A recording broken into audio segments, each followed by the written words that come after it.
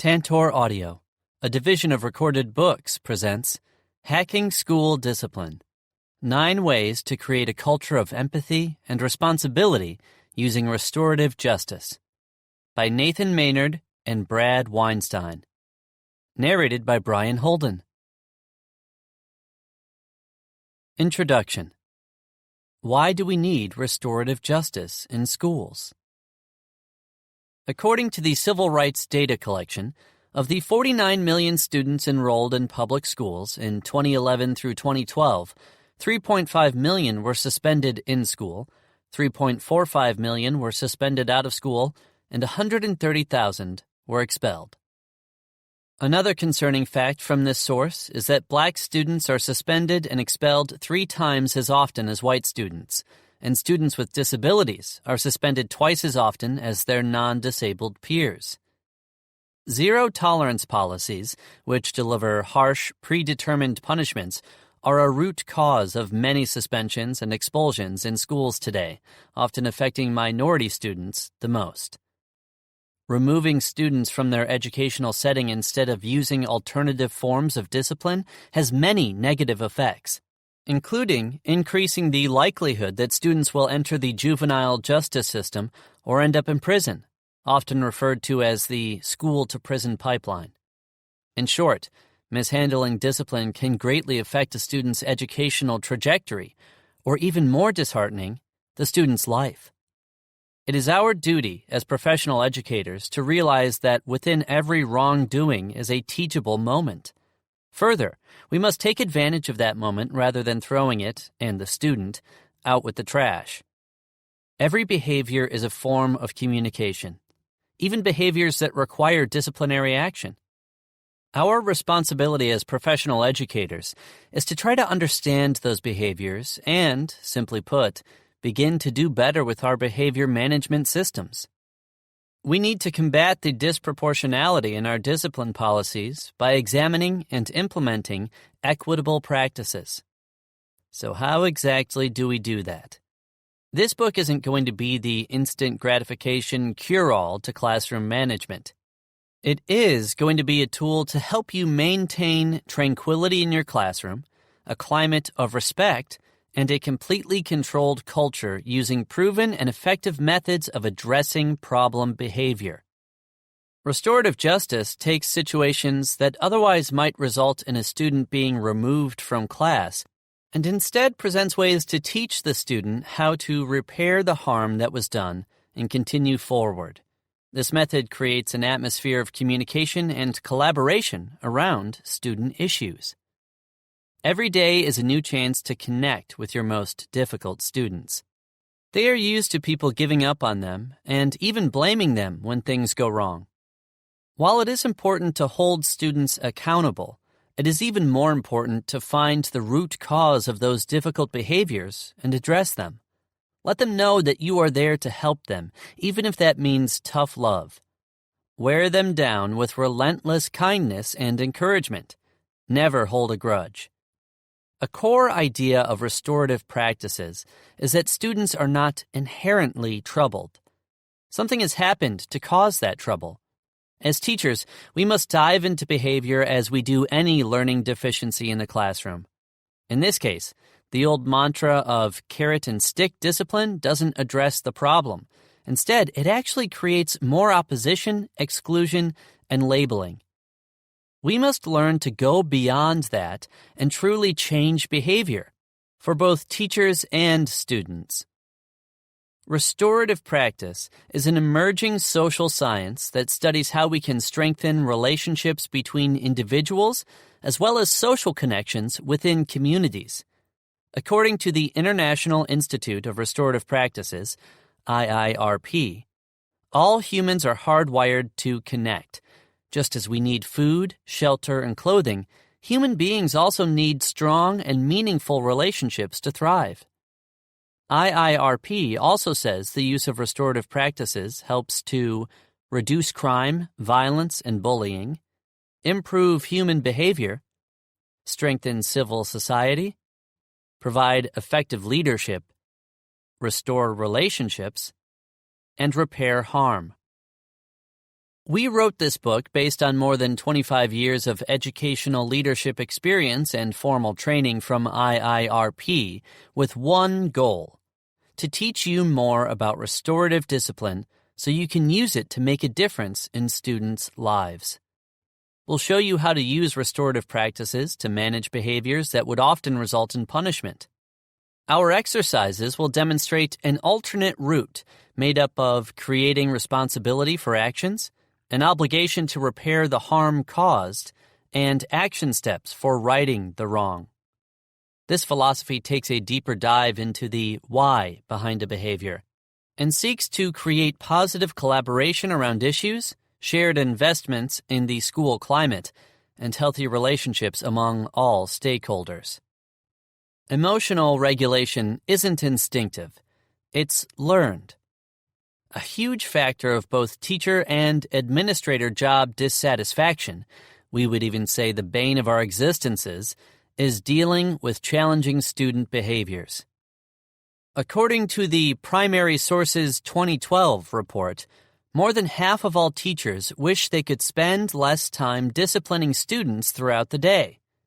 Time spent disciplining students takes away from the primary reason many of us went into teaching: to help kids learn and grow. According to Primary Sources, America's teachers on the teaching profession, 68% of elementary teachers, 64% of middle school teachers, and 53% of high school teachers believe there has been an increase in negative behaviors since they began teaching. With an ever-evolving society, easily accessible technology that distracts both students and parents, and a culture that seems to value sports and entertainment more than school, educators have a harder job than ever. Much to our chagrin, negative behaviors aren't going anywhere. We can either continue to do what we've always done to discipline students, though it has been shown to be increasingly less effective, or we can change. That's right, we said we can change. We need to change if we are going to reinvent the ways students are disciplined. We need to teach learners how to behave, not through yelling or screaming, which obviously doesn't work anyway, but through respectful coaching and accountability. Children today are not the same as we were during our school years. The world they operate within is more complex, competitive, and accessible. Through the aid of technology, students are exploring and communicating constantly without guidance from adults. The sooner we can accept that and change with them, the better. This does not mean we need to accept disrespect and other negative behaviors. It means we need to combat them in a different way. We hope that this book will lay down the foundations to help you do that. Following, you'll find 9 hacks that will guide you on your path to restorative justice. Each hack contains exercises, further descriptions, and examples following the format of other books in the Hack Learning series. Each chapter presents easy-to-follow strategies under these section headings: the problem, the hack, what you can do tomorrow, a blueprint for full implementation, overcoming pushback, and the hack in action. You might wonder why we would write an entire book on discipline, and the reason is simple. We believe it directly correlates with academic achievement. With the help of responsible and caring discipline, we believe all schools can become physically and emotionally safer, which will help us launch our students into healthier and more productive lives. Every student deserves teachers who care for them.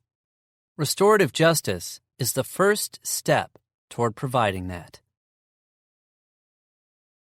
Hack 1. Let's talk.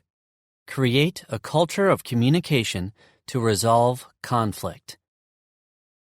Rules without relationships inspire rebellion.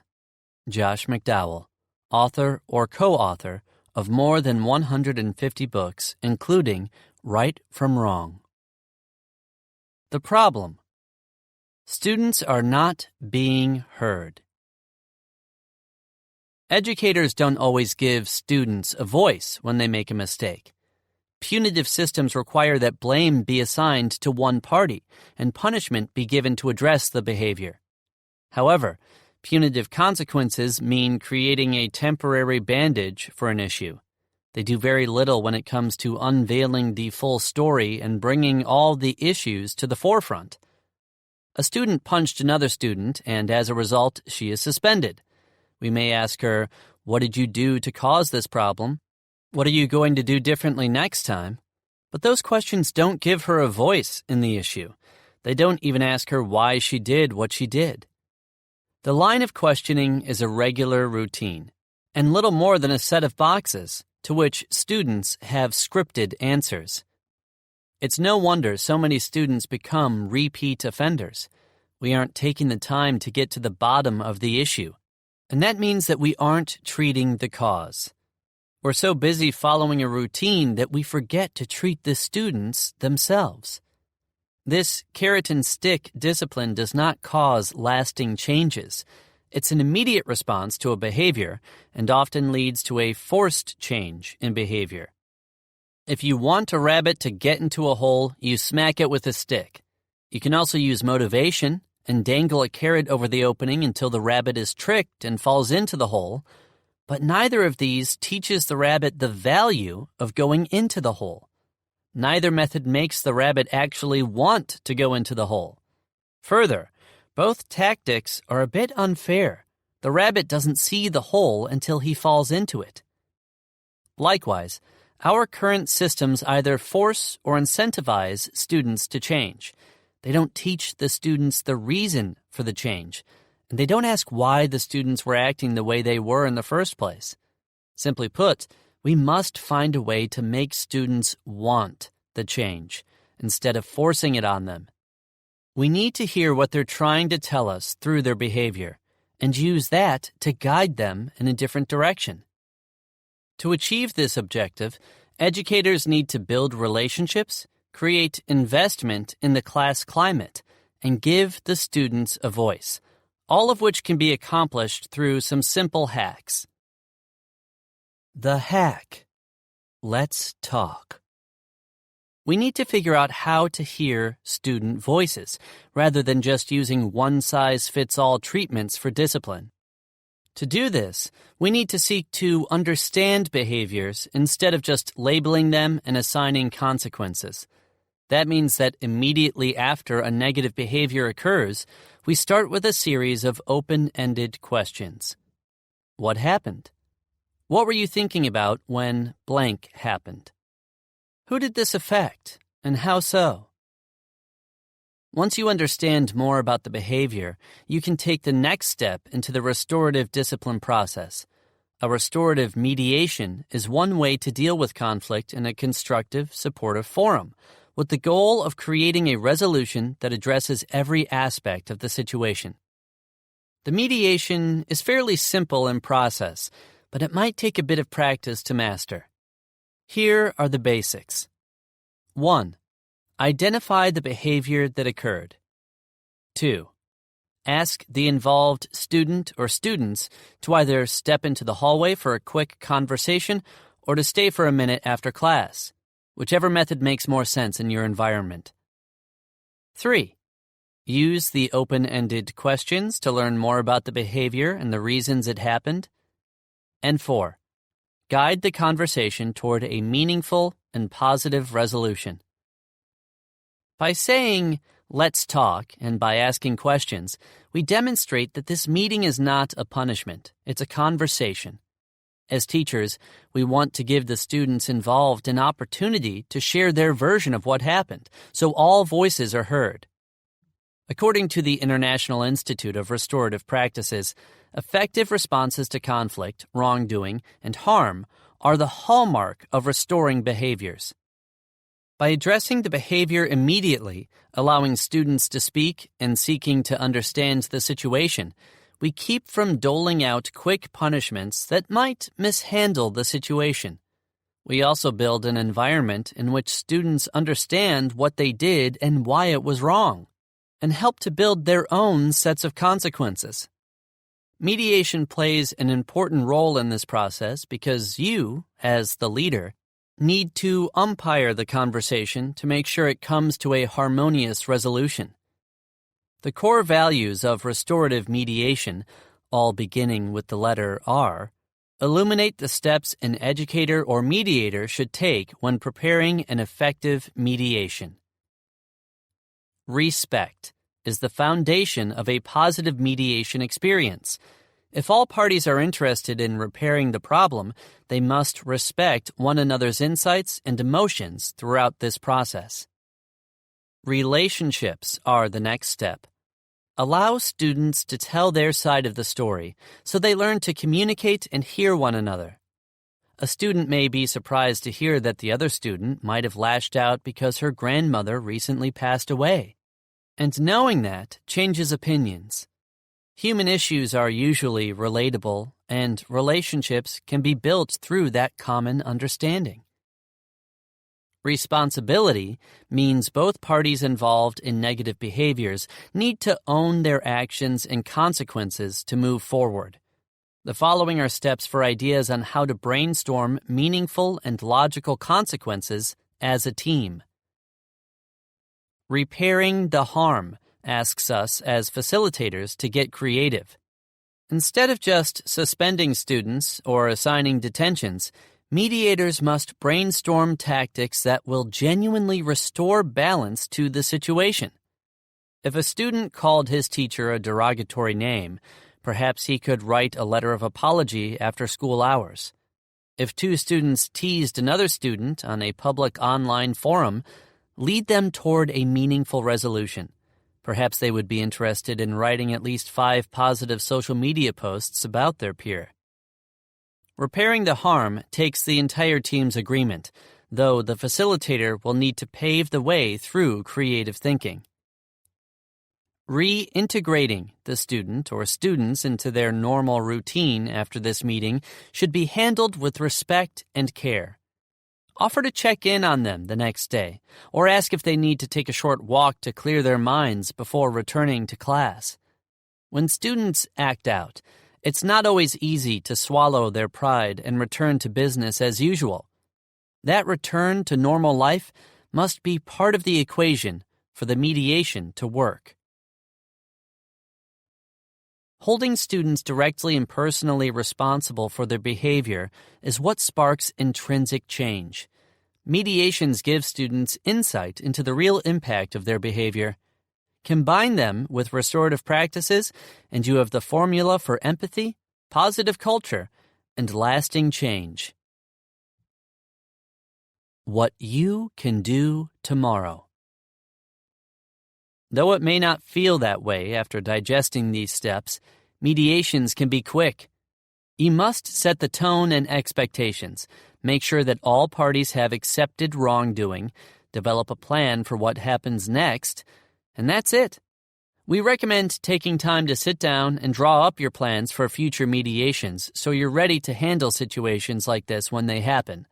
Until then, try these tactics to run a mediation the next time a behavior occurs. Facilitate the mediation. Welcome all parties to the mediation and thank them for coming. This sets a positive tone right from the beginning. Use open-ended questions to guide the conversation.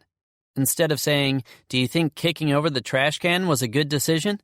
ask, "What was happening before you kicked over the trash can?" You want to target feelings and learn what has been going on. Mediations are your way to play detective and listen until you feel all appropriate discoveries have been brought to the surface. You can usually enhance the conversation by using affirmations when you hear something new. "Wow, thanks for sharing that. That must have been tough." Giving that feedback opens up the pipeline of the conversation. Assign a plan of action. What are the next steps for each party after the mediation? How are you, as a collective team, going to prevent similar situations from occurring in the future? As the facilitator, you should summarize the facts of the event, emphasizing the pitfalls. Focus on developing future consequences together. If this happens again, this is what the consequence will be. Having the entire group's buy-in will help everyone feel accountable. Share reminders about school and class expectations. We are in this together. Let's have each other's backs. Inform as needed. Who in the student's life should be brought into the discussion? Who considers themselves to be stakeholders in the student's success? Which cheerleader would benefit from a summary of the mediation? Consider groups that are already invested in the learners: parents, other teachers, school counselors, athletic coaches, probation officers, board members, and so on. Don't complain to these people, but instead praise the journey of how the student is working to repair the harm. This is especially helpful if you uncovered underlying stress or trauma that might continue to affect the student's behavior, as this knowledge can help an adult honor the student's story and respond sensitively in future situations. Record the details. Recording the behavior, mediation, and plan of action allows you to analyze trends in behavior, track recidivism, and create a holistic profile of the student's journeys. This can include a summary of the session, such as, to summarize what we discussed here today, Tyrone is going to apologize to Mrs. Maley tomorrow before class begins. I'm going to check in with him at the end of that class and ensure this reparation occurred. Summarizing the mediation before dismissing the group helps to ensure that everyone understands what was said during the conference and also reminds the participants how the harm will be repaired. Maintaining the restorative tone from the beginning to the end of the mediation. Prepare the facility. Use restorative language throughout the building, classrooms, and hallways through everyday speech. Down the road, consider creating appealing and easy-to-read signage. Use this language not just with students, but with staff in all settings. Examples may include, our restorative core values are respect, relationships, responsibility, repair, and reintegration. Remember the 5 R's: respect, relationships, responsibility, repair, reintegration. Respect every person. Build relationships with those around you. Take responsibility for your choices and actions. Repair situations quickly and honestly. Reintegrate into a routine. And finally, evaluate. Maintain an open dialogue with school staff to successfully implement the restorative culture shift. Staff should be able to openly discuss how adult behavior affects student interactions and discuss possible effects of implicit bias. Be honest with one another. Hold meetings after a mediation. Leadership team members should be prepared to meet one-on-one with staffers who demonstrate potentially damaging behaviors. A blueprint for full implementation. While restorative mediations can be quick to execute, they might take a bit of practice to master. There is more to consider than you may think, so let's break down how to set yourself and your students up for a successful mediation experience. Step 1. Identify the conflict and the guilty party. This is the step you must take before starting the mediation. Your goal is to identify what happened and who was affected, and have the offenders admit to their personal actions. A helpful tool for learning a student's perspective is recapping the student's personal account of what happened, and then moving on to a prompting question such as, "So you only looked at him once and he threw a pencil at you." This allows the student to slow down and realize there may be more to the story. You can also tell the students that the more information they provide, the sooner you will be done with the situation. We like to tell students that if they don't tell us everything, this won't be resolved, and there might be a consequence later if we find out more. This encourages them to own everything now so we can bring closure to the situation and move on. Step 2. Invite all stakeholders to participate. A stakeholder is anyone who participated in or was affected by the negative behavior. Example, James threw a pencil at Alan, hitting him in the back of the head. Alan started to yell at James, and the entire class stopped reading to see what was going on. The stakeholders are James, wrongdoer, Alan, victim.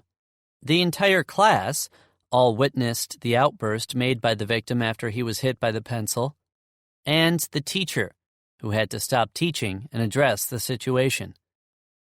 You must then decide who should be part of this mediation. Do not feel like you have to include every stakeholder, but include everyone who had an important role. Step 3. Communicate the goals and values. Students and all participants need to know the mediation's purpose. The goals are the core values, as covered earlier, and should provide the map for the mediation's forward movement. Write these goals on a board or a pad of paper and set them out so everyone can see them to make sure they figure into the mediation. It's also a good idea to come to a consensus regarding the end goal of the mediation. Step 4. Create a safe and supportive environment. Set the mediation up for success by assigning seats, taking into consideration personalities, and using strategies to decrease the anxiety of all stakeholders. Start by establishing the tone of the conversation, communicating expectations for behavior during the mediation, and summarizing the goals of the session. We like to place our most volatile or emotionally driven student closest to the door. Have you heard it said that you should never corner a wasp or you will get stung? If you try to put the most volatile student in the corner, you will see why. As the facilitators, we also like to try to keep the environment as calm as possible. No technological devices visible, noises and distractions at a minimum, and in a private setting. If a peer can walk past and see the mediation, it can cause anxiety in the attendees, which will take away from the progress you have built. It's a good idea to let everyone know that there's a way to put the mediation on pause as well. Let your students know that if they become upset during the mediation, their feelings will be honored. They have the option of getting up and walking out of the mediation. Assign a specific destination and length of time for the break so students know exactly what to do during the break and how long it will last. Example, if you become upset, you can walk out of the office and sit right outside the office for 1 minute. After a minute, I will check on you and invite you to come back in. If you can't come back in, that's fine, but I will end the mediation. If the mediation ends unsuccessfully, the consequence will be out of your hands and I will have to dictate what happens. Step 5. Recap and share perspective. If students are going to learn, you need to give them a voice to tell their perspective of what happened and discuss their feelings about it. This is just the facts storytelling. If a student gets off task and states something like, "She started looking at me like she wanted to fight," reframe with, "You mean she was looking at you? We don't know if she wanted to fight until she tells us her side of the story. Now please keep telling us what happened." Once both students go through their separate accounts of what happened, it's time for non-confrontational questions. You can lead these questions, or you can open it up to whomever was involved. Make sure that all parties raise their hands and that only one speaks at a time. Once emotions get involved with the storytelling component, it's easy to lose sight of the goals of the mediation. To stay on track, encourage them to ask non-accusatory questions that seek to understand what happened. Instead of saying, "Did you want to fight me?" the student should reframe that question as, "What was your intention looking at me? Was anything else going on?" This takes emotion out and keeps the conversation in the upper level of thinking. After all students tell their stories and the group comes up with a generally subjective perspective of what happened, summarize what you discussed. Step 6. Repair and reinforce positivity. Now that you have identified what happened and taken out the assumptions, you can delve into repairing the damage. Sometimes, a situation can be resolved simply by figuring out the real story and dispelling the assumptions that a student had due to past interactions or misinterpretation. If this clarity does not provide resolution, take steps toward uncovering what the victim wants to happen moving forward. This can be anything from letters of apology, apologizing in the conference, and/or other ways to make the wrong right. We will dive more into this in Hack 3, Repair the Harm. It's a good idea to establish the plan of action moving forward, as this will help keep the behavior from happening again. You want the students to come up with this, however. Example: if you have a question about what I was looking at or thought I had a problem, I want you to ask me in person.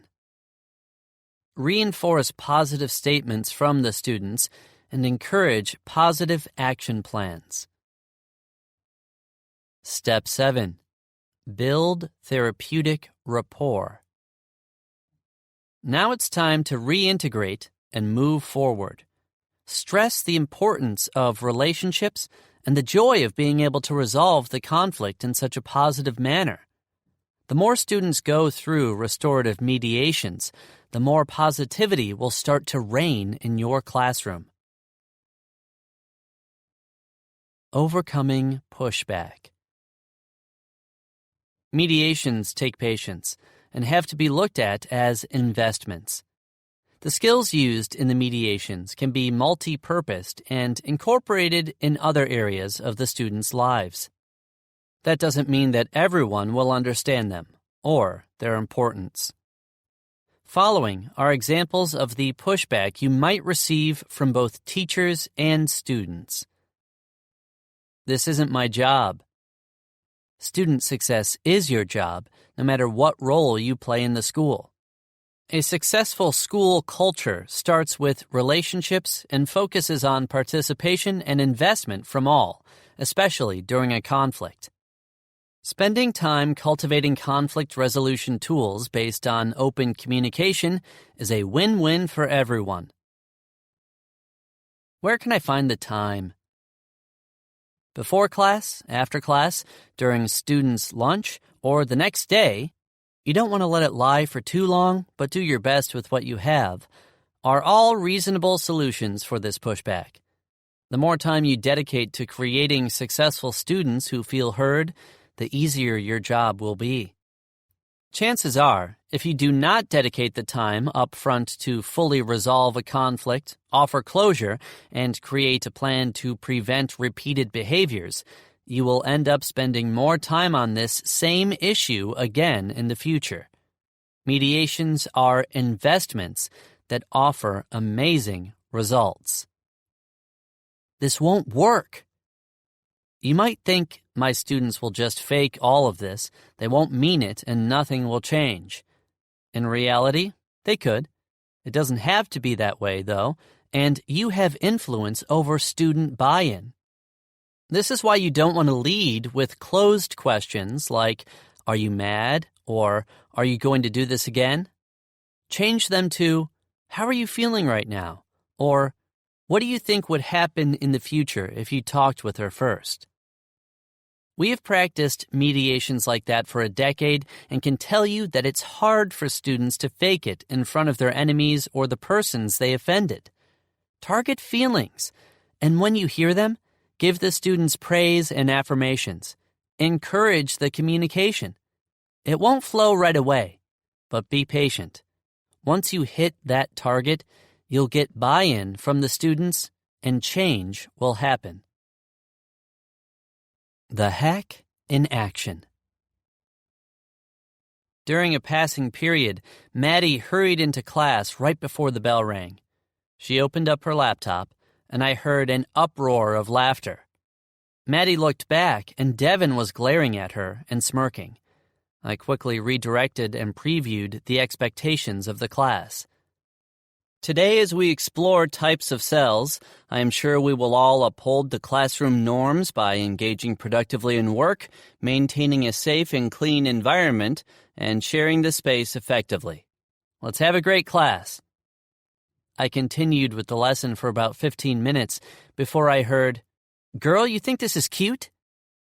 I turned around and saw Maddie walking toward Devin, who was still sitting down. Devin started to stand up, but Maddie shoved her. I ran back toward the rear of the class, but it was too late. This situation ended after about 2 minutes of punches being thrown, yelling, desks flipping, and me getting hit in the chest.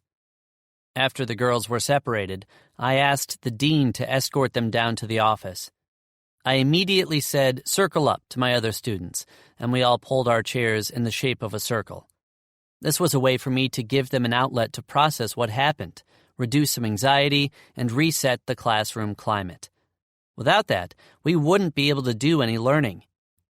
I pulled out the classroom's talking piece, which can be anything easy to pass or toss around the room, such as a small stuffed animal or squishy ball, and started by saying, "I'm disappointed. This is not how we deal with conflicts, and I'm sorry we all had to be a part of that." We continued to go around the circle, with different students volunteering to talk about the conflict that took place, until we decided to close the circle and restart the lesson. In the meantime, Devin and Maddie's parents were called to take them home for the day. After class, I spoke with the dean to organize the mediation. We scheduled a meeting 30 minutes before school started and arranged to have both students in prior to reintegrating them back into the class. I spoke to each student separately on the phone to discuss the incident. They both agreed that what they did was not the way to handle conflict and were both open to the mediation to help squash the beef. I incentivized their participation with the support of the dean by promising that if the mediation was successful, they could return to class. If they were not successful in the mediation, they would have to finish their second day of out-of-school suspension. The mediation was a way for them to only serve the first day away from school and repair the harm in place of a second day of suspension. Maddie and Devin both showed up bright and early at 7:30 a.m., before the first bell rang at 8:15 a.m. I had Maddie sit closest to the door, knowing that she was the more historically emotional student. I started the conference by saying, "I appreciate you both being here to squash this together. What happened yesterday was unacceptable, and I do not want this to happen again. I want you both to know that if you get upset during this mediation, you can walk out. You will be permitted to sit alone on the bench outside of the classroom for 2 minutes. After 2 minutes, you will need to re-enter the mediation if you feel prepared. If you do not, we won't continue. You will then have to serve the second day of out-of-school suspension. Also, I need mutual respect being given at all times. At the end of the day, I want you to know that I am in charge of this mediation. We will have only one person speak at a time. If you want to speak, you will raise your hand. Everyone is going to be given a voice during this mediation, as I want to hear from every single person involved in this incident. You must both accept that if this mediation is not successful, you will have to serve your second day of suspension prior to re-entering the class. Do you both understand?" After a pause for agreement, I continued with, "Okay, Maddie, you start first. Please tell me what has been going on with you and Devin. Start as far back as you can remember when the beef started happening." Maddie said that the issues had started when Devin posted a story on Snapchat about her. The Snapchat story said, "It's not second helpings, it's main helpings." Maddie said she knew it was about her, and so she said something. They went back and forth on Snapchat, arguing, name-calling, and talking about fighting. Maddie also mentioned that she used to date a young man named Tyrell until he broke up with her for Devin. Maddie then reached her emotional peak and said, "We used to be cool. I just don't know why you think it's okay to rub dating Tyrell in my face like that." Devin tried to speak, but I reminded her to raise her hand first in order to be respectful of the mediation process. Devin raised her hand and was called on. I just don't like you still trying to talk to him, Devin said. I saw that you and him still talk. I'm not dumb. No, he talks to me, Maddie responded. I just reply to him. You must not have read what he was saying. She and Devin then began to discuss what was being said and how they felt about it. This was exactly what I was going for. Open dialogue with feelings. 10 minutes later, I stated, Wow, this is all over a misunderstanding on Snapchat? I'm glad you two can finally talk about this. Do you have anything else that has been bothering you that you want to talk about? Maddie raised her hand. I just want to know why you, Lindsay, Claire, and Rebecca were all laughing at me. Devin laughed and said, What? No, we weren't laughing at you. Lindsay just showed us a picture of Jeff. That dude is always creeping on her. They both laughed at that.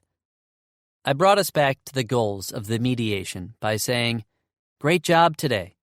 I want to ask again, is there anything else anyone wants to say? If not, let's be done with this and move forward. Maddie said, Well, I'm sorry. I shouldn't have said that stuff on Snapchat and wish it hadn't gone this far. Devin, with a tear in her eye, mumbled, Me too, I'm sorry. For real, this is all stupid.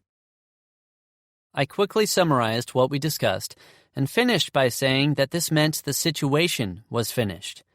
I also stressed that if a situation came up between them in the future, the two of them needed to communicate. I reviewed several suggestions on how to communicate and also added insight on how being a keyboard warrior didn't help things. Finally, I asked them who exactly had seen the fight. Devin said, Everyone? I said, Yes, the entire class did see this. How do you think it could have affected them, Maddie? She stated, They were probably scared that we could have run into them, maybe mad that we messed up the class. For sure, I agree with you. And it's good that you can identify that. So what can we do to repair the harm with the entire class? I asked. Devin and Maddie then came up with the talking points and agreed to speak to the class and apologize for the altercation. We also discussed how they might apologize to their instructor for disrupting the lesson. These two girls never fought again, and they ended up being close friends afterward. The mediation ended with tears, like most do. It's good to target the feelings and empathy of everyone involved. Mediations take patience and can't be forced. Once they are finished, though, you will understand why it was the right way to deal with the conflict. Students can solve their own issues when you provide them with a constructive forum to do so, and mediations are that forum. Teach the students to keep relationships at the forefront of every decision, and run a mediation with open-ended leading questions. Focus on empathy and praise emotional literacy to help the students learn how to handle conflict in positive ways. And remember to keep several foundational principles at the core of the mediations. Identify what led to the behaviors, what has happened since the behaviors, and what underlying factors turned this issue into what it was. Hack 2. Circle up. Deal with the issue immediately and where it happens. Divide each conflict into as many parts as feasible and necessary to resolve it. René Descartes, philosopher. The problem. Classroom issues aren't being dealt with in the classroom. Classroom climate is about finding a balance, and it depends on the relationships of everyone who is part of that class. Students must be accountable for their behavior and how it affects others, but when a student is removed from the classroom because of a negative behavior, he or she is no longer accountable for the impact the behavior had on the relationships with the class. Instead, the student begins to learn that the negative behavior is a way to get out of the classroom. So what happens when a student doesn't want to read out loud? She knows the way out. Or what happens if a student is embarrassed because his ex-girlfriend is still in the class? Yep, you guessed it. They know how to get out of that situation. The negative behavior du jour can bring your lesson to a skidding halt and put you in a predicament.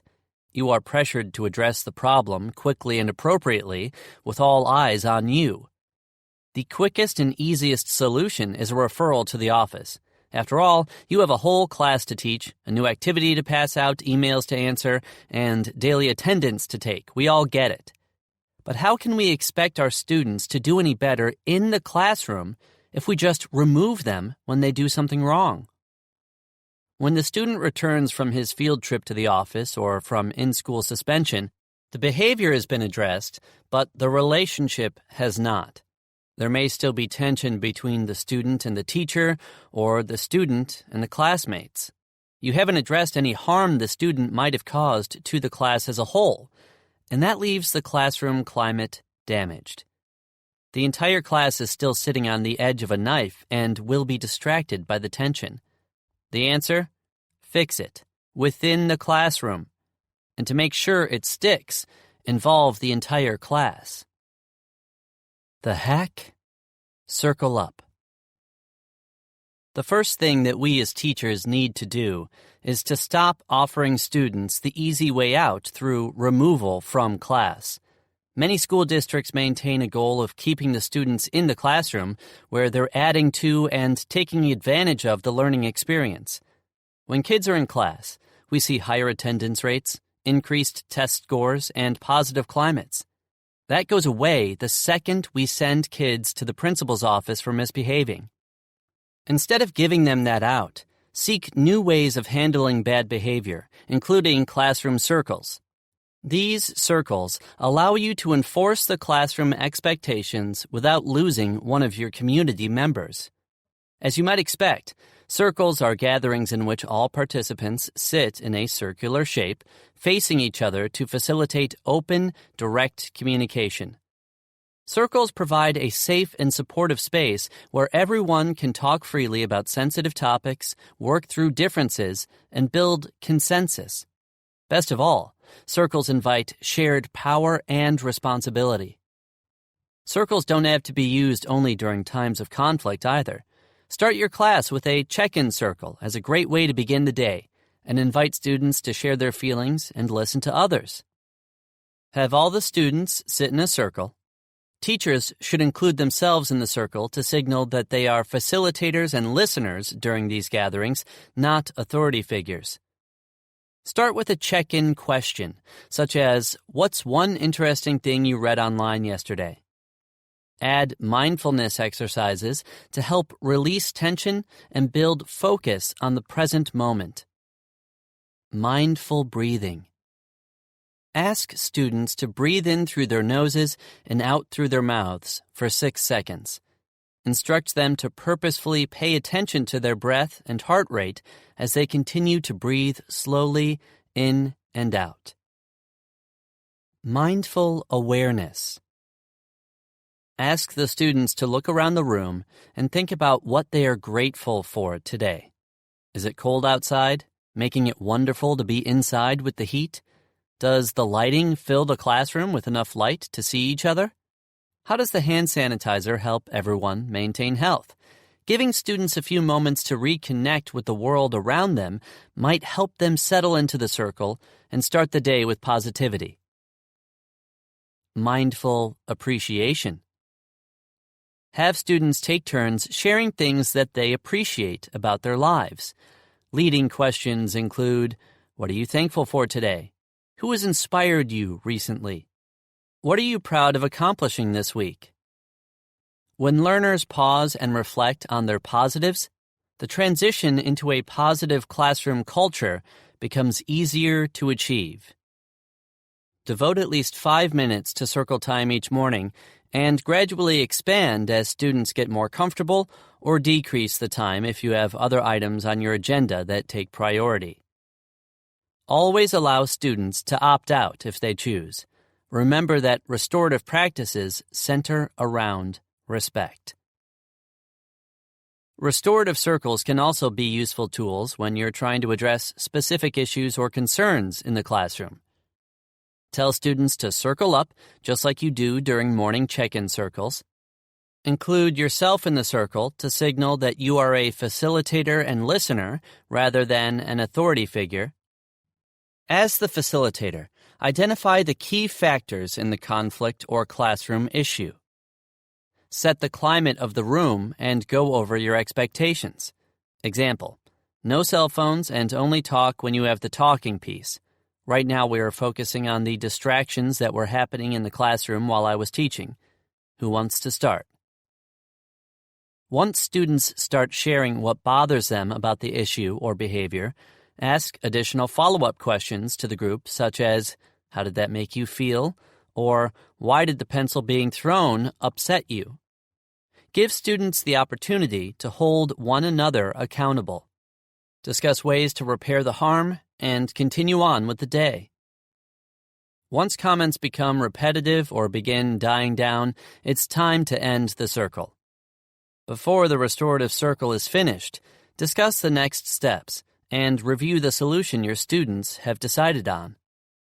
Ask students to dissolve the circle, meaning they quickly return their chairs to classroom position. Provide a preview and reset of classroom expectations before moving back into the lesson plan. Pro tip: wrap circles, to wrap up issues at the end of class, are great for experienced circle-up instructors and classroom communities. Once you and your students have mastered circles, begin allowing students to call their own circles to clear the air on issues that you might not be aware of. Use the following guidelines to structure your student-led wrap circles. Students are allowed to call wrap circles any day of the week and within the last 5 minutes of class only. The student who calls the circle becomes the facilitator, with the instructor still a part of the group to help guide the discussion and maintain the expectations. Once the student shares a grievance with the group, ask others to comment on it. Candy says, "It's lame that someone stole my folder. It has important papers I need for my business." Another student says, "Yeah, my earbuds were stolen too. My mom paid good money for those and I need them back." Push forward toward a solution and ask others in the circle how you can all help eliminate these behaviors. We need to have each other's backs. If you see something, say something. Another student adds, "Okay, like how I think I saw your folder with Hannah. Did you let her borrow it?" Before the class ends, the circle must be closed. Facilitators should review the concerns and solutions. The next day, preview and reset classroom expectations, or add the topic into the check-in circle for closure. What you can do tomorrow. Circles are a powerful way to allow the students to address an issue as a collective voice. They can be used to start the day off in a positive way or reinforce positive communication for conflict resolution. Start building the plans for your own in-class circles or call your first circle using the following steps. Create a safe place. Students should be able to sit face-to-face in a circle, either at their desks or in freestanding chairs, and should feel safe doing so, and safe in the circle itself. Establish right away that this is a no-judgment zone. There will be no assumptions or subjective statements, and the students can feel physically safe. If students violate any of these expectations, they will be removed from the circle. You will be amazed by how effective this is. Students quickly learn how empowering it is to be part of a circle. Helpful tip: in a potentially physical situation, a circle won't work. Jump back to the mediation section. Establish expectations. Use a talking piece as the identifier for the person who currently holds the floor. This keeps everyone from talking at once. Set strict guidelines for facts-only talk. Tell students that they can openly discuss issues, but only if they use affirmative I statements. Promote communication. Praise open dialogue and productive conversations, and thank anyone who feels comfortable enough to share. Example: Wow, that must have been tough to admit in front of everyone that you feel embarrassed coming into class sometimes. Thank you for letting us know. I appreciate you. Positivity often leads to engagement. Praise empathy. Praise any student who demonstrates empathy to help build appreciation for it. When students can recognize emotions, their emotional literacy goes up, and this helps them build a circle that cultivates empathy. This also trains students how to use empathy in other situations. And finally, wrap up the circle. When you feel the discussion has come to a natural end, recap what happened and describe the next steps if you've discussed and decided on an action plan for repairing the harm. Thank everyone for their participation. A quick reminder of this sense of community within your class is always a great closing remark. A blueprint for full implementation. This blueprint is about more than just implementing a quick circle and moves toward creating circles as the way you deal with situations. Step 1. Make restorative circles the norm. In addition to modeling the behavior you want and rewarding positive behavior through affirmations, use the circles to build a habit in your classroom. Students should know exactly what to expect when the class needs to address a negative behavior or conflict, and this creates a foundation for addressing these problems. Step 2. Call the circle. You started the activity with a preview of your expectations. You redirected a negative behavior, and you issued a consequence. If the issue still isn't resolved, it's time to move into a circle. Call for students to circle up. Students should know that this means you want them to grab their chairs and form a circle. In the beginning, the teacher should be the only one who can call a circle. Down the road, you can empower students to call circles to hold one another accountable. Set time limits. You want to establish an appropriate amount of time for addressing an incident. If you don't put boundaries on the timeline, students might use circles to avoid getting back to work, and conversations will not be as productive. Determine the time limit based on the flow of your class and the severity of the incident, but try to aim for between 2 and 10 minutes. Talk through the problem. Use the talking piece to discuss the issue at hand. Use the strategies outlined to encourage respectful conversation and solution-oriented thinking. Review action items. The last part of the circle is to talk about what will happen when moving forward. Does one particular student need to clean up a mess, write a letter of apology, or stay after school to organize classroom supplies? If the issue is classroom-wide, then the action item will be 2. Does the teacher now need to establish a seating chart? Having the entire class involved in the discussion means you also have them involved in the solution, and that they're buying into the responsibility of enforcing that solution. Step 3. Follow up. The circle established what the student needs to do in order to repair the harm. Summarize the key points and plan of action, and then thank your class for their involvement. Thanking the class for their commitment to the classroom climate helps to build respect and community. After the circle has ended, reset the classroom expectations in a preview. Example: remember, we are going to be jumping back into reviewing compound sentences. I need cell phones put away and everyone to open up their books once they go back to their seats. You might still need to assign a consequence, per your classroom norms, for the student or students who acted out. Do this at the end of class in a one-on-one conversation. Overcoming pushback. Circles are part of the invisible hand classroom monitoring system. The payment for having this luxury service isn't instantaneous or free. It takes an investment of time and energy, and you'll almost inevitably experience pushback on putting in that time. Circles take away from lesson time. Yes, they do. It's by far the largest con of holding a circle. The great thing is that you are in charge of when they occur. You can call an audible to get the class back on track, like, Elmo, enough, let's move on. Or simply pause. Circles are truly a classroom power move.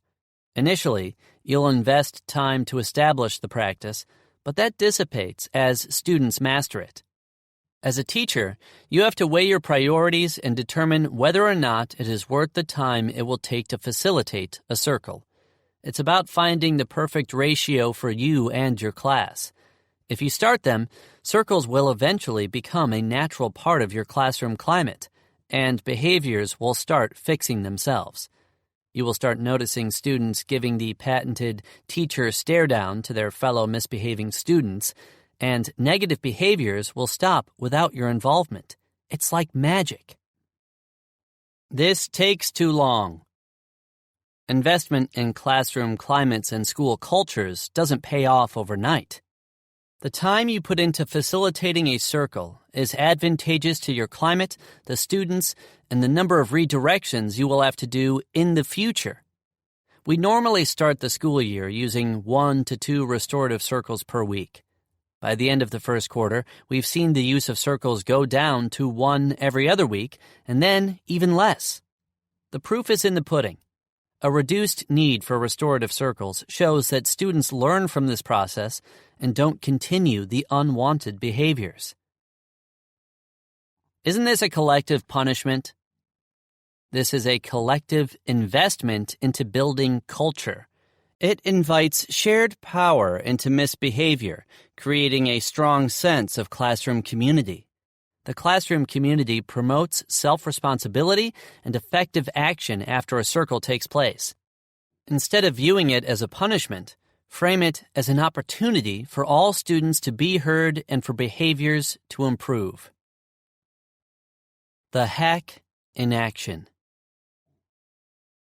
Mr. Maynard's back is to the class when a pencil zips past his head.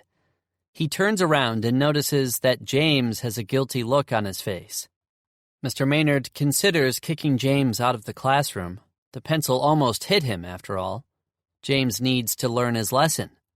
If Mr. Maynard lets James stay in the classroom, by Tuesday he's going to see half the class making it rain highlighters. He has to address this quickly and firmly. Just as Mr. Maynard is about to address the class, a student named Julia says, "Circle up," and the class quickly configures a makeshift circle with their chairs.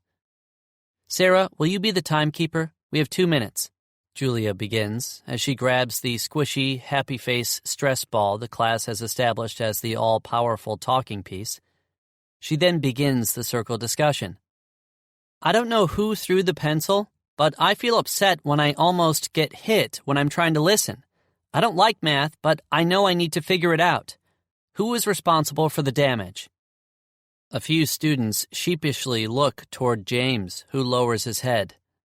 Another talkative student zestfully raises his hand, catches the stress ball, and says, "I feel upset that Mr. Maynard just about got hit with a pencil. That's not cool."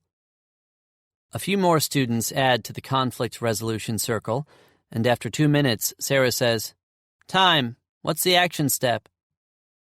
Julia says, "I think if anyone throws a pencil, he should write a letter of apology to Mr. Maynard and one for every student in the class. Is that okay, Mr. Maynard?"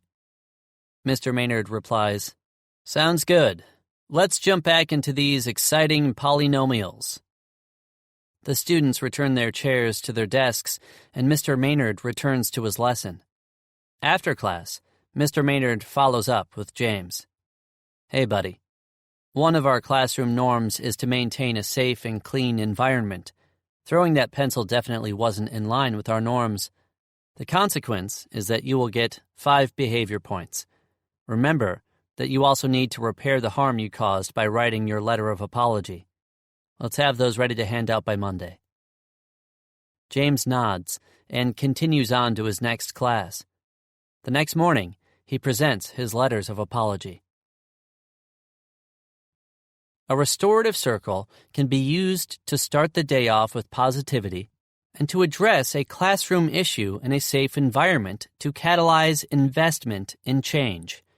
It promotes relationships and the value of communication in a community forum. These circles are a supportive, not labeling space where students can talk about sensitive topics, work through differences, and build consensus. Making them the norm in your classroom can reduce bad behaviors and increase empathy among the students. Hack 3. Repair the harm. Teach students to take direct responsibility for their actions. Either we spend time meeting children's emotional needs by filling their cup with love, or we spend time dealing with behaviors caused from their unmet needs. Either way, we spend the time. Pam Leo, author of Connection Parenting. The problem: punitive consequences do not work. Suspensions, detentions, and referrals to the office all have one common flaw. They are exclusionary processes. Asher through pencil plus Finley through pencil equals 2 referrals to the office. They are both removed from the class and taught a lesson through the consequence.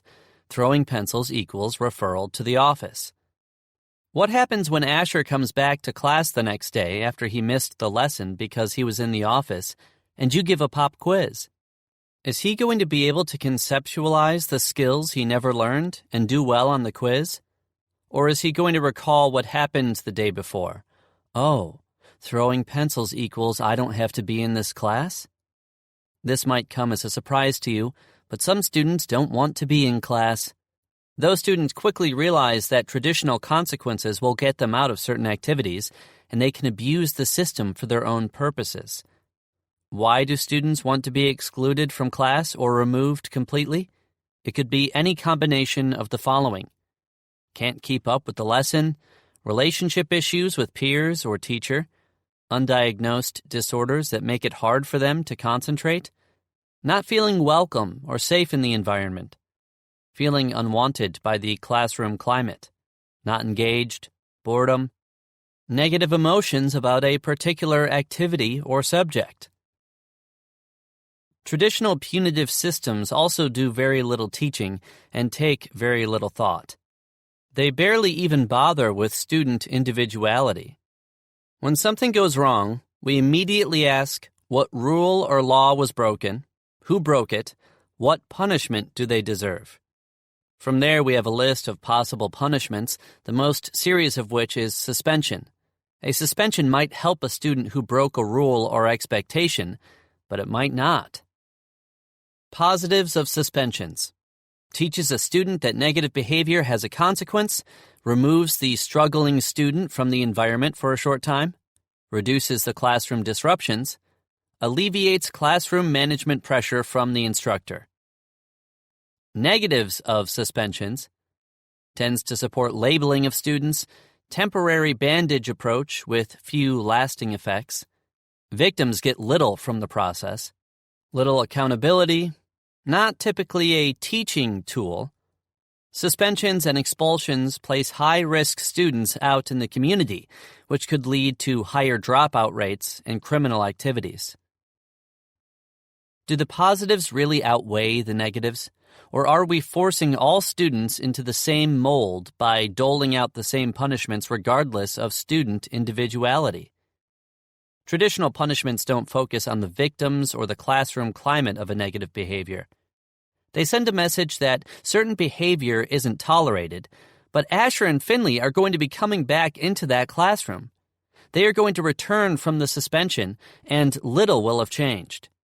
Consequences were given out for a negative behavior, but the harm has not been repaired from any of the other impacted parties. The students who were suspended learned that throwing pencils will get them out of class, and then right back into it. The consequence did not link to the behavior, and so the behavior will not change. If a consequence isn't logical, connected to the behavior, and the student is not emotionally invested in the effect of his behavior on others or the effect of the consequence on himself in the long term, the consequence won't be effective. This is when the magic of empathy is needed. We need to find a different way to handle those consequences if we're to teach our students to stop misbehaving. The hack: repair the harm. Taking responsibility for behavior is the foundation of every restorative action. These actions are given to students to repair the harm they caused and should directly relate to that harm. For example, if a student throws food in the lunchroom, he or she could have a restorative action of cleaning the lunchroom after school. Creating restorative justice is simple, effective, and improves the school climate. Involving students in that creation allows them to take personal responsibility for the situation and buy into the consequence. When we're seeking to repair the harm, we start by posing two questions. To whom was the harm caused? How are you going to repair the harm? The students must come up with what they want to do as a consequence and be willing participants in serving that consequence. You can do this by giving the student two options. 1, you can come up with the solution with me, or 2, I can come up with what your consequence will be, and I'm not going to be open to feedback. This normally drives the student to want to be part of the consequence and to have an investment in it. Restorative practices are effective because they turn every conflict into a learning opportunity. Instead of just labeling a negative behavior and assigning an automatic consequence, it seeks to understand the behavior. This, in turn, makes sure that together you address every factor that could have played a part in the decision. This focuses on the need to repair the harm that has occurred. It also creates a sense of community in school and restores damaged relationships by allowing all voices to be heard. Another large component of why it is successful is that it helps students develop empathy by allowing the wrongdoer to hear exactly how the victim and/or stakeholders were affected by the behavior. It is powerful to have a student sit across from someone he hurt, own his behavior, and ask how to fix it, repair the harm. Most of the time, it ends with just an apology, but it opens up a respectful dialogue during which all students address the issue. If students don't feel like they are being heard, they may refuse to buy into any consequence. Allowing them to help build those consequences, however, encourages them to take part in repairing the harm and growing from the experience. What you can do tomorrow. If a student makes a mistake in the classroom, have the student come up with a consequence that will allow her to repair the harm done to other individuals, the classroom climate, or the school climate as a whole. This creates investment and the opportunity to develop problem-solving skills. Initiate. Identify what harm the student caused and to whom. The first questions you might ask include what happened, who has been affected by what you have done. Empathize. Students have to take in others' perspectives to identify how they might have affected them. Use open-ended questions. How do you think they felt when blank happened?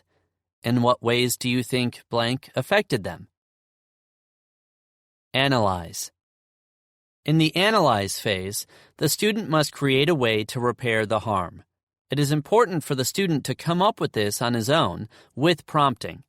Try using these open-ended questions when designing a plan to make amends. What do you think you need to do to make things right? How are you going to carry out this plan to repair the harm? Does this repair the harm that was done? Does it take care of everyone affected by the negative behavior? Execute.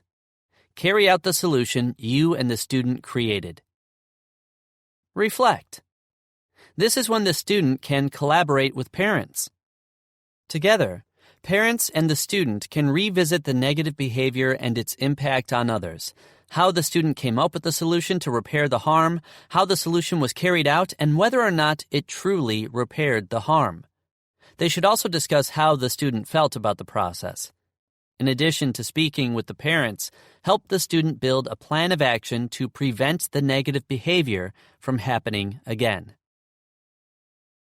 A blueprint for full implementation. Use the following blueprint to break down this process from start to finish and help students take responsibility for dealing with a problem behavior. Step 1. Delve into the behavior. Start by approaching the issue in very black and white terms. Asher, I saw you throw your pencil at Caleb from across the room. What were you thinking when you did that? Ask open-ended questions while seeking to understand the behavior. When students open up or take responsibility, respond with affirmations. This provides positive encouragement for them to continue opening up about the situation. During this process, you might find that the students had something larger going on. When we look at a behavior, we try to use the iceberg perspective and realize that every behavior has other things packed under it. You may just see the anger sticking out and think that's all that is going on. When you start to ask the open-ended questions and seek to understand, however, you may find other factors. For example, you know that Asher threw the pencil because he was mad. The iceberg perspective asks why he was mad. By asking open-ended questions, you might learn that he just found out that his girlfriend went to the movies with his best friend. His dad also recently moved out of his house, and his parents are in the midst of a messy divorce. His mom made him wear his least favorite shirt today because all his other clothes were dirty. He also has no clue how to do polynomials, and he knows he is going to fail the test next week. Do these underlying reasons make it acceptable for him to throw a pencil at his peer? Absolutely not. But this knowledge does help you understand him not only as a student, but as a whole child. Once you learn what was under Asher's iceberg, you can begin fostering change and restoring relationships and the school culture. You can address not only the specific choice of throwing a pencil at a classmate, but also take steps to reduce Asher's anxiety and connect him with resources to help him work through the factors that led to the behavior. If you hadn't taken the time to dive into the water and examine his iceberg, you never would have been able to address the root cause of the behavior and support him so that these behaviors do not continue. Step 2. Identify the stakeholders. Once you understand the reasons for the behavior, you can help Asher make a change. Ask him to identify who he affected by throwing the pencil.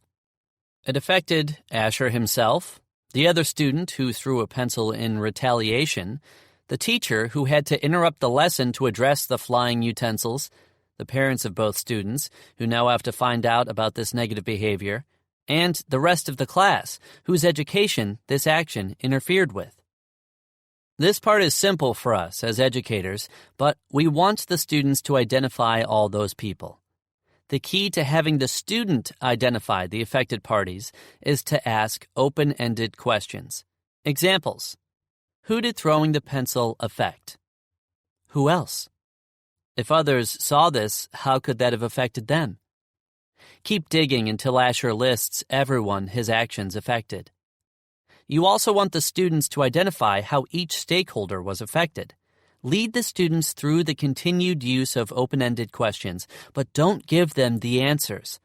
The harder they think, the more effective this process will be. This is the cognitive component of empathy development, having the students step into someone else's perspective. This helps them develop empathy for what others were going through, and that empathy will stick out to them the next time they act. Step 3. Repair the harm. This is the accountability and reparation component. Your next step is to make the wrong right and repair the harm. Continue to guide the students in their decisions without telling them exactly how to proceed. Think of ways they could repair the harm and guide them towards solutions through open-ended questions. Following is an example of a teacher and student deciding how to repair the harm with the class. The teacher, Mr. Wiley, states, "So you said the rest of the class saw you throw the pencil, and everyone laughed, and it stopped them from paying attention. So how could you fix this with the entire class?" Asher says, "I don't know, I can't." Mr. Wiley responds, "You can. Let's think about it." They all stopped paying attention and laughed.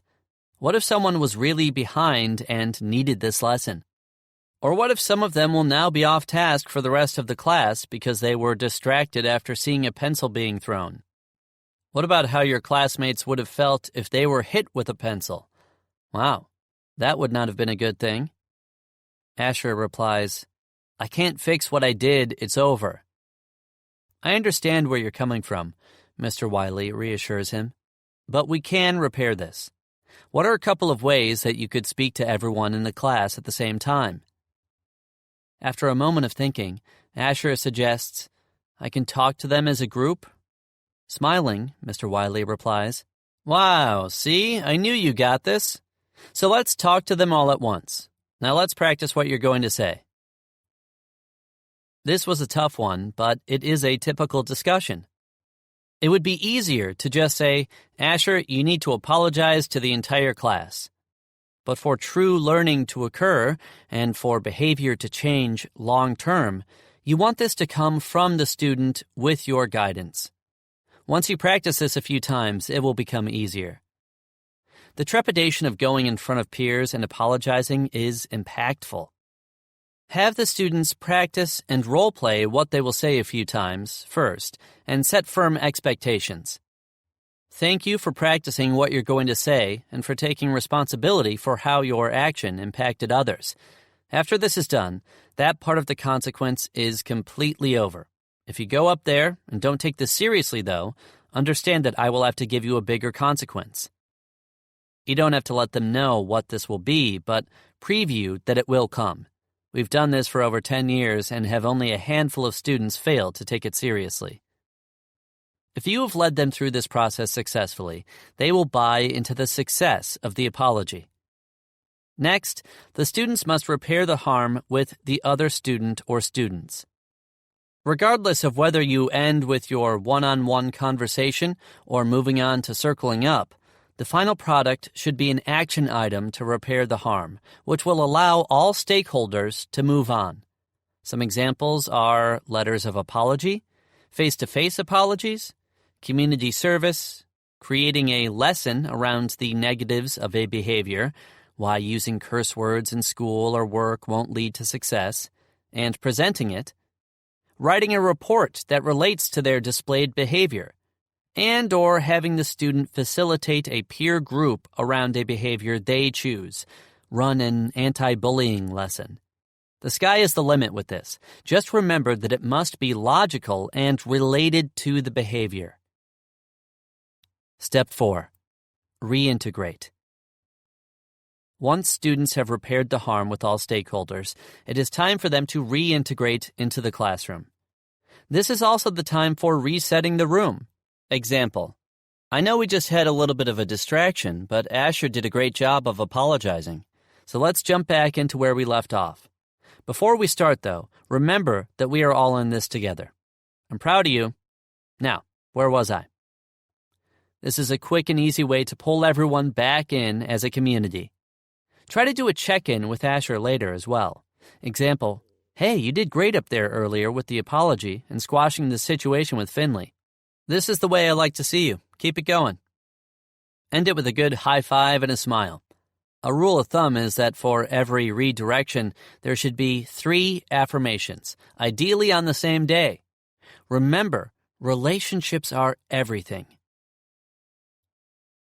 Overcoming pushback. Let me preface this section with the statement that data talks. You can quickly find overwhelming trends in data showing that restorative practices work. It's worth it. We've practiced this for over 10 years now and have found it to be advantageous for all parties. That doesn't mean everyone will agree. This won't work for all students. Sure, it might not be effective for all students at all times in all situations. Students are unique, and so are the specific circumstances that led to the conflict. Students have different backgrounds, levels of support at home, and levels of adverse childhood experiences. I can tell you that the current punitive system doesn't have a one-size-fits-all working model. I can also tell you that restorative discipline develops empathy at an exponential rate, strengthens relationships, and cultivates positive communication, even if it isn't 100% effective.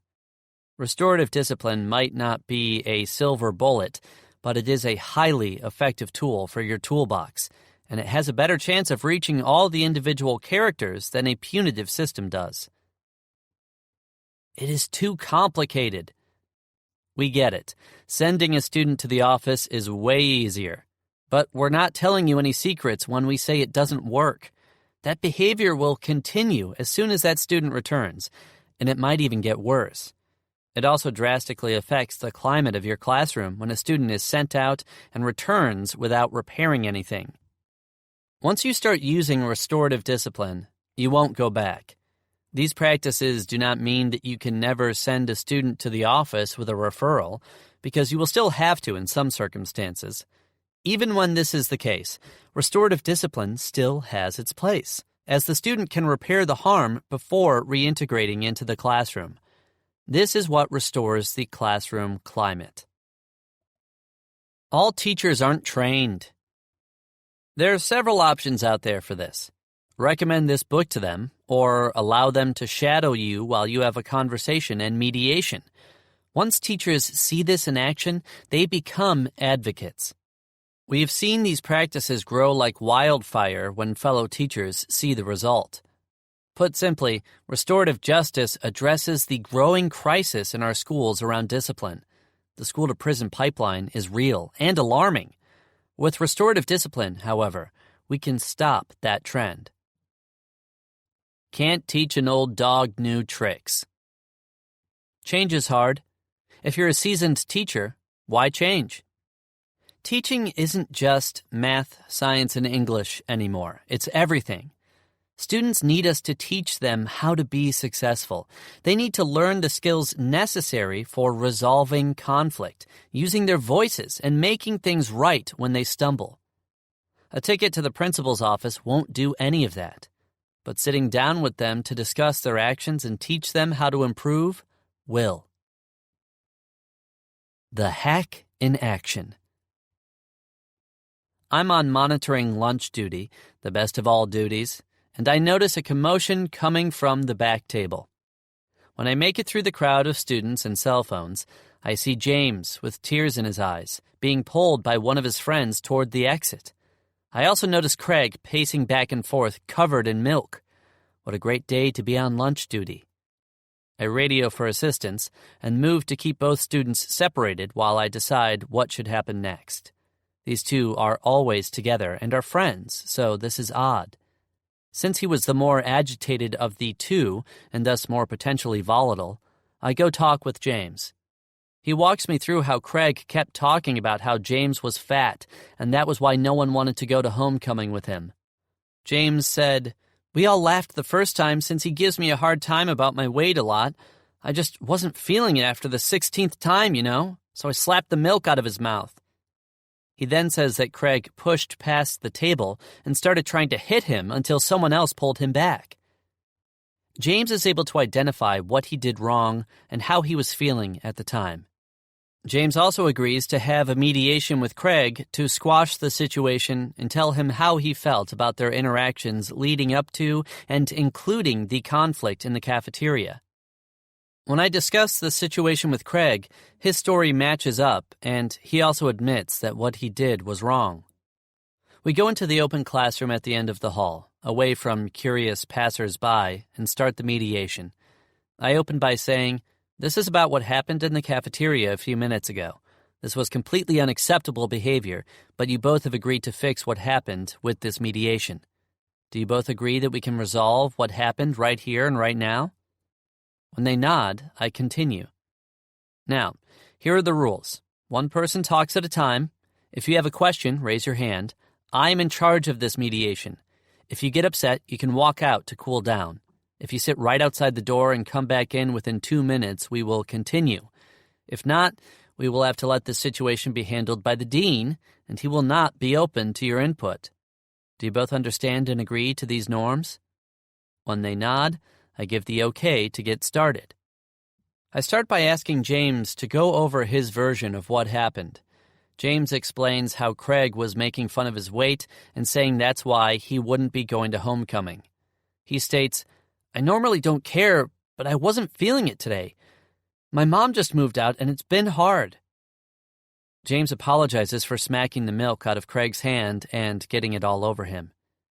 Craig then states his side and says, "I didn't know about your mom. I'm sorry, man. I didn't mean anything by saying that stuff. You know that. I won't mess around with you about that stuff anymore." At that point, as the mediator, I feel like the situation is resolved. So I say, "Thank you guys, you both did great. Do you both feel like this situation is squashed?" They nod, and I say, "I agree, I think this situation is squashed. Now for the next part of the consequence. You both caused a huge scene in the cafeteria, and you made a mess.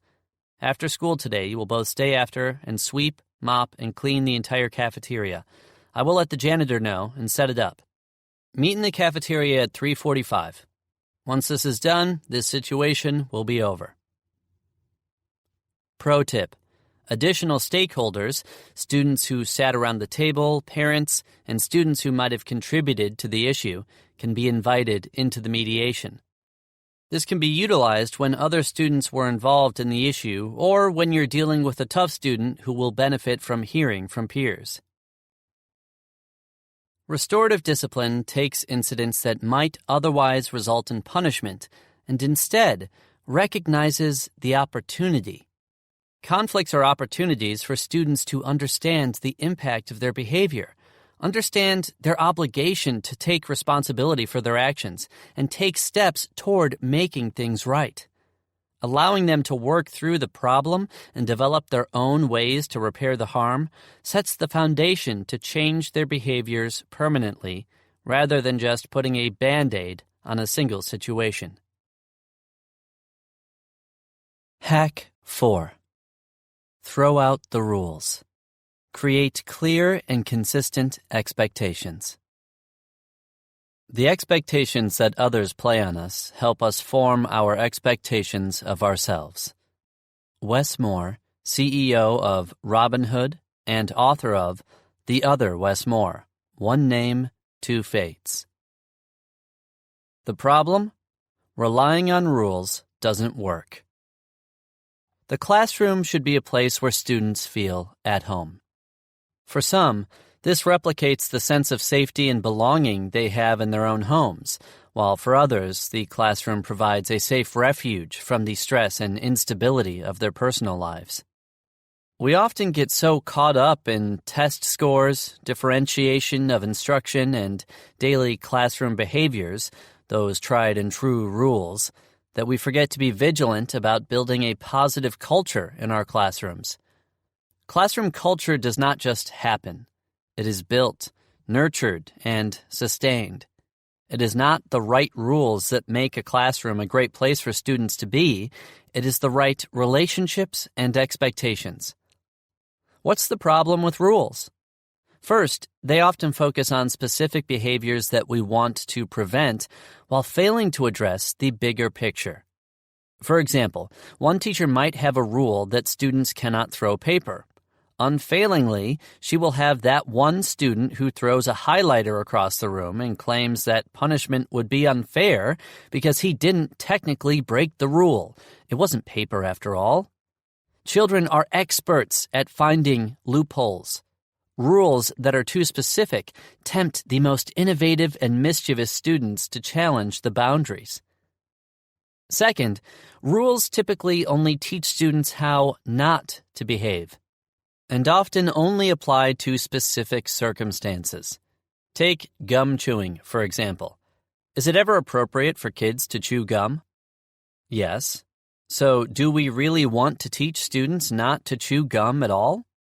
Or is our goal to teach them to chew it without disturbing others, be respectful, and to dispose of it properly when they're finished. Maintain a safe and clean environment. There is something to be said for teaching students to follow the spirit of the law and not just the letter of the law. There will never be a specific rule that applies in every instance, or for everything you might encounter as a teacher. We have to learn to think outside of the box and around the rules. The heck? Throw out the rules. If students knew how to be successful independently, they would do it. But students need to be taught what to do, and that goes above and beyond teaching them what not to do. Teachers must expect success, but also equip students with the tools necessary to reach our high expectations. This starts with setting expectations that we hold students to, students hold each other to, and students hold themselves to. It's important to think of these points as expectations rather than rules. And teachers may find that they have even more freedom with these broad expectations. They'll allow you to run the kind of classroom environment you believe is best for students and give you the flexibility to adjust to new and unique situations. Start by listing your ideal set of classroom norms, and then posting them in a place where students can see them. Make sure they're clear and easy for students to understand, and that they know how vital these expectations are to your classroom and to their learning experience. We cannot expect students to adhere to the expectations if they are not aware of their importance. From here, the norms become your foundation for guiding students toward positive behaviors. Imagine your students are supposed to be conducting online research. You circulate around the room, ready to answer questions and provide guidance, and come across a student who is playing a racing game instead of researching the Amazon rainforest. He looks up, realizes he's busted, and quickly tries to switch tabs. Your conversation could go something like this. Hey, Juan, I see you're researching birds that live in the Amazon rainforest. That's a pretty broad topic. I bet if you narrowed your search down to a specific kind of bird, you'd find better resources. That will make it easier to engage in productive work. Is there any particular bird that interests you thus far? Pause to give him a chance to answer. No? Okay. I'll be back around in a few minutes to see if you need additional help narrowing your search. Let me know how it goes. In this scenario, you did not have to allude to a specific rule, nor did you direct the student away from the negative behavior. Instead, you provided him with the coaching he needed to move toward the desired behavior. You reminded him of the expectation, engage in productive work, by giving him the nudge he needed to do so successfully, narrowing his search. Hopefully, this guidance and your reappearance in a few minutes will keep Juan on task and away from gaming. Be mindful of the goal for all students to be held to the same expectations. If you expect all students to engage in productive work, then you must hold all students accountable. Perhaps you felt the need to redirect Juan because you know he struggles in your class. A while later, you notice another student, Jeremy, also playing games instead of researching. Unlike Juan, Jeremy is a conscientious student, and you know that if Jeremy doesn't do his work in class, he's certain to finish it during study hall or at home. So, do you let Jeremy continue to play games? If you do, what message is that sending to the rest of the class? The expectations are in place for everyone. Just like Juan, Jeremy needs to close the game and get back to work. What kind of environment do you believe students need in order to be successful? What kind of classroom culture supports that environment? What attitudes, values, and habits create that culture? Let these questions be your North Star as you work to replace classroom rules with classroom expectations. What you can do tomorrow. Perhaps there's no better way to be restorative in your classroom than to have students develop their own rules, which builds a sense of ownership, empathy, and responsibility. Involving students in creating expectations also allows class-wide conversations about how the expectations, and breaking them, affect all the students. Those conversations help bake empathy into the very core of how the classroom runs. To get started with building this foundation, try a few steps tomorrow and refine your process from there. Have a class meeting. Have students circle up and elect a scribe. Invite students to spend 2 minutes chatting with a neighbor about their favorite class or teacher from any grade level. Ask them to focus on a classroom where they felt safe and respected and where the environment was conducive to learning. How would the student describe the teacher? Their interactions with students. Students' interactions with one another. Circulate or ask for volunteers and have the scribe record the characteristics of an ideal classroom. Next, ask students to turn and talk about the opposite sort of teacher. What conflicts have they had with teachers? What behaviors did they observe in their peers that created an environment that was hostile or did not set them up for success? Again, ask students to share and the scribe to record the answers. Take a step back. Next, invite students to look at the lists holistically. Chances are they're going to notice that their favorite classrooms were supported by a culture of clear expectations, not a running list of rules. Using their list, ask the students to help you write your own classroom expectations. Yes, this process is slower and more labor-intensive than simply establishing the expectations yourself, but guiding the students' hands in crafting those same expectations means they will be just as committed to them as you are. Keep it short. Since you're listening to this book, that means it's important for you to create a classroom where everyone is respected. What behaviors would get in the way of this? Can you think of 5? 15? More? Probably. In fact, it would be nearly impossible to create a list of rules so exhaustive that you cover every potential problem. The classroom expectation, though, could be as simple as respecting yourself, others, and property. Short and sweet. When a student does something to disrespect a classmate, redirect that specific behavior with clear guidelines for a more appropriate, respectful alternative. Maybe disorder is your pet peeve. Perhaps gum on the bottoms of desks, ruffles left behind from perforated paper, and candy wrappers are like nails on a chalkboard. You find yourself compulsively pushing in chairs and returning supplies to their bins throughout the day. Worse yet is trying to navigate the narrow spaces between desks when students' book bags and coats litter the walkways. It would feel like you needed a laundry list of rules to maintain order. No chewing gum, throw away all trash, no candy, push in your chairs, return supplies, keep book bags and coats under your desk. Whew, does that cover it? Wait. Last week, someone in third period spilled juice on a desk and didn't clean it up, leaving a sticky mess for you to find later. Better add a ban on juice, or maybe even all drinks, just to be safe. Maybe not. Instead, how about one simple expectation that covers all of these problems plus anything else that would lead to disorder? The answer? Maintain a safe and clean environment. A blueprint for full implementation. Throwing out the rules will require a consistent commitment to rethinking your approach to addressing student behaviors. Students will need to understand the expectations and be held accountable to them. Here are 3 main ways that you can help ensure the expectations will work in your classroom. Step 1. Rethink redirection. We want to focus on guiding students toward the kinds of decisions that will lead to their success. So it's important that we acknowledge and validate these behaviors when we see them. Sometimes the best redirection is actually no direction at all. The students have just finished painting, and it's time to clean up and get ready for math review. Corey decides he doesn't want to clean up or do math and throws himself on the ground in a tantrum.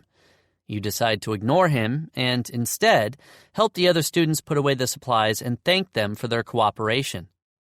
Realizing his tantrum isn't getting him what he wants, Corey gets up and sits down for his math lesson. Now is the time for you to notice him. Smile and thank him for his help. The students who are being responsible and following directions will learn that their actions are desirable and help the classroom environment to become successful. while the students who are not being responsible will quickly realize that their actions do not add value to the success of the classroom. Teenage students may not throw a full-blown tantrum, but their defiance can still disrupt a classroom. For adolescents, focusing on the behaviors you are looking for early in the year should help set the tone for the other school days. Learners at this grade level tend to notice what behaviors are rewarded and recognized.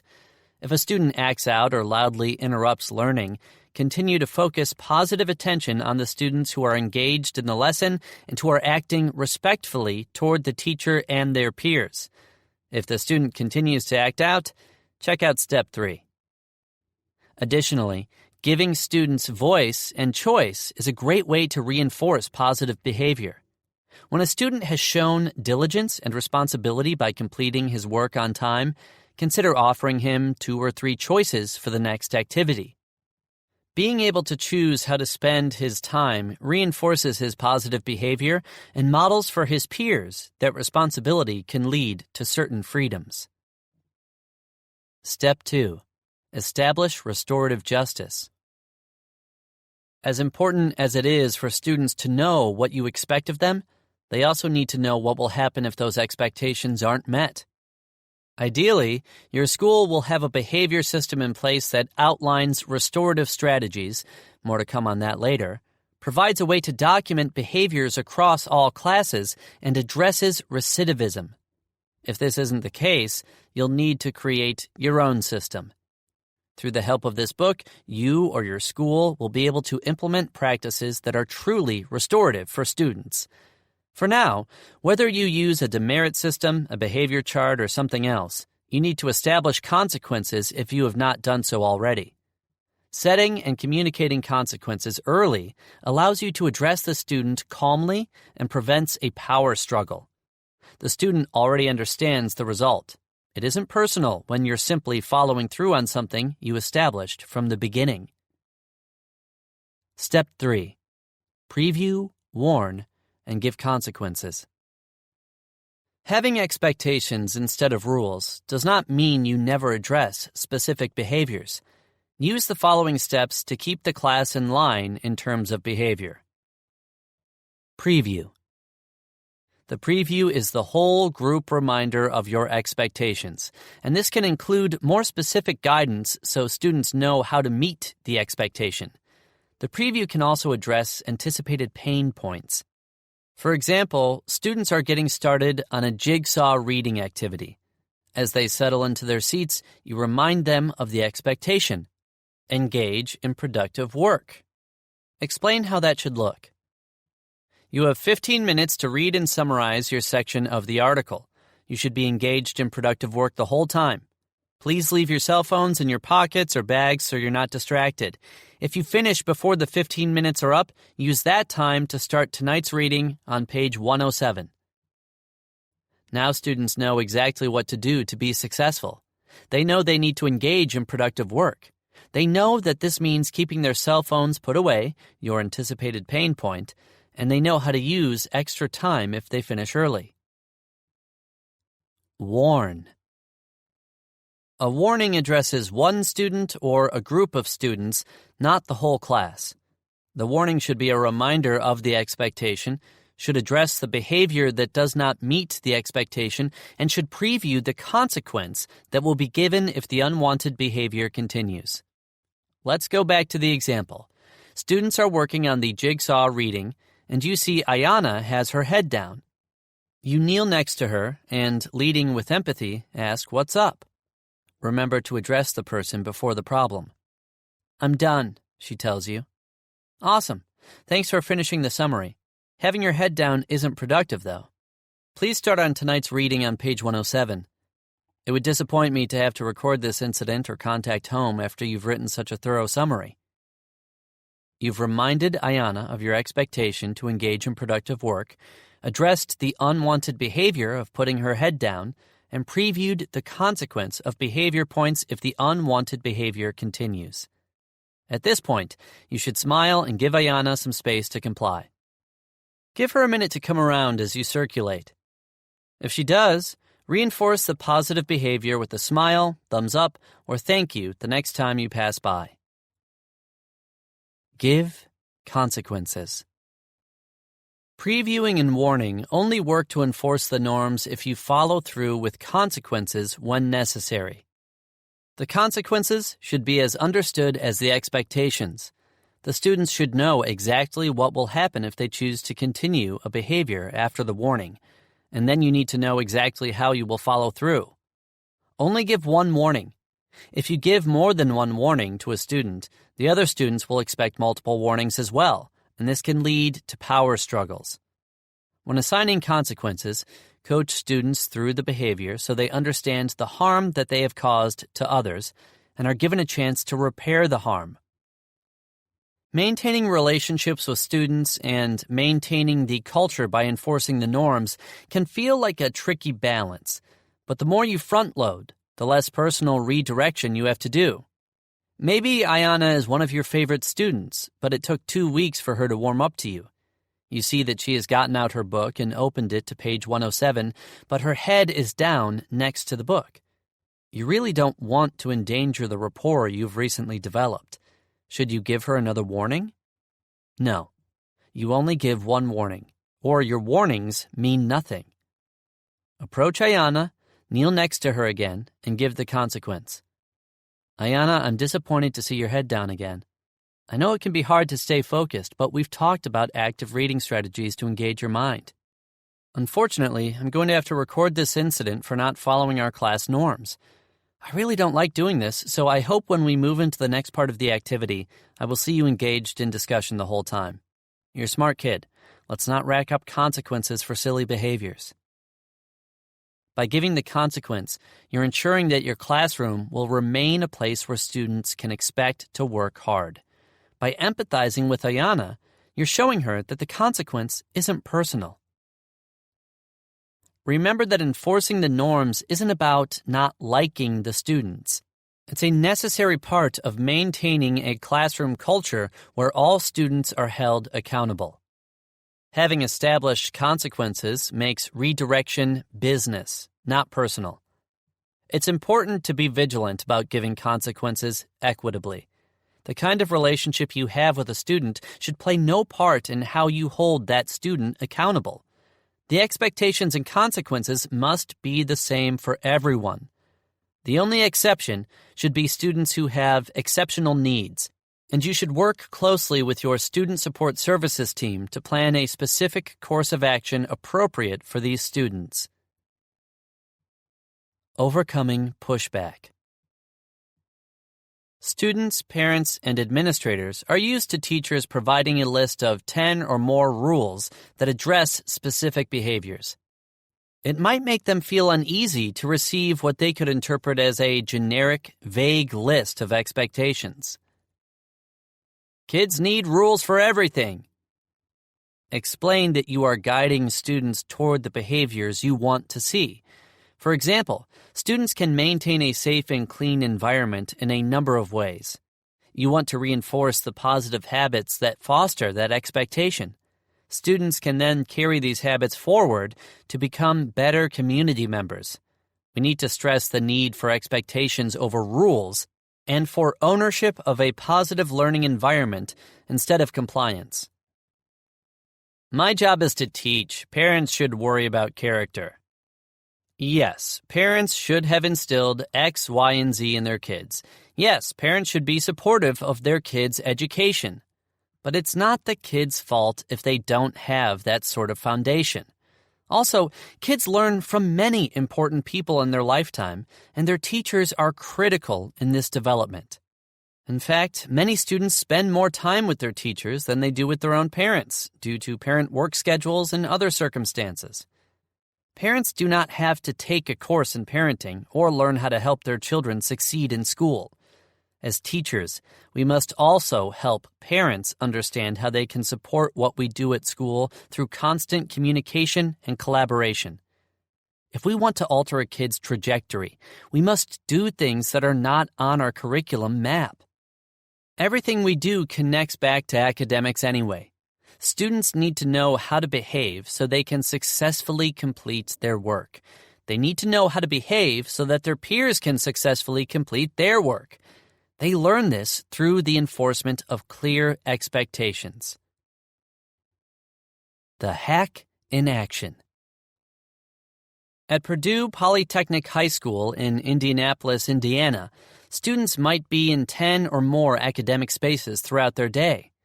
Teachers, referred to there as coaches, do not have their own classrooms, and so they teach, monitor, and coach students in various spaces in the building. For students, knowing the rules of a certain teacher or space could be very difficult. The same room might have numerous teachers throughout the day, and therefore the rules could change as one teacher walks in and one teacher walks out. In many secondary schools, students also face different rules from numerous teachers and classrooms in a day, though often not different teachers in the same classrooms. In some learning labs or study areas, food was allowed, much to the dismay of those teachers who did not allow food and who felt frustrated by the collection of crumbs on the floor. In other instances, cell phones were allowed to be out by some teachers but not by others. When it was time for the teachers to transition and for new teachers to enter the spaces, many students got in trouble for breaking the new teacher's rules, even though they were following the rules of the teacher who had been overseeing the space only minutes before.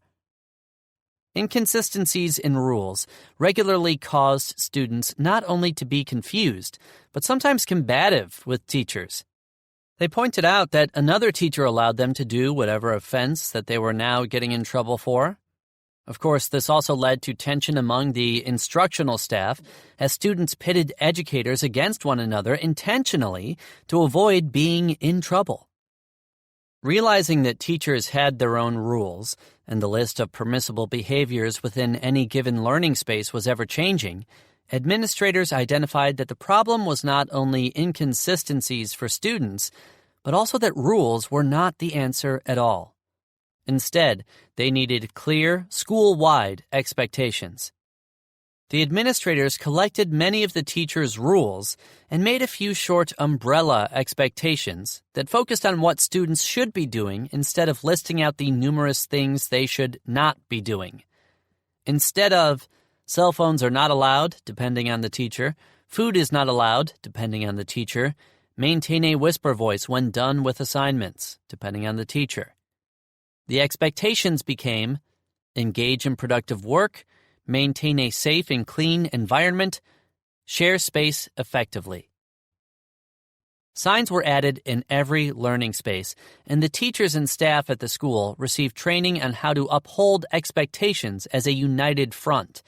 For example, when a class or learning experience began, teachers were encouraged to preview the expectations with students to reestablish and reinforce the expectations. When a student was off task, the teachers were coached to refer to the specific expectation that was not being met.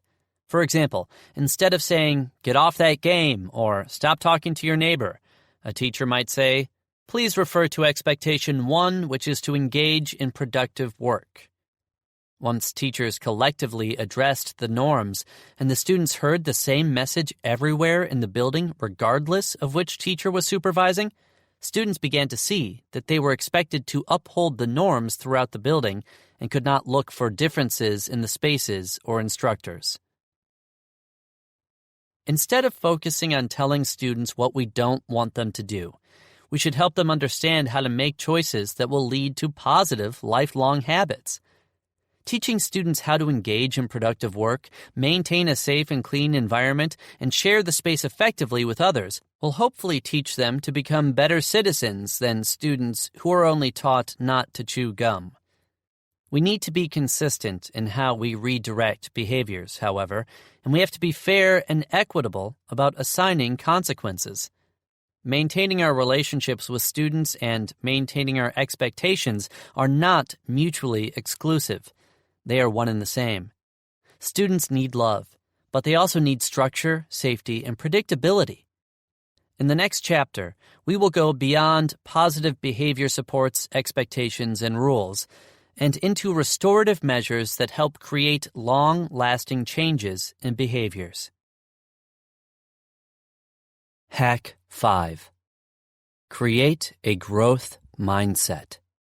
Put students back in the driver's seat. Whether you think you can or you think you can't, you're right. Henry Ford, founder of the Ford Motor Company.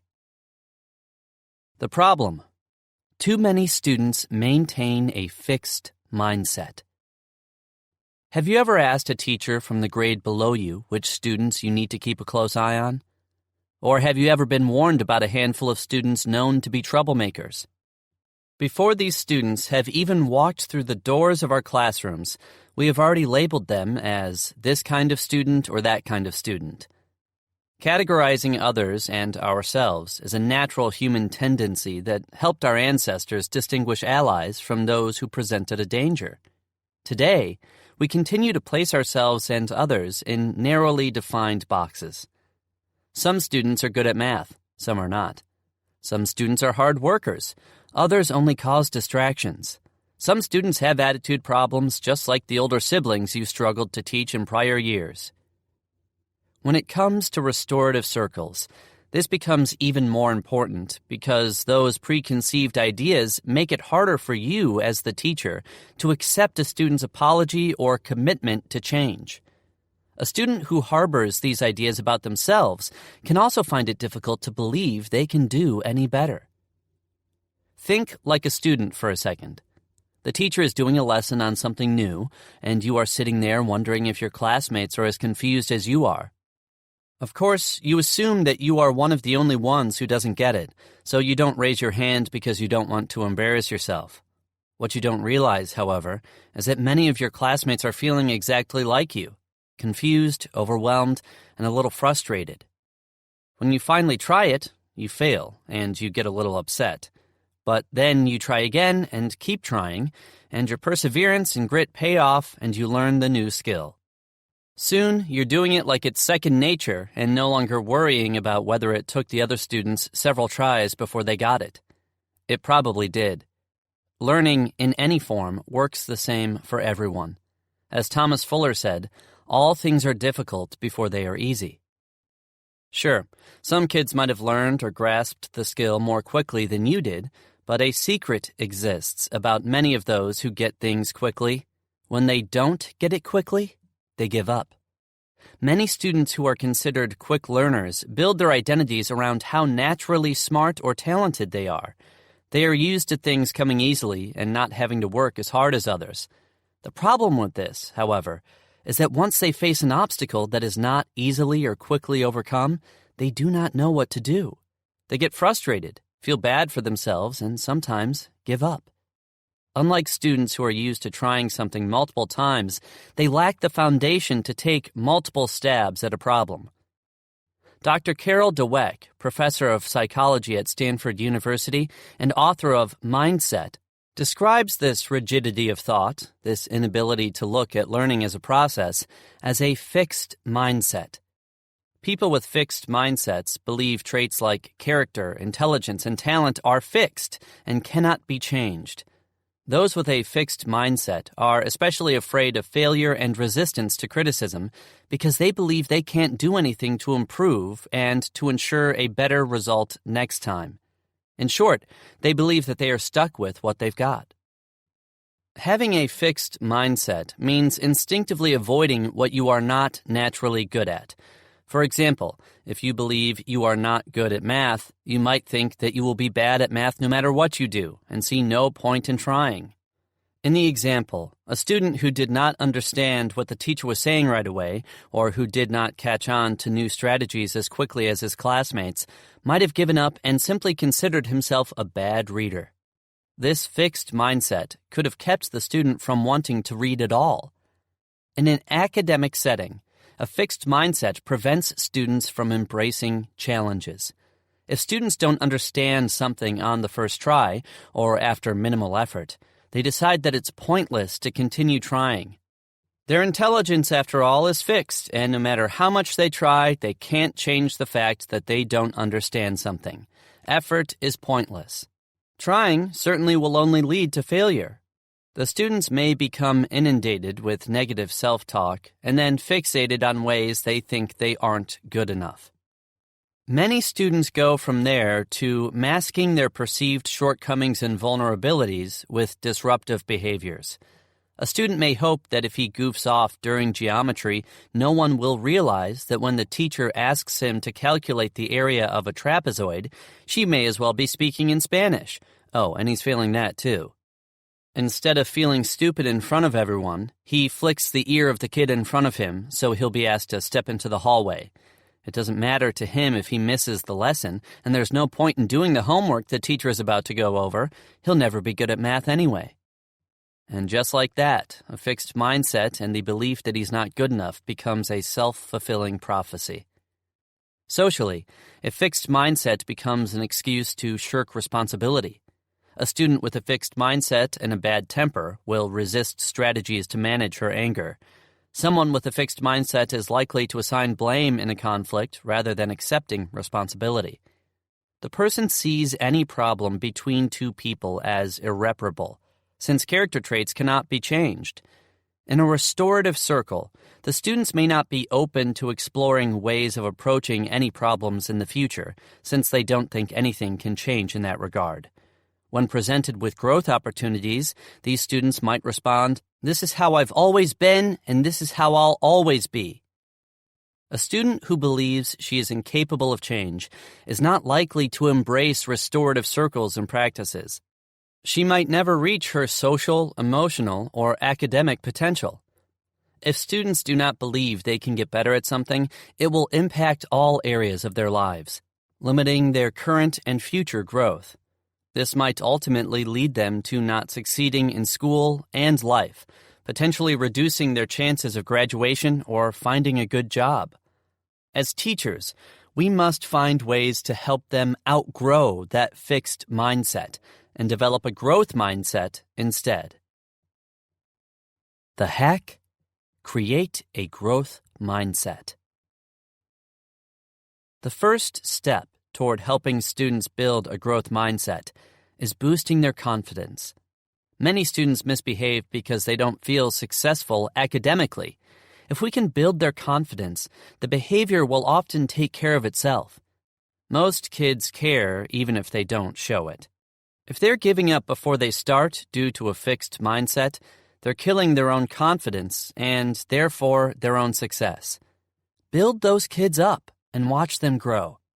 Students need to believe in their capacity to change and succeed before they will fully invest effort in whatever skill they're trying to master. There are a number of ways to teach about growth versus fixed mindsets, but connecting it to your students' own experiences will result in faster internalization. Instead of leading with the concepts of a growth or fixed mindset, which might be confusing, set students up for a reflection where they will naturally stumble upon a time when they had a growth mindset. 1. Ask students to recall the first time they did something that they are now pretty good at. Common examples are riding a bike, shooting free throws, and cooking. Students can share these stories in small groups. 2. Next, have the students map out the steps they took to advance from beginner to their current level. A student might have started riding with training wheels on a flat sidewalk, then moved up to a bike with coaster brakes and taken on a steep driveway. After enough bumps and bruises, the student can now coast through the neighborhood with no hands. 3. Whatever their personal journey, have students draw out the steps it took to get them from the start to their present locations. Students can share these in small circles. 4. Explain that students just explored a time when they had a growth mindset, when they believed their abilities could be improved with practice. Use this as an example of what can happen in the classroom as well. And 5. Hang some of these progressions on the walls and reference them later to reassure students that growth is possible through hard work. Use the term growth mindset frequently so students internalize the idea that with enough effort, they can improve or change. As students enter restorative circles, remind them to maintain a growth mindset about themselves, their peers, and the culture of their class as a whole. The famous phrase, "hard work beats talent when talent doesn't work hard," by high school coach Tim Notke, also applies to academics. It is when students go the extra mile, study hard, seek help, and never give up that they succeed. Instead of getting frustrated when they don't get something immediately or get a bad grade, help them see those situations as opportunities for improvement. If they give up on something, it will only get worse with time, as they usually need to understand the lesson or concept they are currently working on to understand the next lesson or concept. The growth mindset establishes an important environment in your classroom and makes for resilient learners.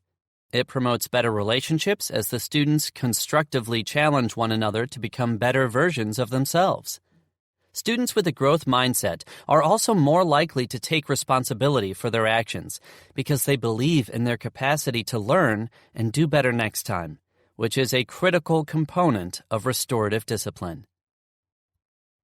What you can do tomorrow. Changing a whole mindset can feel like an insurmountable task, but small steps can bring big change. Students need to believe in their ability to grow and change as people before they will buy into restorative practices. Start building your plans for changing mindsets in your classroom with the following tips. Introduce a growth mindset. Invite students to bring photos of themselves as small children enjoying a meal. The first birthday cake smash is perfect for this activity. Ask them to display their photos, digital or print, on their desks. Walk around with a clipboard and a pen, nodding in approval at the photos starring neat eaters and tisk disapprovingly at photos with messy eaters. After concluding your walk, announce a special dinner event being hosted by the PTO, and you've been asked to recruit a number of your students to serve as ambassadors. You don't want to be embarrassed, so you are going to choose the students who will best represent you at the dining table. List the names of the students whose photos featured clean faces as being potential selections. Hopefully, the students will quickly point out that when they were 2 years old and wearing more of their spaghetti than they were eating, that doesn't mean they are messy eaters now.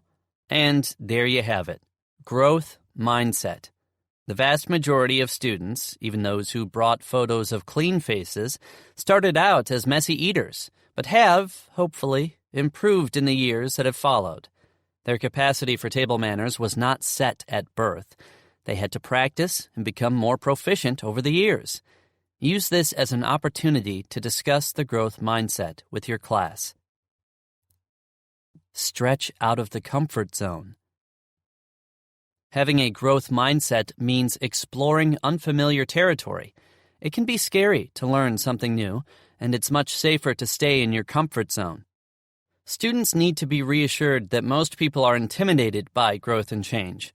Working through those feelings of discomfort is the only way to grow as a person. If we never push students out of their comfort zones, we never give them the chance to discover new passions, become resilient, and gain confidence. On the other hand, if we push students too far out of their comfort zones or too quickly, we risk scaring them off. We must be mindful of this in our restorative practices. Keep your conferences and restorative circles reflective of the students' level of readiness and encourage them to grow without causing them to become defensive and retreat. The first step is to help students understand how to stretch themselves slowly but steadily. Introduce students to the idea of the zones of growth: comfort zone, challenge zone, and crisis zone. In the comfort zone, the student feels relaxed and in control. This is a low-stress situation. The familiarity is reassuring, and the student is confident in his or her safety and ability. A student who has played guitar for years will probably find himself in the comfort zone while jamming out with his friends. In the challenge zone, something is uncomfortable but bearable. The student could stay in the challenge zone for a while, and eventually it would become part of the comfort zone. Perhaps one of the friends in the jam session is working on mastering a new chord progression. He's struggling a little bit, and it feels awkward in front of his much more confident friend. The more he practices, the smoother his playing becomes. In time, his proficiency will grow, his comfort zone will become a little bigger, and playing that chord progression will be no big deal. In the crisis zone, the student is overcome by anxiety or fear and quickly retreats back to the comfort zone. In this zone, your fight, freeze, flee instincts take over. An example of this might be running from the room screaming because a spider moved 2 inches closer to where you are. If the crisis zone is significant enough, it restricts you from even thinking about expanding on it. Once students understand these zones of growth, they can more readily identify the small steps they can take to move forward. Incorporate this idea into conferences and restorative circles to increase the likelihood of follow-through from your students. Model it. All teachers benefit from frequently learning something they are not already familiar with or interested in. This is how students feel every day in your classroom. They are exposed to things they have never seen before and asked to do things they might not have ever done before. This is their normal, and it is tough. The best way to anticipate pain points in your student's journey is to walk alongside them on your own parallel journey. Before you ever introduce the students to the concept of a growth mindset, invite them to take a peek into a trip you're making through the zones of growth. Have you recently taken up a new hobby? Regularly display photos of your progress. Are you having a hard time mastering the newest innovation that your IT department rolled out? Let your students see you struggle through your early navigation and celebrate in front of them when you finally figure out how to embed a video in their online assignment. Allowing others to watch us stumble and fall puts us in a scary place of vulnerability, and too much too fast can send you straight to the crisis zone. If you can set aside your pride and model this vulnerability, you are sending a clear message to your class that it is safe to fail forward. Make your own incompetencies and growing incompetencies visible to your students. Doing so will establish your classroom as a safe space for students to be vulnerable, a crucial ingredient to successful restorative discipline. A blueprint for full implementation. A key factor to fostering and nurturing lasting change from a fixed mindset to a growth mindset is encouraging students to take risks without fear of failure. Students will need to get comfortable stepping out of their comfort zones, and the very foundation of how your class works, from behavior to academics, must give them many chances to succeed at that. The following steps will help you set up your class for a growth mindset culture. Step 1. Define the zones of growth. After introducing students to the concept of zones of growth, help them internalize the idea through physical movement. Divide the classroom into 3 zones: comfort zone, challenge zone, and crisis zone. Have all students gather in the comfort zone. Present scenarios and ask them to move into the challenge zone or crisis zone as they see fit. Start simple. Present students with a scenario like public speaking. Ask students to stand in the zone that represents how they would feel if asked to give a speech to the class. Once students have moved, ask for volunteers from each section to explain why they chose that zone. Move students through a few scenarios, have them share each time, and then invite them back to their seats. As a class, examine each scenario one at a time. What could a student in the crisis zone do to become more comfortable there? What smaller steps could a student in the challenge zone do to move toward being comfortable without moving so quickly that it pushes him into the crisis zone? Ask students to devise their own scenarios. What is something they would love to do if they weren't afraid? What small steps could they take to expand their comfort zone into the challenge zone? What should they avoid doing to stay out of the crisis zone? Every time you introduce a new skill or concept, ask students where they would place it on their zones of growth. For example, a student who is not a fan of reading might put the Romeo and Juliet unit in the crisis zone, while her neighbor, who had the starring role in last year's school play, might easily consider this a comfort zone unit. Discuss, as a class, steps students can take to move backward from crisis to challenge. An example of this is reading a modernized version or summary of a scene online before reading it aloud in class. Similarly, explore ways for students in the comfort zone to stretch themselves, maybe memorizing sections and performing them in front of the class. Students need to believe in their own capacity to grow and change. When they successfully grow in the classroom, it gives them more confidence to engage in personal growth. This is crucial to restorative practices, especially a restorative circle and a re-entry circle. Identifying opportunities for growth and breaking those opportunities into manageable steps will propel students into the challenge zone where real change can occur. Step 2. Become aware of your own comfort zone. It is just as important for you as it is for the students to start each day and enter each restorative circle with a growth mindset. Asking students to reflect honestly on their choices and take responsibility for their actions puts them in a vulnerable place, potentially a crisis zone. And you need to set yourself up as the student's teammate, someone who believes they can make better choices. Start by letting go of preconceived notions you bring to the table by intentionally looking for positives. We suggest choosing one student for observation, and particularly a student with whom you've had negative encounters in the past. Watch that student and take note of positive traits that you missed before. Opening yourself back up to a student who has been disrespectful in the past might make your heart pound. Crisis zone alert. Just like the way you're teaching your students, start small. Choose a step that is challenging but not impossible, like writing positive notes on that student's work or making sure to individually wish that student a good day.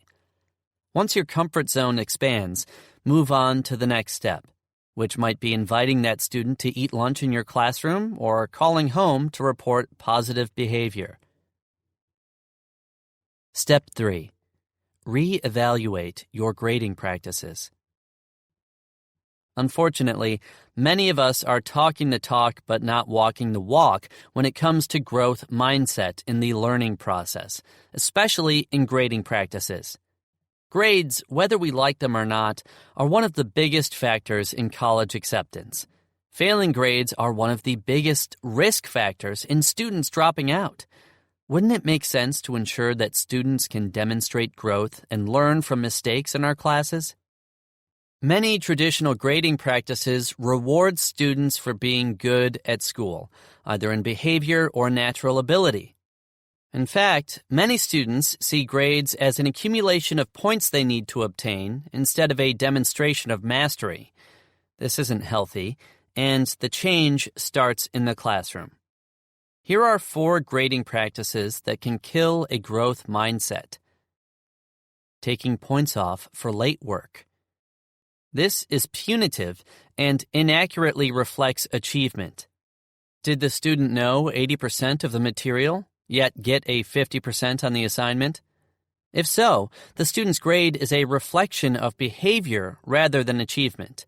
Worse yet is not taking late work at all, which demoralizes students because they have no chance to recover from a mistake. Mathematically, zeros are almost impossible to overcome. Not allowing retakes on assignments or assessments.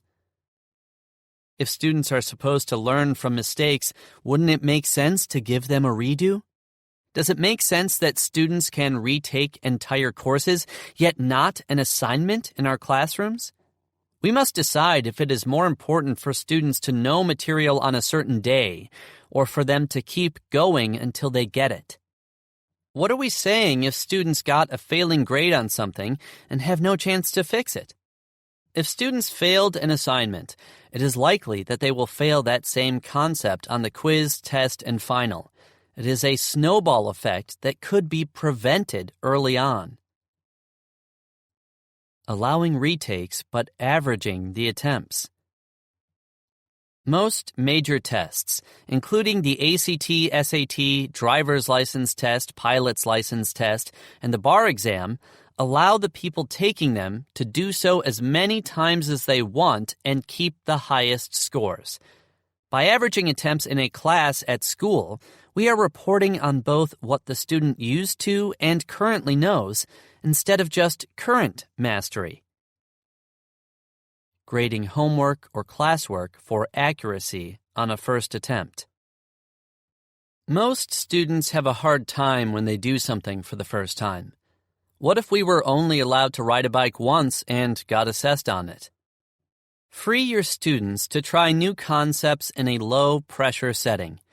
Moving to graded assessment right away makes students anxious. Either they give up right away when they can't work through problems without direct teacher help, or they cheat. Many students must be exposed to concepts several times before mastering them. Try to avoid grading initial work and make it worth very little of the overall term grade. Step 4. Teach students how to plan and study.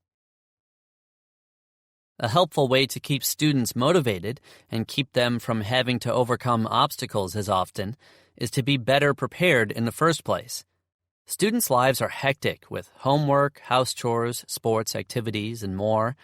They need to keep a calendar, or use an online one, with all of their responsibilities and plan out when they will study or do homework. Also encourage them to schedule time to relax and have a little fun. Successful students study smartly, too. Cramming for a test is a stressful and ineffective way to prepare. Instead, encourage them to study each subject for at least a few minutes every night. This way, they will be able to identify weaknesses in their comprehension in advance of the test, which gives them enough time to go to their teachers or others who can help them. It is also important to actually study in an effective way.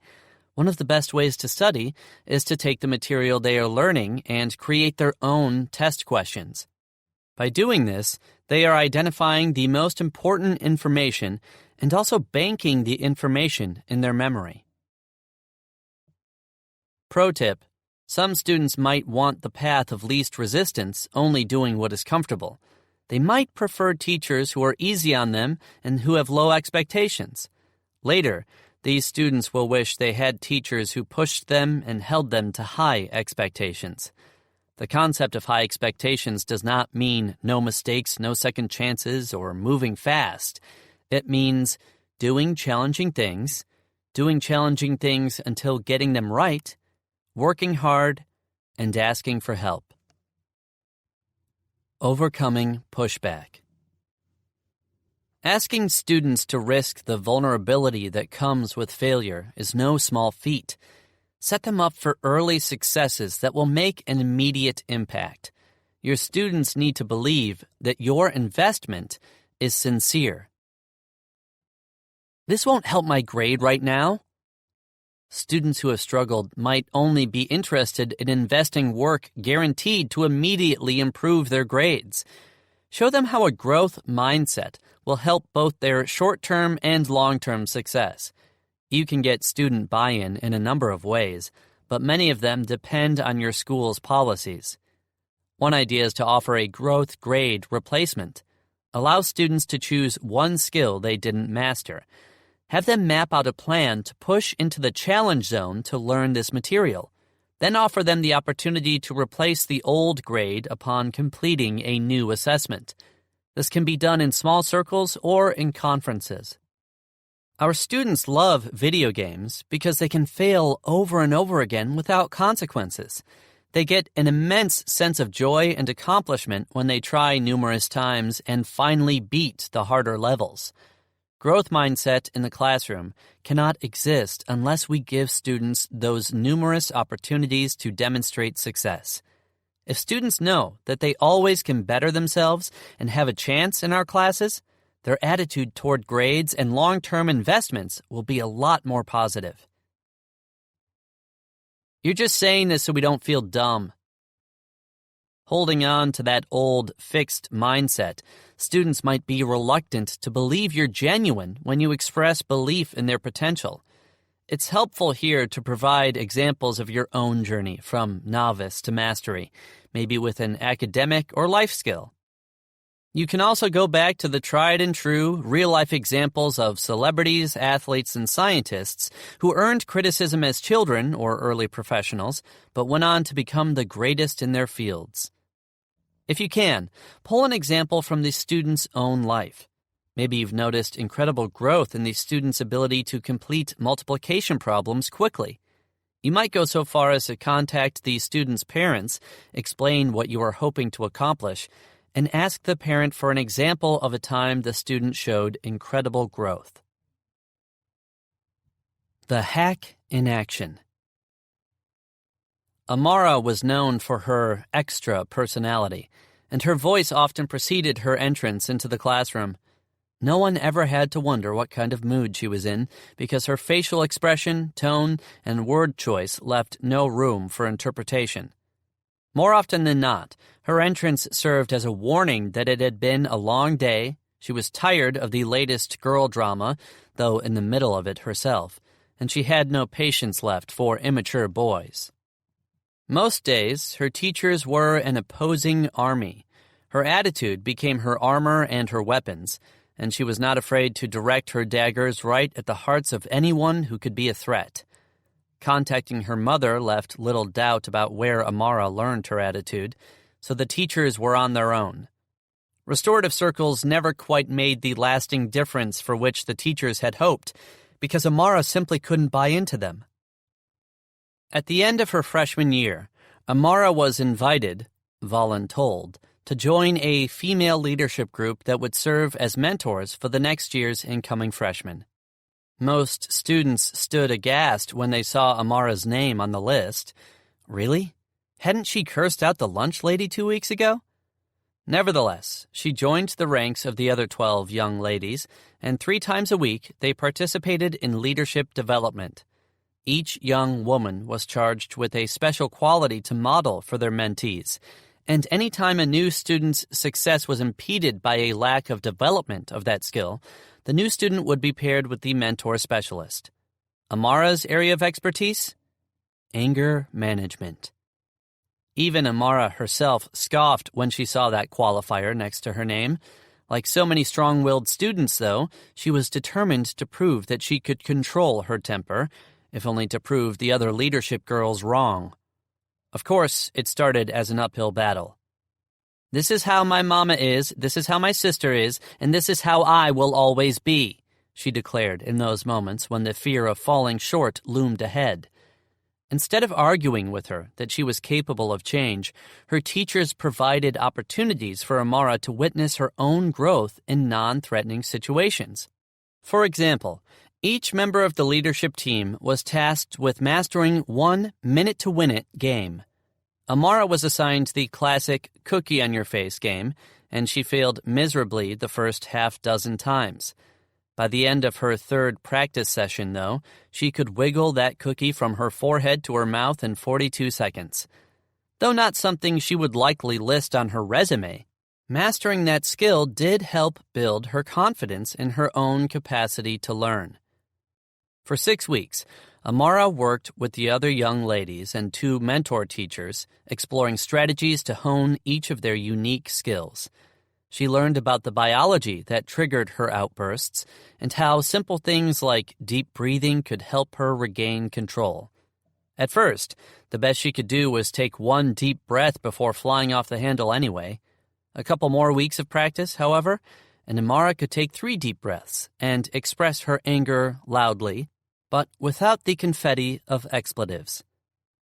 By the time she finished the 6-week program, Amara was able to remove herself from most situations before getting herself into trouble. Her teachers noticed a drop in the number of referrals she received each week, and at the end of the year, Amara celebrated the first 2-week stretch of referral-free schooling she'd had since she was in 6th grade. In her sophomore year, she served on the leadership team and was asked to take an active role in peer-led mediation. None of the strategies Amara's teachers had to offer would have made a difference if they didn't first instill in her the belief that she could change. Setting Amara up for success in simple tasks built her confidence. Presenting the leadership group with a challenge that they were all doomed to fail at first, but that would incite riotous laughter anyway, established the leadership team as an environment where it was safe to try, fail, and grow. Restorative discipline is rooted in the belief that involving all stakeholders in the healing process can lead to transformation among people, relationships, and communities. Before lasting transformation can occur, the person who committed the transgression must believe in one's own ability to be transformed. This starts with helping students let go of the preconceived idea that how they have been defined by others and by themselves in the past determines their limits and potential. Hack 6. Teach mindfulness. Empower students to recognize and manage their emotions. Challenging behavior occurs when the demands and expectations being placed upon a child outstrip the skills he has to respond adaptively. Ross W. Green, author of Lost at School: Why Our Kids with Behavioral Challenges Are Falling Through the Cracks and How We Can Help Them. The problem: students lack self-awareness and regulation. You need a serious attitude adjustment. Why on earth would you do that? Get the chip off your shoulder. Wouldn't it be nice if it were really that easy? Asking our students to perform a 180-degree turn in their attitude usually isn't the silver bullet we are hoping for when their seemingly irrational emotions outgrow our patience. But most of us have caught some variation of those words escaping our mouths in a moment of frustration. We should strive to remember that it's as unpleasant and inconvenient for them as those emotions are for us. One reason students lack self-awareness and regulation is that no one has taught them how to effectively communicate what they're feeling. Sometimes, a student finds it hard to explain how he feels because he simply lacks the prior experience to identify it, or the language to label it. This might be the first time the student has had to navigate a situation, like feeling resentful of a new sibling because of how much time she requires of their parents. Students who come from homes where feelings are not openly discussed, especially if talking about feelings is actively discouraged, will also struggle. Also, the pressure students, especially males, feel to mask any emotion that could make them seem weak or vulnerable complicates things. Not understanding a new feeling, lacking the language to talk about it, or not feeling safe to discuss and explore emotions can compound the student's already heightened emotional state to the point of losing control and presenting a challenge to the safe, respectful environment of a restorative school. Outbursts and attitudes are rarely manipulative schemes, but rather symptoms of a skill or development gap. Adolescent brains continue to develop throughout puberty and into early adulthood, and the last part to be remodeled is the prefrontal cortex, the center for impulse control and the ability to anticipate consequences. This leaves young people reliant upon the parts of the brain associated with emotions and impulses. Because they have not mastered self-awareness and regulation, students often react before their logic has a chance to catch up with their emotions. That is, they react instead of responding, and in doing so, make choices that necessitate a conference or a restorative circle. In short, they act out because they don't know how to act, and cause a disruption to the class, which is what got us all here in the first place. What's the difference between reacting and responding? Reactions are born from immediate emotions created by the situation. When those emotions are negative, reactions can be especially damaging because they are quick, poorly planned, and sporadic. Reactions represent the feelings we have in that moment, but not necessarily who we are as people or what we value. Yet their impact can be lasting. Responses, on the other hand, are tempered, We probably still feel the spur of the reaction, but staying in control and allowing that knee-jerk instinct to pass allows our logical thinking to reboot. This can save us from the regret of a word spoken in anger or a fist swung before a breath was inhaled. Working with students in this crucial phase of growth means we have the opportunity to teach them the difference between the two, just as we support their writing and calculating skills. Students who can articulate and manage their emotions are more empathetic classroom community members. The hack. Teach mindfulness. Mindfulness is the practice of bringing one's attention to the present moment and promotes calm acknowledgement of one's thoughts, feelings, and physical sensations. Students who practice mindfulness are more tuned in to their emotional states and the experiences that most influence them. Restorative discipline and mindfulness go hand in hand. Students learn self-regulation best when they feel connected and safe, and they feel connected and safe when educators focus on building empathy instead of doling out punishment. We can meet students where they are and build upon their current social, emotional knowledge and regulation capacity in a number of ways. Depending on the age of your students, you might start intentionally incorporating emotion-based language into the daily routine. The next step could be helping students identify the physical symptoms that precede a reaction, like sweaty palms, a heated face, or a quaking voice. Eventually, students can learn to anticipate their triggers and proactively circumnavigate the inciting event. In order for students to address the problem of a lack of mindfulness and self-awareness, they must learn the difference between reacting and responding. Start with how important it is to think before acting, and try giving them a tool to fall back on in the heat of the moment. For this, you can use the acronym PLAN. Pause. Stop what you're doing, as if you've been caught in a game of freeze tag, and engage in mindful breathing. Close your eyes. Take 5 deep breaths, inflating your stomach like a balloon each time. For especially intense reactions, it can be helpful to inhale and hold to the count of 4, then exhale and hold to the count of 4, and repeat. Listen. What is your body trying to tell you? Allow your body to speak to you by noticing, without judgment, both your emotions and your physical symptoms. What happens in your body in the seconds after you've been provoked? What thoughts flood your mind? Notice these thoughts and feelings, but don't cling to them. Let them come and go as you breathe and listen. Ask. Is what your body telling you to do, the reaction, a true representation of who you want to be as a person? What choice could you make that you would be proud to remember tomorrow? How can you honor your values with your response? Will your reaction bring harm to the community? Next. Decide what to do. You've taken a moment to breathe, acknowledge how you feel, and reconnect to your values. You're much more likely now to make a decision you won't regret. Take the next step to move through the conflict without infringing upon the well-being of your classroom and school community. One of our favorite strategies to help make these abstract ideas more concrete for students is to use calm-down jars. Fill a glass jar half with water and half with hand soap, and sprinkle in glitter. Hot glue the lid, and you have yourself a calm-down jar.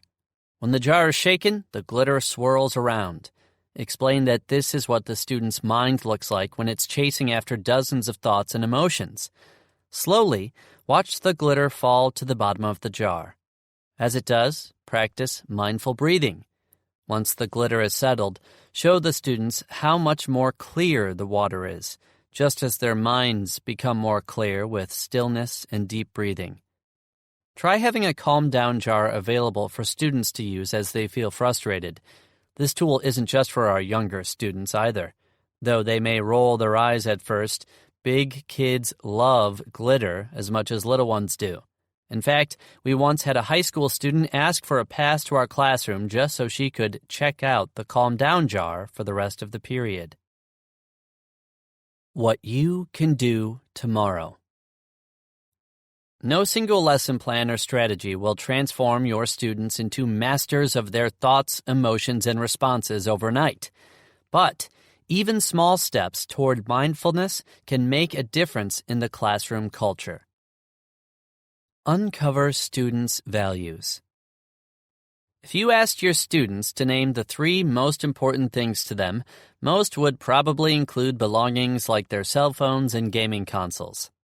Kids are inundated with the message that possessions are our most valuable assets. Imagine the culture we could build if students valued each other the most. Try redirecting them by having them examine the characteristics, habits, and personality traits that they most admire, instead of possessions. First, ask them to think of someone they admire. This could be a family member, friend, or celebrity, but it should be someone who represents the kind of person the student wants to become. Ask students to describe this person in writing. This can be just a simple, jotted-down list. Next, have students examine their own legacies. Ask, if you were to move tomorrow, how would you want your friends to remember you? What about people who didn't know you well? What words would you want others to use to describe you to someone you have never met? Again, ask students to record their thoughts. Once complete, invite students to compare these lists.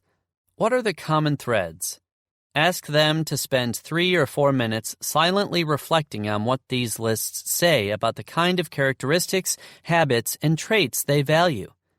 After a few minutes of independent reflection, give students the opportunity to talk in small groups. You may want to provide the students with a list of values in case they need help articulating their ideas. Explain that the list is not comprehensive and is only a guide. This will be especially helpful for the students who are struggling to make connections between their lists. The goal is for each student to select 3 to 5 qualities they hope to embody, their values. Circle up and have students share those values. Discuss the types of choices they can make to live their values out loud. Moving forward, refer back to these values to help students problem solve and resolve conflict. The next task is to create a visual reminder of these values. If the students have classroom notebooks, they could record their values on the front covers. You could create a wall sign for your class, or each class period, that represents the students' values. You'll find it useful to connect values and expectations. Re-examine the classroom expectations. What do they say about what you value as a class? Strengthen the mind-body connection. At one point or another, we all have been overcome by emotion only to receive the age-old advice of get over it, as if there were on-off switches for shaking hands, upset stomachs, and tense muscles. Emotions manifest into physical sensations, which can compound the intensity of the experience. When students understand the way their bodies physically react to emotion, they become more self-aware and recover more quickly. You can discuss this separately or integrate it into morning circles. As students discuss how they're feeling, ask them about what's happening physically as well.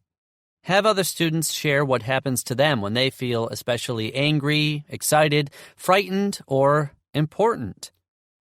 Physical symptoms can serve as early warning signs that a student needs to stop, breathe, and think before he acts.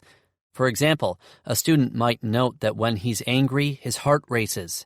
By becoming more sensitive to the early stress signals of his body, he might come to realize that his heart starts racing before his mind recognizes that he is feeling frustrated.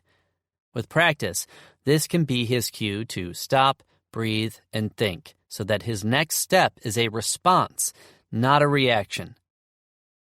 We want our students to be resilient and bounce back quickly, so we have to teach them how to recover. If a student is aware that her muscles remain tense after an argument, she can practice relaxing them by tightening and then releasing, soothing her sympathetic nervous system. A student who feels overheated might choose on his own to splash cool water on his face if he understands that it will actually help him feel better. Understanding the mind-body connection can help students recover more quickly and let go of their emotions instead of bottling them up, only to explode later. Model empathy in the moment. As they say, the students who act least deserving of our love are often the ones who need it the most. It can be hard to balance the maintenance of personal relationships with students and the maintenance of classroom expectations. Since the expectations are dependent upon the relationships, though, address the person before the problem. Say you have a student walk in late, slam his books on his desk, and immediately pull out his cell phone. The whole class stops, waiting to see how you will handle the situation. Model empathy by choosing not to react. Instead, finish setting up the activity or wrap up the lecture, then go to that student's side. Before reprimanding the student for coming in late, disrupting the class, and breaking the cell phone policy, which go against your classroom expectations of creating a safe space where all students can learn and engage in productive work, start by asking the student how he is feeling. Often, a simple, non-accusatory, "Hey, what's up?" is enough to prompt the student to talk. If he's reluctant to share, you might start with an observation. "It looks like you might be angry. Can you tell me more about that?"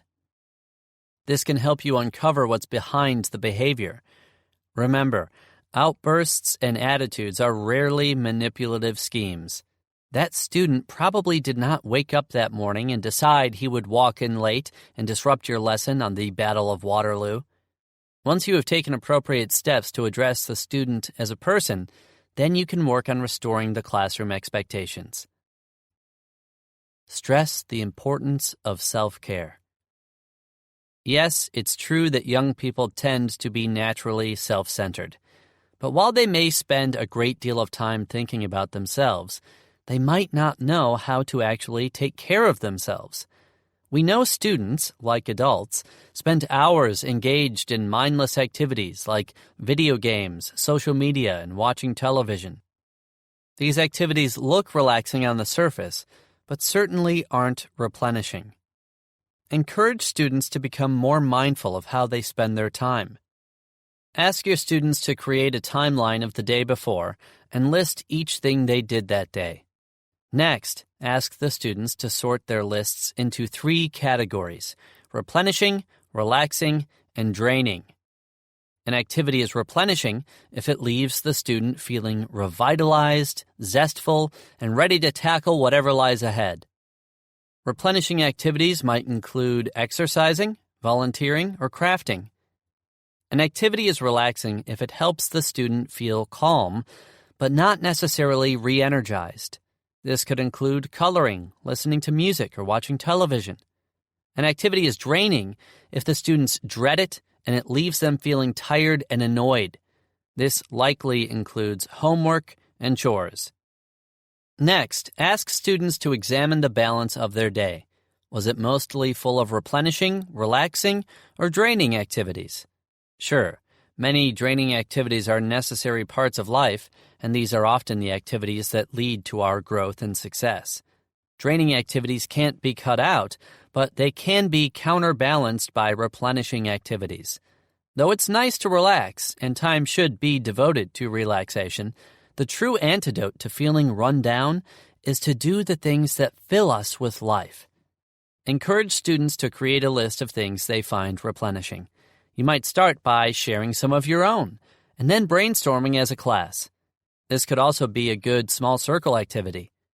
Once students have decent lists, ask them to look at their weekly agendas and mindfully schedule time for replenishment. While they're at it, go ahead and schedule some for yourself as well.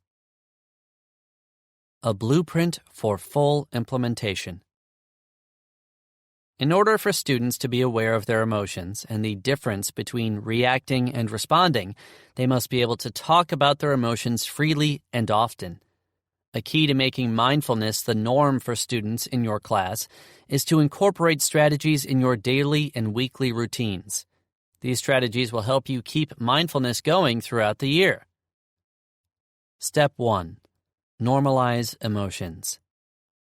It can be uncomfortable for students to openly discuss emotions. The more we normalize these conversations, the more open students will be to exploring and articulating their own feelings. It's important for students to feel safe expressing a wide range of emotions, so we want to reinforce that all feelings are valid. There are not good feelings and bad feelings. Each feeling has its place and serves its purpose.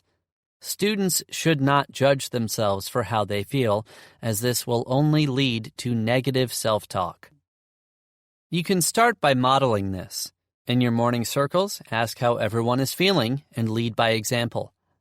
Today I am feeling frustrated. My dog would not come inside when it was time for me to leave, and I was late getting to work. As students become more comfortable identifying their emotions, you can add a "so what" to this reflection.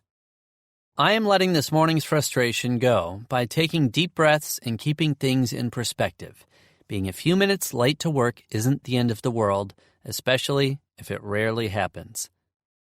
These morning circle reflections can be just what students need to vent their stress so that they don't carry it with them throughout the day. And this open dialogue can lead to discussions that promote problem solving and empathizing. Step 2. Make a habit of mindful breathing. Start each morning circle with 1 minute of mindful breathing. Students might interpret this as trying to clear their minds of thought, but that isn't the case. As teachers, we want our students to do more thinking, not less. Explain that the goal of mindful breathing isn't to get rid of their thoughts, but to teach their minds to let thoughts and feelings come and go without getting lost in them.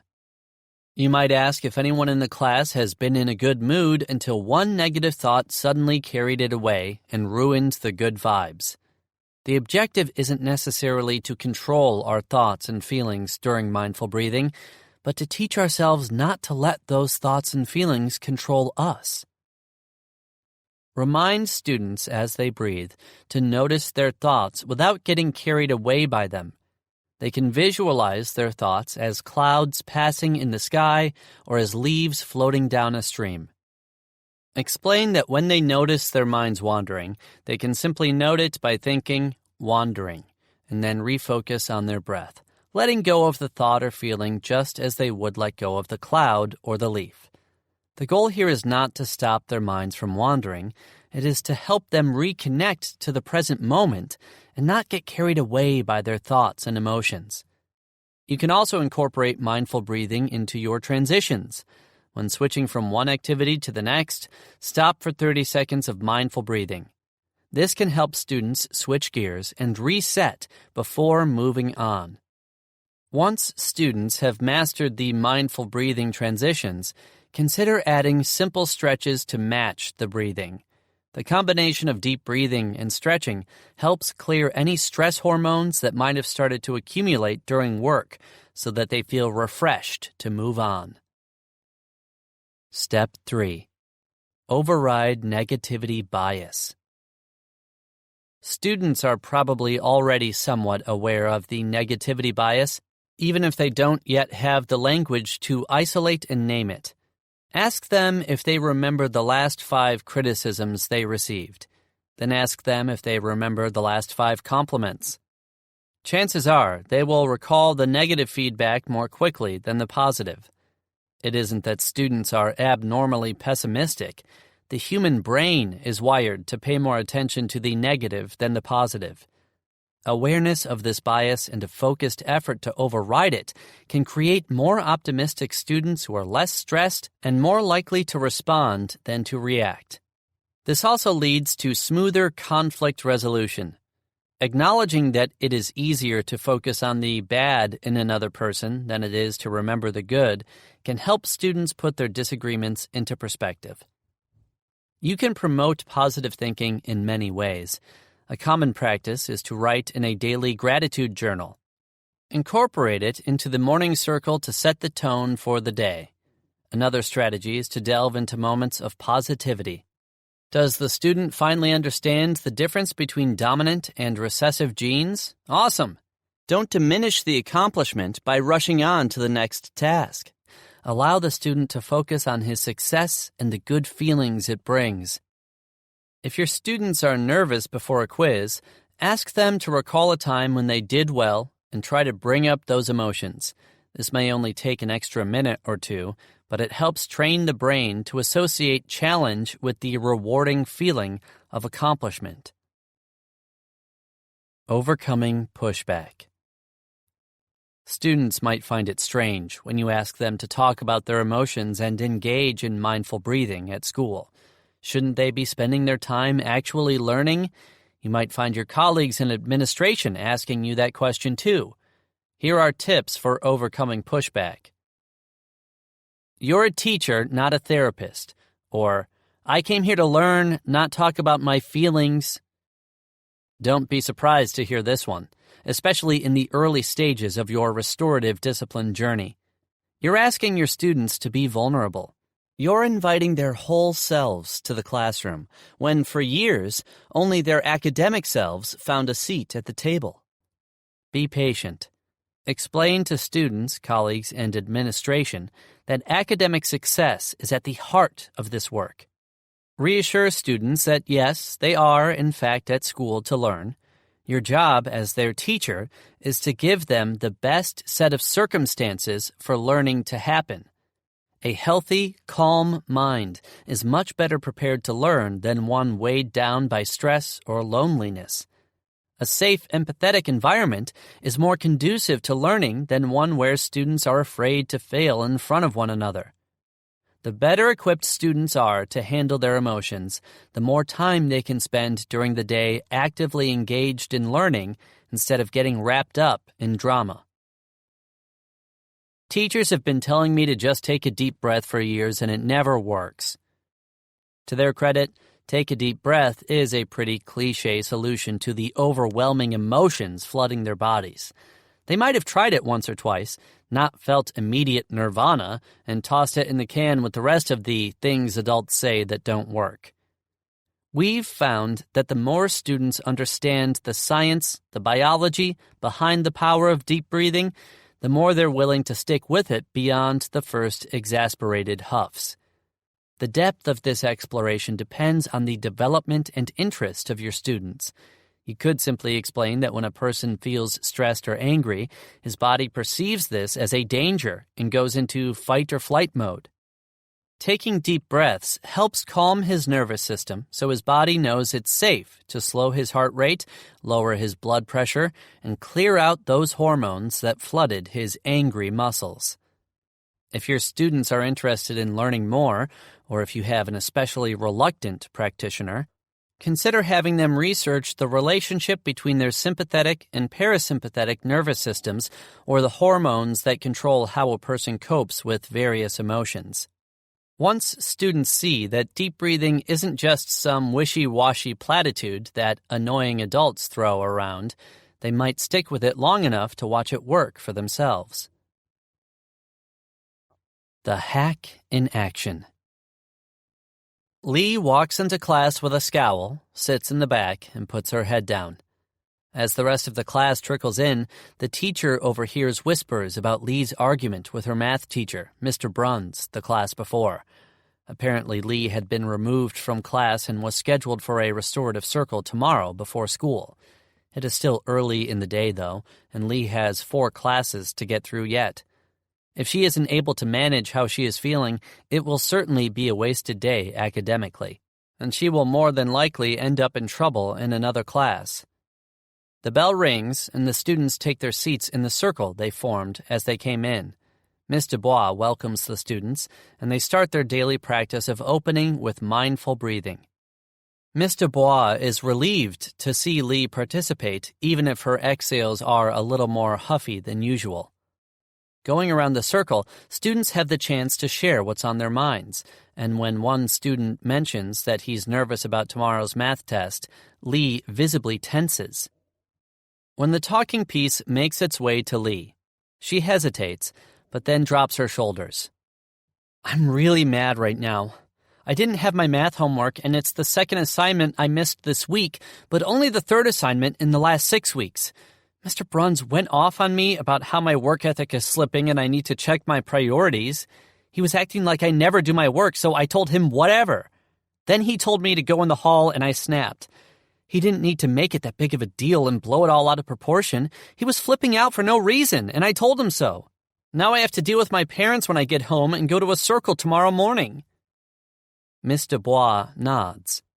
Reminding herself to address the person before the problem, she offers her empathy. It sounds like you were really frustrated. You're usually a reliable student, so I can understand why having your work ethic questioned would be upsetting. Lee half nods, half shrugs. Yeah, he was in the wrong, but then I snapped, so now I'm in trouble. That is unfortunate. I wonder how this could have turned out differently, Miss Dubois prompts. Lee sighs and rolls her eyes, but resignation and validation are present in her response, not disrespect. I should have planned. P-L-A-N-D. I felt my face getting hot as soon as Mr. Bruns started talking, but I didn't stop to take a breath. I just let myself get mad and go off, and now I have to deal with my parents in this circle when I could have just sat there and talked to him when I wasn't as mad. The circle discussion concludes with the other students offering Lee empathy and cracking jokes to ease her tension. The class moves on, and because she was given the chance to work through how she felt, Lee is able to actively participate. We went into teaching because we wanted to teach students, not because we wanted to teach science. And that means we have to invite the whole student into our classrooms. Caring for the whole student means going beyond the content. Students need to be taught the skills to manage their emotions, just as they need to be taught how to read the periodic table. Mindfulness practices support restorative discipline by creating self-awareness and empowering students to take ownership of managing their emotions. Hack 7. Cultivate empathy. Build the capacity to listen, understand, and communicate. You never really understand a person until you consider things from his point of view, until you climb inside of his skin and walk around in it. Atticus Finch, in Harper Lee's To Kill a Mockingbird. The problem? Students don't speak the language of empathy. Having students learn from their actions, repair harm that they have caused, and empathize with others are critical components of restorative justice. Empathy means sharing and understanding the emotions of others, and it is made up of 3 pieces. A gap in any one can be counterproductive to the learning environment. First, affectual empathy is the ability to feel the emotions with the other person, like feeling embarrassed with a friend when she trips on the ice. Next, cognitive empathy is the ability to recognize and understand the emotions of others without feeling the emotion itself. Therapists understand their patients' emotions, but it would be unhealthy and counterproductive if they felt them as well. Last, emotional regulation determines the type of empathetic reactions we display. Today's high-tech world gives us the opportunity to communicate across borders, time zones, and cultures. Never before has it been more convenient to connect with others. But the face of interaction is changing, and many teachers note the effects in their classrooms. Because so many students are plugging in as soon as they get home instead of gathering in backyards or playgrounds, today's kids have less in-person socialization and fewer opportunities to learn how to read facial expressions, body language, and tone of voice. Kids who are ineffective at reading and understanding the emotions of others can exhibit seemingly inappropriate and immature behaviors because they are not able to communicate in an effective way. Students who have had a hard time reading others can also have a hard time noticing the impact of their own behavior or anticipating it, which can lead to frustrating moments in the classroom for students and the teacher. One example is when students struggle when they engage in collaborative work. Their approaches may be more self-serving than diplomatic, impeding upon others' learning and invalidating their contributions. Collaboration is one of the most important skills for success in school at any level, but especially for college and career readiness. Students who struggle in this area may have a harder time being a team player, which later can limit their career opportunities. Bullying can be another symptom of an empathy gap. Students who don't empathize might laugh at or mock their peers, especially when the other kids express emotions that could be interpreted as weakness. The instigator will transfer the blame to the victim with statements like, "You're too sensitive, I was just playing." This can lead to an emotionally unsafe learning environment where students are so afraid of the criticism of an unempathetic peer that they shut down and refuse to take risks, limiting the ability to embrace a growth mindset. More symptoms can include manipulative behaviors, jealousy, refusal to admit wrongdoing, entitlement, and the inability to consider other perspectives. None of these characteristics create a healthy learning environment, and they all get in the way of successfully implementing restorative justice. Thankfully, the ability to empathize is not purely genetic. Empathy is a muscle that can be strengthened with the right set of tools. The hack. Cultivate empathy. We must be intentional about cultivating empathy in our classrooms. Many students are not hardwired to understand others. Empathy must be learned and practiced. Not all students get exposure to people who are different than them or have had opportunities to learn to interact successfully with people who are different than them. These students will fall behind on the path toward empathy just from a lack of exposure. Empathy must be present, however, if you want an emotionally safe learning space where students can be themselves, take risks, and speak freely without fear of ridicule and judgment, and where bad behavior is minimized because students are better able to empathize with others. The first step in fostering empathy is to give students the tools to recognize social cues and the feelings of others. Students also need to become aware of how their own communication styles and choices affect other people. Start incorporating the ideas in your classroom that empathetic body language, tone, and diction are aspects of communication. Expose your students to people and ideas that are outside of their normal, everyday experiences to help them connect with the wider world around them and demystify the different results in students who are more empathetic, compassionate, and invested in their communities. It always surprises us to learn, 3 or 4 weeks into the year, that students still don't know each other's names. Although the class might work within the classroom, we don't always take into account how much students are actually reaching across different social circles in the class and outside of it. Try walking students through exercises to examine who is in their social circles, who isn't, and why.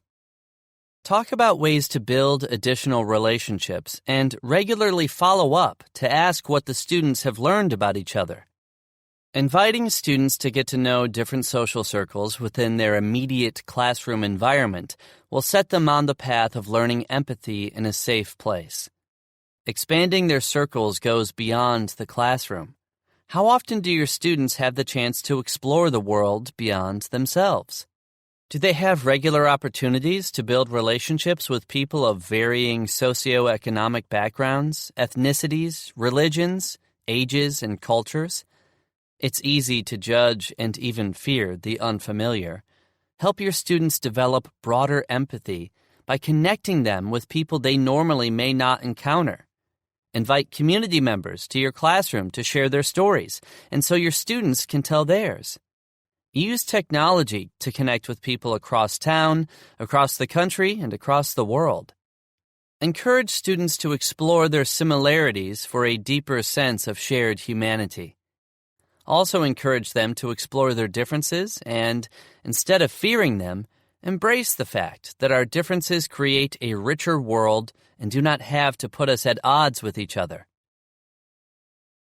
What you can do tomorrow. Start by teaching empathetic communication techniques. It helps to begin with concrete aspects of body language and syntax. Students can then learn the subtleties of active and reflective listening. Body language. We know that our body language communicates just as much, if not more, than our words and tone. The wrong body language can completely undermine our best intentions and derail an otherwise productive conversation. To set the stage for active listening and respectful dialogue, make students more cognizant of the nonverbal messages they're sending. Teach simple body language interpretation by examining photos and matching the corresponding emotion or message. Role-playing can also be helpful. Ask for 4 volunteers. Seat 2 volunteers at the front of the room, facing each other but turned slightly toward the class. Seat the other 2 off to either side. Give all 4 volunteers a copy of a script.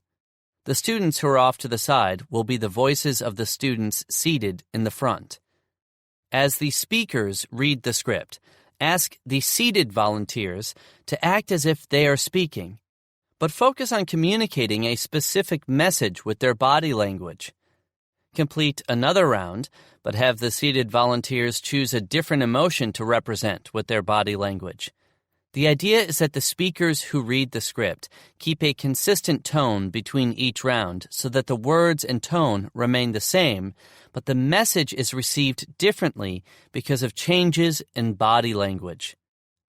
Have the rest of the class record their observations and then facilitate a discussion about how changes in body language affected the message.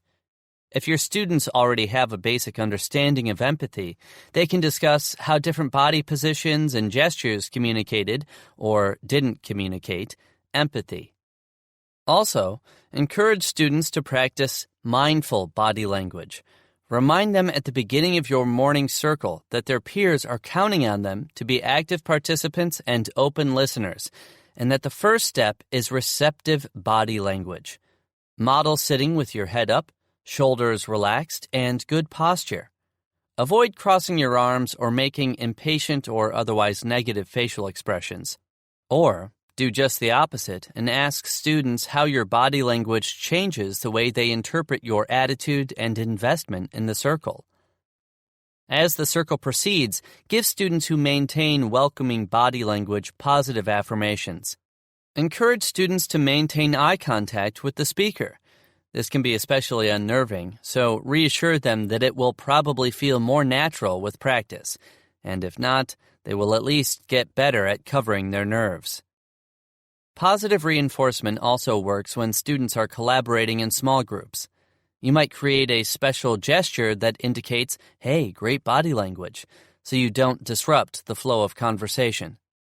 Small groups are also an opportunity to improve students' self-awareness.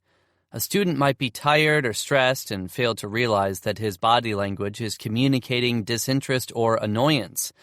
Establishing a gesture that means, "Check your body language," can be a non-confrontational way to increase students' awareness. If the student does not pick up on the gesture, check in with the student and remind her that her peers will react to body language without even realizing they're doing so. Body language is an important component of active listening as well. Offer students the chance to practice mindful body language with various adults to better prepare for job interviews and internships. One activity to build empathy among students and staff and allow students to practice effective listening is to ask students to interview teachers, custodial staff, cafeteria employees, front office workers, and any other adults in the building whom they regularly encounter but rarely engage in conversation. Students can practice their interviews with each other while you provide guidance to help them avoid fidgeting, drumming fingers, or glancing at the clock. Nodding and offering brief acknowledgement responses, right, reassures the listener that you are actively engaged in the conversation. Effective statements. The use of effective statements, also known as I statements, can improve communication and foster empathy by reducing defensiveness, avoiding blame, and encouraging students to take personal responsibility through self-awareness. Effective statements follow this formula. I feel blank when blank because blank. Model effective statements by sharing examples on the board. Remember that this technique isn't reserved for negative experiences. Feel free to model a variety of emotions. You can move forward by having students make suggestions. Ask a volunteer to share an emotion, then another volunteer to share the event, and another volunteer to provide the context. Allowing students to be silly will help lower their resistance when it's time for them to create their own statements. A possible we-do next step could be having students pair up and create effective statements for fictional characters. You could do this by reflecting on recent readings, having students read short children's books, showing clips from movies, or showing commercials. This can be especially helpful because it calls on students to practice effective statements and empathize with characters by considering the characters' perspectives and how the characters are affected by others in the story. As an alternative, provide students with a list of sentences to rewrite as effective statements. Example: You made me mad because you were rude on the playground could be turned into, I felt angry when you cut in front of me in line for the swings because I had been waiting my turn for a while. Once students understand how to craft effective statements, make this a regular part of your circles. Reflective listening. We're all guilty of it sometimes. Instead of actively listening, we're busy preparing our own responses in our minds, daydreaming, or thinking of all the reasons the other person is wrong. Instead of empathizing, we're focusing on our own thoughts or feelings. Help your students communicate more attentively by teaching them reflective listening, especially during restorative circles when emotions can run high. Reflective listening is the process of allowing one person to speak while the other listens attentively. Once the first point has been made, the speaker pauses and allows the listener to reflect back what they heard. This reassures the speaker that he or she is being heard and understood, and allows the listener to ask clarifying questions. Structure: Speaker A speaks while Speaker B listens. Encourage Speaker A to use effective statements. Speaker B reflects back what they heard from Speaker A. I think I heard you say blank. Is that correct? And did I miss anything? Example: Speaker A: I felt disappointed when you went back on your promise to get the car fixed. I was overwhelmed last week because of holiday preparation and Charlie's illness. Getting the car fixed was the only thing I asked you to help with, and when you didn't get it done, I felt unappreciated. In the future, I need you to please keep your promises or be upfront when you aren't sure you can follow through. Speaker B: I think I'm hearing that you felt unappreciated and frustrated when I didn't get the car fixed last week after promising to do so. You had a lot on your plate already, and you need to know that you can rely on me when I say I'll do something. Is that right, and did I miss anything? This forces Speaker B to carefully listen to Speaker A in order to summarize. This is not the time to daydream or prepare a defense. It also ensures Speaker A that Speaker B is listening and expressing the ideas clearly. If Speaker B hasn't understood correctly, this gives Speaker A the chance to clarify things before continuing. A blueprint for full implementation. Building empathy with students is not an event. It is a continual process that will need to be reinforced through intentional curriculum and through situations where you can use restorative practices. The following blueprint will help you build a culture of empathy that will enhance the learning environment of your classroom. Step 1. Actively reject stereotypes. Stereotypes strip people of their individuality and promote us versus them thinking. Viewing someone as other creates distance and even indifference. Foster empathy in your students by actively dispelling stereotypes. Sometimes we hear students making jokes that we know are inappropriate, but it's easier to ignore than address, especially when we overhear these jokes in the hallway during passing period or while roaming the lunchroom during cafeteria duty. If we want to create empathetic learners who will go on to become fair and equitable leaders, though, we cannot pass up these teachable moments. Stereotypes are more than hurtful. They can also be harmful. Gender stereotypes pigeonhole girls as inferior athletes and underperforming mathematicians. Girls might be so afraid of confirming these stereotypes that they simply avoid the situation. Boys can be stereotyped as hypermasculine and feel pressured to bottle up their emotions or avoid pursuing interests that others might label as girly. Racial stereotyping has a negative impact on academic achievement and test performance. Students who believe they are expected to perform poorly do not do as well as those whose abilities are reaffirmed by their peers and their teachers. Make it a habit to confront stereotypes, no matter the context. Actively reject stereotypes in your classroom by addressing jokes and comments that you overhear. Even if you know it wasn't intended to be malicious, don't condone the use of slurs by ignoring them. Instead of approaching this work with a punitive or shameful mindset, embrace the opportunity to help your students understand the impact their words can have on those around them. Have an open, honest conversation about how stereotypes are started and perpetuated, but more important, how your students can stop the cycle. Step 2. Humanize the curriculum.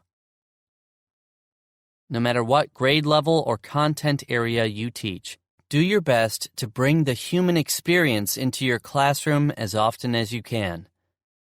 Go beyond the typical textbook coverage and include, instead, lessons about people from all walks of life. In geometry, discuss the ancient Egyptians and the pyramids. Connect your study of magnetism to that done in ancient China. Explore the stories of Nikola Tesla and Elijah McCoy and how they became the engineers whose work continues to shape our lives. Behind every lesson in every content area is a face, a story, and a chance for students to connect their experiences to the broader world. Step 3. Bring culture to the classroom. Welcoming the whole student into your classroom means creating opportunities for students to share their home cultures, and not just when a special designation on the calendar says it's time. Your students can take the lead in shaping how this happens. Most students will jump at the chance to showcase something about their culture that isn't commercially recognized or traditionally validated at school. If you need jumping-off points, consider the following. Invite students to tell the stories of their families. Be sensitive to those who may not have this information by offering the alternative of adopting a famous family. Ask students who speak other languages to teach the class how to recite the date or something relevant to the curriculum. Host a potluck and ask students to contribute a favorite family dish. Incorporate traditional dances or other elements of cultural festivals. Many resources are available to help you develop a multicultural classroom, and the best resource is your students. Step 4. Teach what empathy isn't. We want our students to care, but we don't want them to take on everyone else's problems. Part of effectively empathizing is respecting the needs of the listener. Warn students to avoid the following common pitfalls. Fixing. Remind students that it's not their responsibility to fix other people's problems. Sure, they can offer their help, but the burden should not fall on their shoulders. How can a student know if someone wants help fixing a problem? Take the guesswork out and encourage students to ask how best they can support each other. Do you just need to vent, or would you like to brainstorm solutions together? Unsolicited advice. Students might confuse being empathetic with just plain being nosy. Remind them to respect each other's privacy and not to insert themselves into other people's conversations or problems, unless, of course, they're doing so to prevent real harm. No one likes to receive unsolicited advice, and it's rarely helpful and often damaging to the relationship. Dismissing or minimizing. Part of an empathetic response is the desire to make the other person feel better. A student might be tempted to do this by trying to convince his classmate that it isn't a big deal. In spite of the reassuring intent, this response invalidates the experience of the other person and can cause shame and guilt. Overcoming pushback. The increasing prevalence of technology offers endless platforms for people to speak their minds and share their opinions. The other side of the coin is that, most of the time, anyone who disagrees has access to the same platform. This results in battles and debates over the freedom of speech and political correctness. Here are concerns that could create pushback to instilling empathy, and strategies to ensure that you acknowledge everyone's voice. Lighten up! No one can take a joke anymore.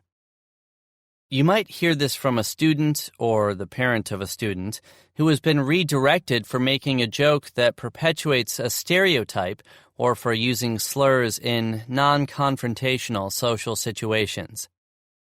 Be prepared to talk to parents and students about the negative academic impact of stereotypes and learning environments that feel unsafe or unwelcoming. Your job is to create a classroom where all learners are safe and supported. Here come the political correctness police. Students love to repeat what they hear on television or see online and reject anything that limits their freedom of expression and individuality. They might equate your expectation of respectful speaking and listening with forcing political correctness. Reassure students that they are free to express their thoughts and opinions with the expectation that they do so with respect and kindness. Unpopular opinions are welcome, and politeness isn't. The hack in action. Seriously, every time I look at Mr. Costa, he yells at me. He hates me, and I didn't even do anything to him, said Alan, as he was talking to me about his study hall. This was a common theme of my conversations with this student. Alan's most frequent behaviors were classroom distractions, being off task, and insubordination. I facilitated a restorative mediation with Mr. Costa and Alan to figure out what has been going on and to repair the harm. I first asked Mr. Costa to go through what had been going on in the study hall. Mr. Costa stated, "Well, Alan loves attention. He walks into class with his headphones so loud the entire class can hear it. He refuses to pull out his laptop and work, and when I redirect him to take out his laptop, he will just completely refuse to work. I ask him again, and he will even walk out of the study hall sometimes. It's completely unacceptable, Alan." I then posed the same question to Alan, and he stated, "I always have my headphones loud. My laptop was dead yesterday and I didn't have a charger. You didn't ask me to work, you just yelled at me. The second time you said something, I walked out so I wouldn't say anything stupid. I think I did good." I then asked Alan, "How do you think Mr. Costa feels when he has a quiet study hall and a student walks in with headphones loud enough the entire class can hear it?" "I don't know," Alan said. "Probably mad if it was already quiet." "It just causes a lot of disruption and stirs people up some," Mr. Costa stated. "I just want it to be a good learning environment for everyone." "Didn't think about that," Alan continued, looking down at the table and fidgeting with a pencil. "Can you explain to me why you didn't tell Mr. Costa your laptop was dead yesterday and that you didn't have a charger?" I continued to drive the mediation. "He should have known because it wasn't on," Alan mumbled. "Alan, I couldn't tell and I didn't know that. I also had to talk very loudly for you to hear me due to your headphones being so loud," Mr. Costa said firmly. I quickly jumped in with, "Thanks for sharing that, Mr. Costa." Alan thought you were yelling at him when he paused his music. "If I didn't have my headphones so loud, I would have heard you. I should have asked to borrow a charger," Alan replied. This mediation allowed Alan and Mr. Costa to see each other's perspective, have an open dialogue around the conflict, and discuss next steps. Gaining perspective is one of the main components in developing empathy. Now that they both have an insight into their displaying behaviors, teacher speaking loudly and student refusing to work, they both have better ways to work together during study hall. Restorative discipline relies on the investment of the community and its commitment to everyone's well-being.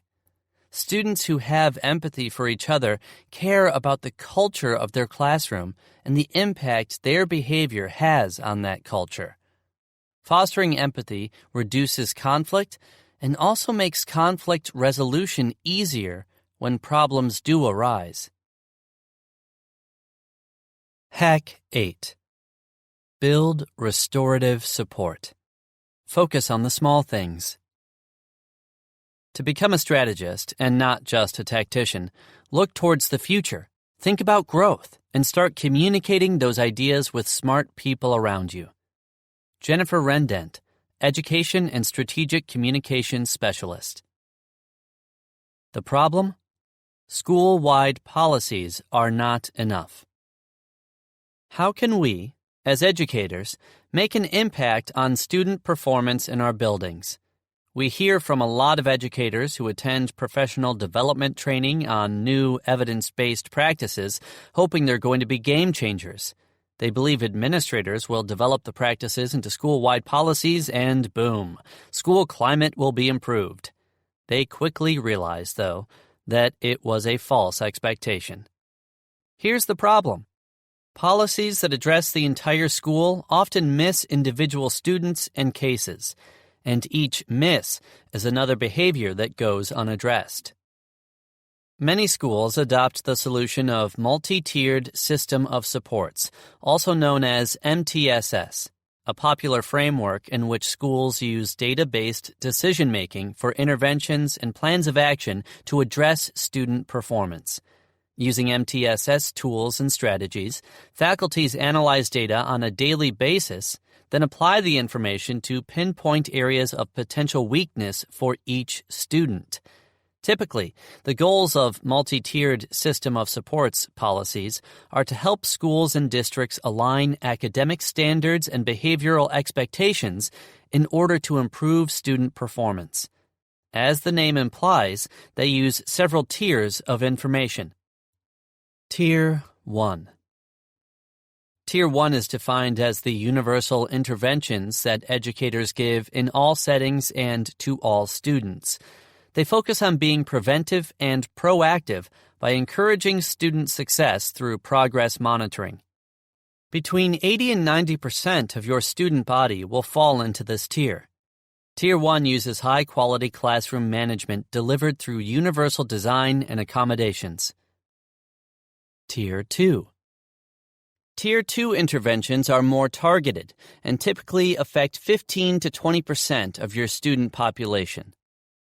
This tier is where educators utilize selected standardized interventions, individualized monitoring, and individualized assessments.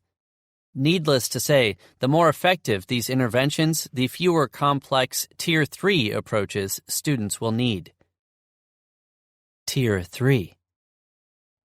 Tier 3 interventions are intensive and include 3 to 5% of your students.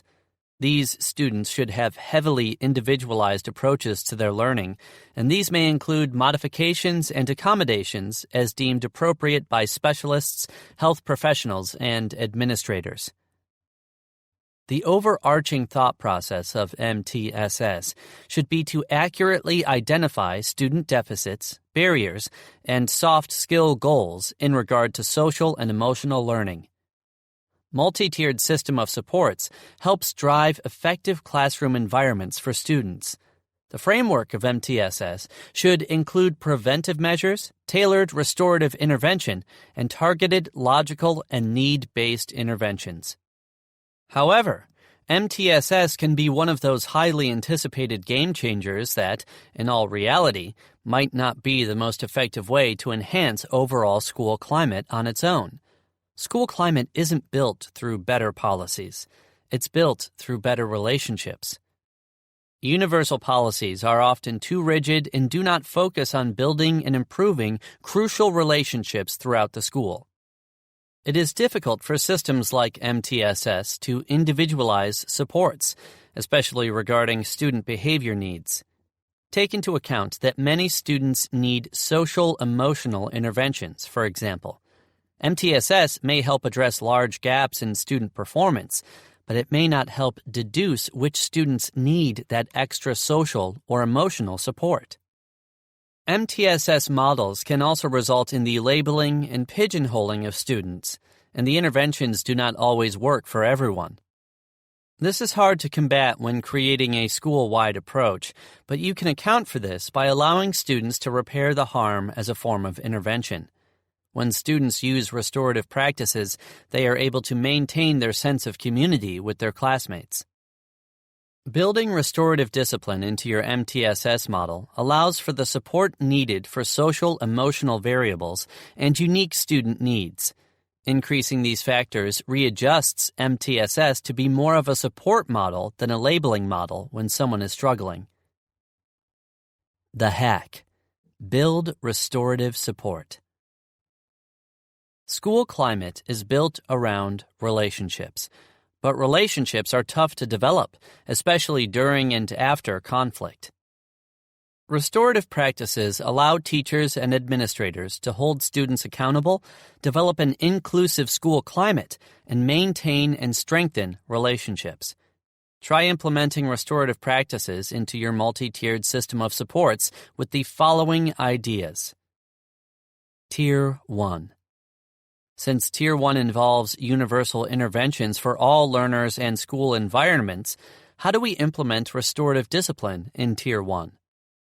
Use restorative language throughout the building. Practice circles to create a culture of restorative practices. Create clear and consistent expectations. Tier 2. Tier 2 interventions are more targeted, so the restorative discipline component should be strongly utilized when conflicts present themselves. How can we add restorative practices within this MTSS tier? Execute restorative mediations on a regular basis. Allow students to participate in decision-making and repair the harm. Reach and encourage growth mindset thinking. Tier 3. As the most intensive interventions, Tier 3 supports are already individualized. To implement restorative discipline at this stage in the process, your school culture will need to embrace effective, data-based practices such as create an empathy-driven culture, encourage mindfulness in all students and staff, adopt a relationship-first motto.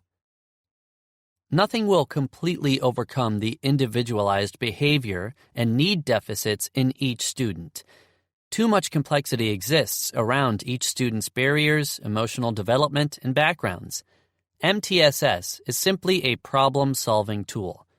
With restorative discipline integrated every step of the way, however, a positive climate becomes achievable. Together, the two practices will collaboratively enhance classroom culture, school climate, and student productivity. What you can do tomorrow. Any school that utilizes MTSS will tell you that it takes time, practice, and collaboration to implement. Adding in restorative practices probably feels as though it will take your team forever to improve school climate. Our best recommendation is to get organized and take it one step at a time. To begin integrating and testing out restorative discipline within your MTSS right away, check out these strategies. Prevention matters.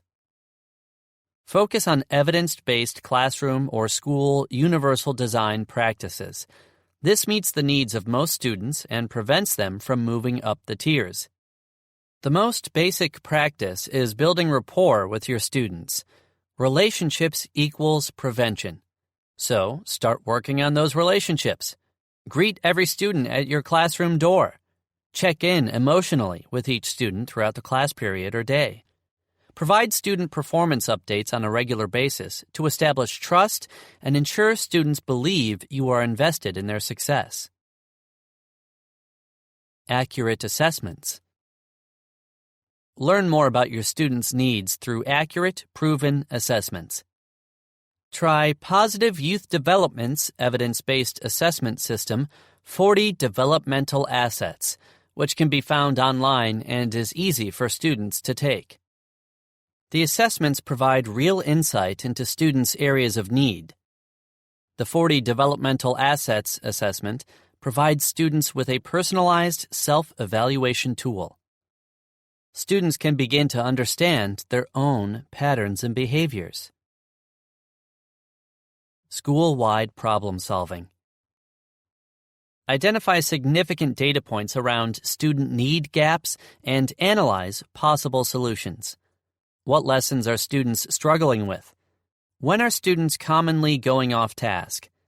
Craft a plan to correct or support your instruction.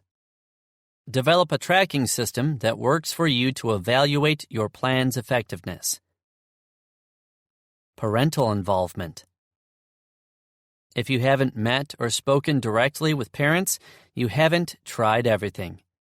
When you meet with the parents, you won't get them on your side by telling them how horrible their child is. Show them you care about their child. Many more supportive and happy parents exist than not. You just don't hear much from the people who are happy. Commit to a schedule of calling parents at the end of the day. Start with 2 or 3 on your first day and continue this routine until you've reached them all. Discuss the positive and negative patterns you've observed through the data you've collected and analyzed. Work together to keep your students on track toward success. A blueprint for full implementation. This hack helps you make an outline using restorative discipline to create an MTSS model built around culture. In the same breath, you have to remember to adapt and identify personal solutions for students. What works for one student that day might not be effective for a different student on that same day. In fact, what works for one student today might not work for him tomorrow. The key is to be flexible and adaptable to the needs of students. The 4 essential components of MTSS are screening, progress monitoring, multi-tiered support or preventative system, and data-based decision-making. Step 1. Screening. Utilizing an evidence-based screening tool is essential to comprehensively meet student needs. Positive Youth Development offers the 40 Developmental Asset Surveys to compartmentalize internal and external assets. Internal assets include commitment to learning, positive values, social competencies, and positive identity. External assets include empowerment, support, boundaries, expectations, and constructive use of time.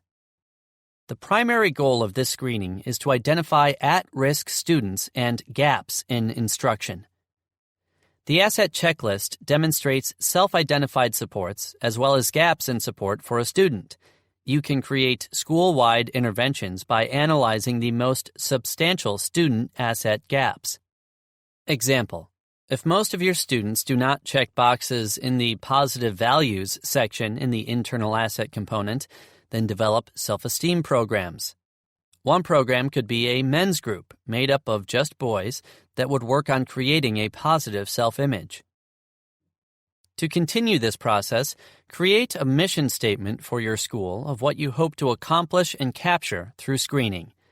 Post this statement in a visible spot and communicate it to all stakeholders, including students, staff, parents, and community members. Also, prominently display the statement on your school website. Example: we believe in using restorative practices, supporting mental health and specific disability needs, motivating, encouraging intrinsic system changes, and targeting soft skill training to assist students through every aspect of their development. Create an evidence-based and culturally responsive framework to improve student outcomes. This screening will also help you identify students who are at risk and need more help than the average child. Step 2. Progress monitoring. Progress monitoring is essential for evaluating student support systems and responses to interventions. It also allows the educator to pause and reflect on the instruction, the student's growth or challenges, and the overall classroom culture. Likewise, it can allow students to reflect on their own growth, both academically and behaviorally. To establish a progress monitoring system in your school, ask yourself what you need to track most closely. You might begin with where your school needs to improve, such as in attendance or tardiness. Other systems might focus on test results, depending on what improvements you want to make in your school's culture. Each week, consider progress monitoring attendance compared to every period of the day. This might include grade-level attendance, teacher-by-teacher comparison, tardiness, grade-level tardiness, and tardiness by class hour. Subject mastery, which includes in-class testing, formal standardized testing, practice standardized testing, and college or career placement testing. Discipline, which includes number of referrals to the office, number of suspensions in and out of school, number of expulsions, number of repeat offenders, and most common referral codes reported.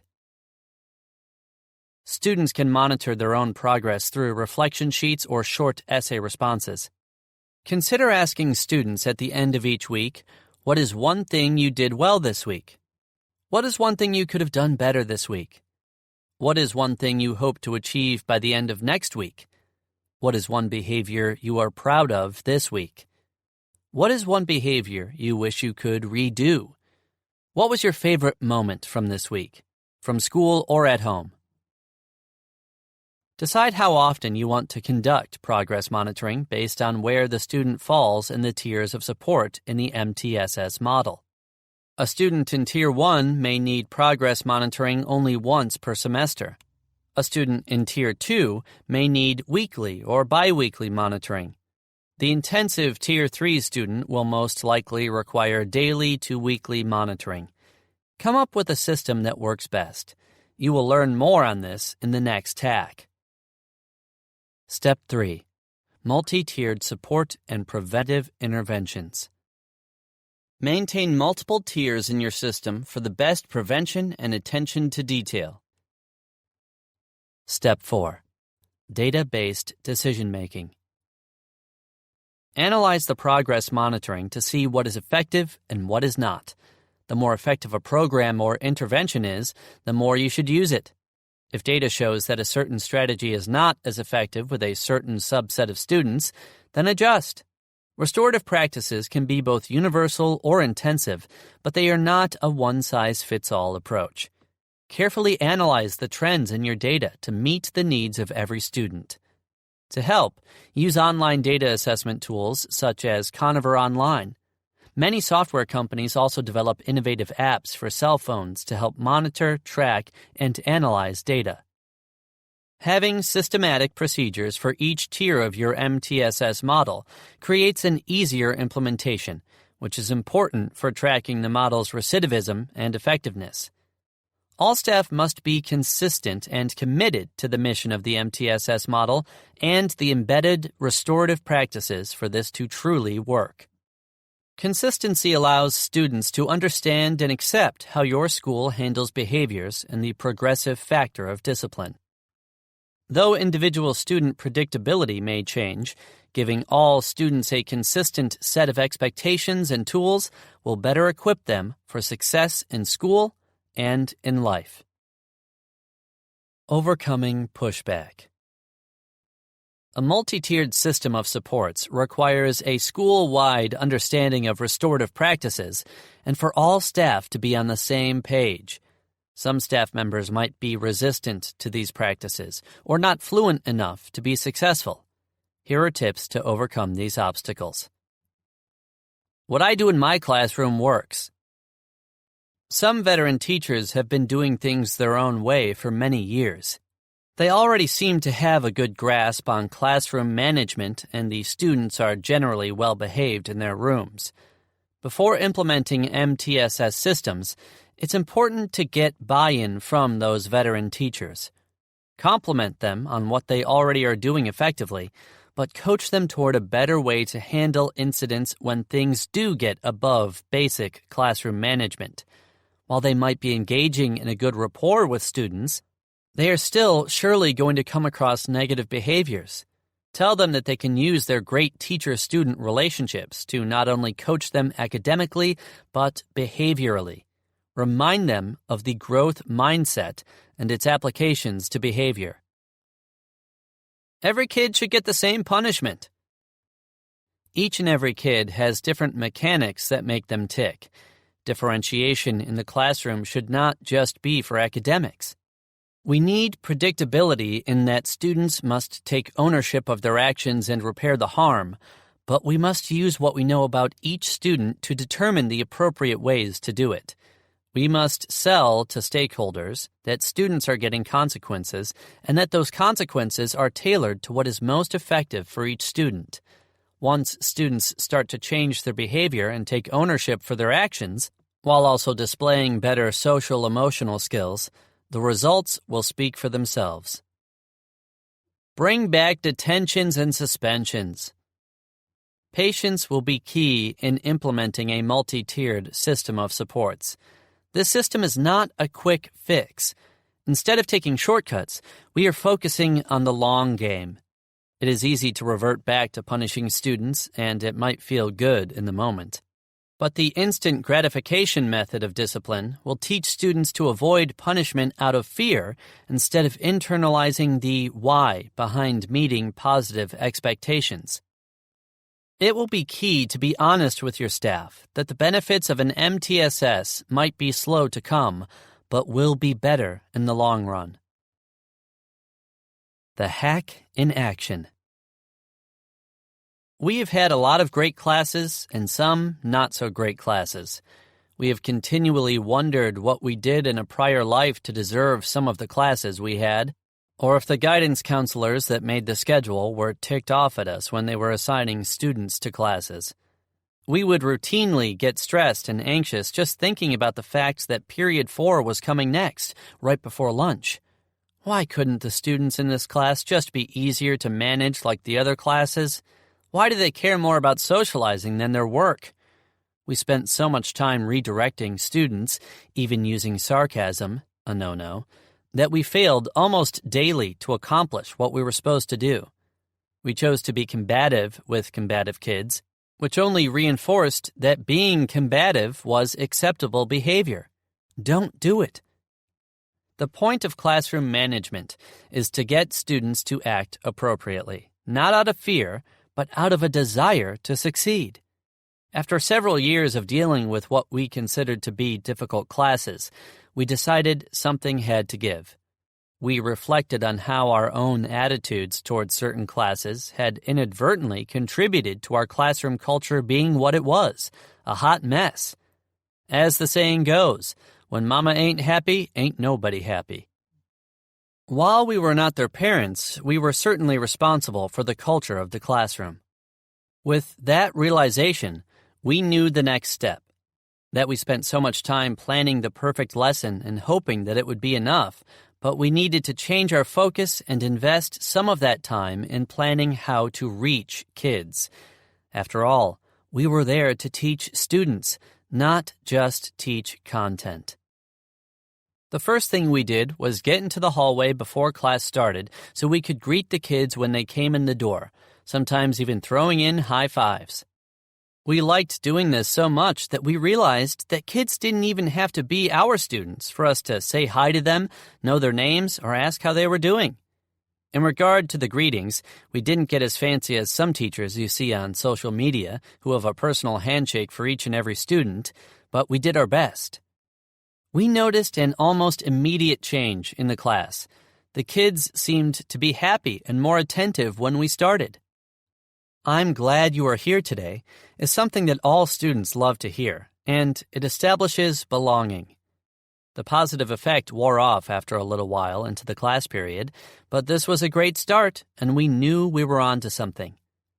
Next, instead of calling out negative behaviors, such as "get back to work," we started calling out the students who were doing the right thing. For example, "I like how Amber is being studious in using her resources." Lo and behold, the kids who were off task also wanted to be recognized for being on task. While this worked for many kids, there were always exceptions. For students who needed more redirection than others, we always made sure to have 3 positive touch points for every negative interaction. We looked for ways to catch them being good, figured out what their interests were, and made sure we always had non-academic conversations with them. For example, Charles had a major lack of motivation to do anything, often resulting in off-task behaviors instead of what he was supposed to be doing. Through our non-academic conversations with him, we realized that he loved video games. Although we hadn't played video games since we were in high school, for all Charles knew, we loved video games too. We would often ask him which games were best and what strategies he used in those games to get him to engage with us. After a couple of minutes of talking about video games, we could usually get him to do his work by either informing him that the more work he did in school, the more time he had to game, or by helping him find an interest in game design and keeping him motivated by doing what he needed to do to get into a game design program in college. A major lesson that we learned was that students should just do their work, but that it rarely works that way. They aren't paid. They didn't choose to be there, and their brains aren't fully developed. This is why engagement and relationships matter. We must also sell the importance of what we are doing every day and make sure kids know that we care about them. These interventions for Tier 1 and Tier 2 students can be specialized and adjusted for students across the board, even those who require Tier 3 level interventions. Relationship building and positive classroom management meet the needs of most students. We must always start there. Meeting the needs of all your students in the form of high-quality classroom teaching and management is the most common preventative tool. Students may need additional support and accommodations to help them succeed, but delivering these things in a way that reaches all students is key. Restorative practices create a culture of success that can be facilitated in every tier of the MTSS model. Knowing your students' needs and having them identify their personal needs are the keys to creating data-driven decisions. Hack 9. Create a snapshot. Use data to track behaviors, coach students, and address recidivism. Most of the world will make decisions by either guessing or using their gut. They will either be lucky or wrong. Suhail Doshi, founder, Mixpanel. The problem: we don't know what we don't know. Many teachers reportedly are frustrated by a lack of administrative support with some of their most difficult students. The same students get away with doing the same things on a daily or weekly basis, disrupting the learning environments of other students. Many teachers feel powerless when it comes to giving out consequences or fear looking bad and being judged by their administrators if they ask for help or send a kid to the office. Other teachers feel that when they do send students down to the office or ask for help, nothing changes. Conversely, administrators hear from staff about the students who do whatever they want in the school because they are supposedly free to do so. As an administrator, I often ask what steps teachers have taken to build relationships with those students and how they have partnered with parents to help the students grow. The next thing I do is review the log entries in our student information system to understand what infractions the student has incurred, where patterns exist, and the action steps taken to flip the student's behavior. I consider many questions, including how many times has this student done this? What consistencies exist? How many other learners are exhibiting the same behavior? Are the expectations clear? Is there any bias? Is the teacher fixating on particular behaviors? More often than not, the students have no track record of behaviors logged, the parents have not been contacted, and teachers cannot adequately explain the steps they have taken to build relationships with the students or correct the behaviors, beyond verbal warnings or calling them out. Sometimes, those same students are having problems in other classrooms with other teachers, but due to a lack of evidence, teachers try to solve the problems by themselves rather than as collective units with other teachers, parents, and administration. Proper record-keeping is necessary for data to become actionable. Teachers need a user-friendly system that has the proper supports built in and is accessible to the right stakeholders. If systems are convoluted or non-existent, teachers and staff members do not put in the effort to properly track student behaviors. Administrators cannot determine an actionable consequence for a student if no clear track record of classroom problems exist. Neither teachers nor administrators can be consistent and fair with discipline if a system is not in place to keep students accountable for their actions. Teachers and administrators must have current and real-time data in order to effectively take action on correcting behaviors. A student who committed an infraction today will not likely learn from the mistake if corrective action occurs a week or more later. For larger schools, this is not an easy feat, as administrators might have a lengthy list of disciplinary issues to address each day, multiple parents to contact, and a difficult time balancing their other responsibilities. School leaders must work in tandem with instructors to create a mutually beneficial system of support through data tracking and restorative solutions. The hack. Create a snapshot. In order for a school to maintain high expectations academically, emotionally, and behaviorally, it must have a clear, concise, and consistent vision for success. Students face different expectations, rules, policies, and consequences that change from classroom to classroom, teacher to teacher, and administrator to administrator. Inconsistency causes confusion, which creates a moving target of what success looks like. Students want to be successful, parents want to help students be successful, but everyone needs to know how. Schools collaboratively must develop a school-wide system for collecting and managing student behavior, as well as establishing school-wide measures of success. This system needs to be easy to understand, easy to navigate, backed by best practices, and used consistently and fairly by all school employees. Academic or behavioral expectations don't mean much unless students know what they are, students know exactly how they are being measured, students are being held accountable to them, and students receive feedback and coaching on them. As educators, we often are either bombarded by too much data that we do not have time to use, or faced with a lack of reliable data. We usually have more data than we know what to do with when it comes to academic results and state tests, yet have insufficient data about the why behind the academic data. We know which students did well and which subgroups of students achieved at what level, and we even know exactly which questions were missed and by whom. But we often do not put attendance, behavior, motivation, home life, and other variables beside the academic data, which means we're not getting the full picture. If your school does not have a tracking system, you need to create your own or purchase a platform that meets your needs. This will help you examine the frequency of behaviors among individuals and groups of students. A simple way to create your own system is through Google Sheets. In one document, create a tab for each of your classes. In the far left column, list your students. Create a column for the date, a description of the behavior, the consequence you gave, and any action steps you took. At the end of the week, review your data to determine the efficacy of your restorative practices. You may need someone with Google Sheets experience or a collaborative online substitute who can add cumulative levels or points that incur from infractions into one column, which leads to a multi-tiered system of supports of restorative actions.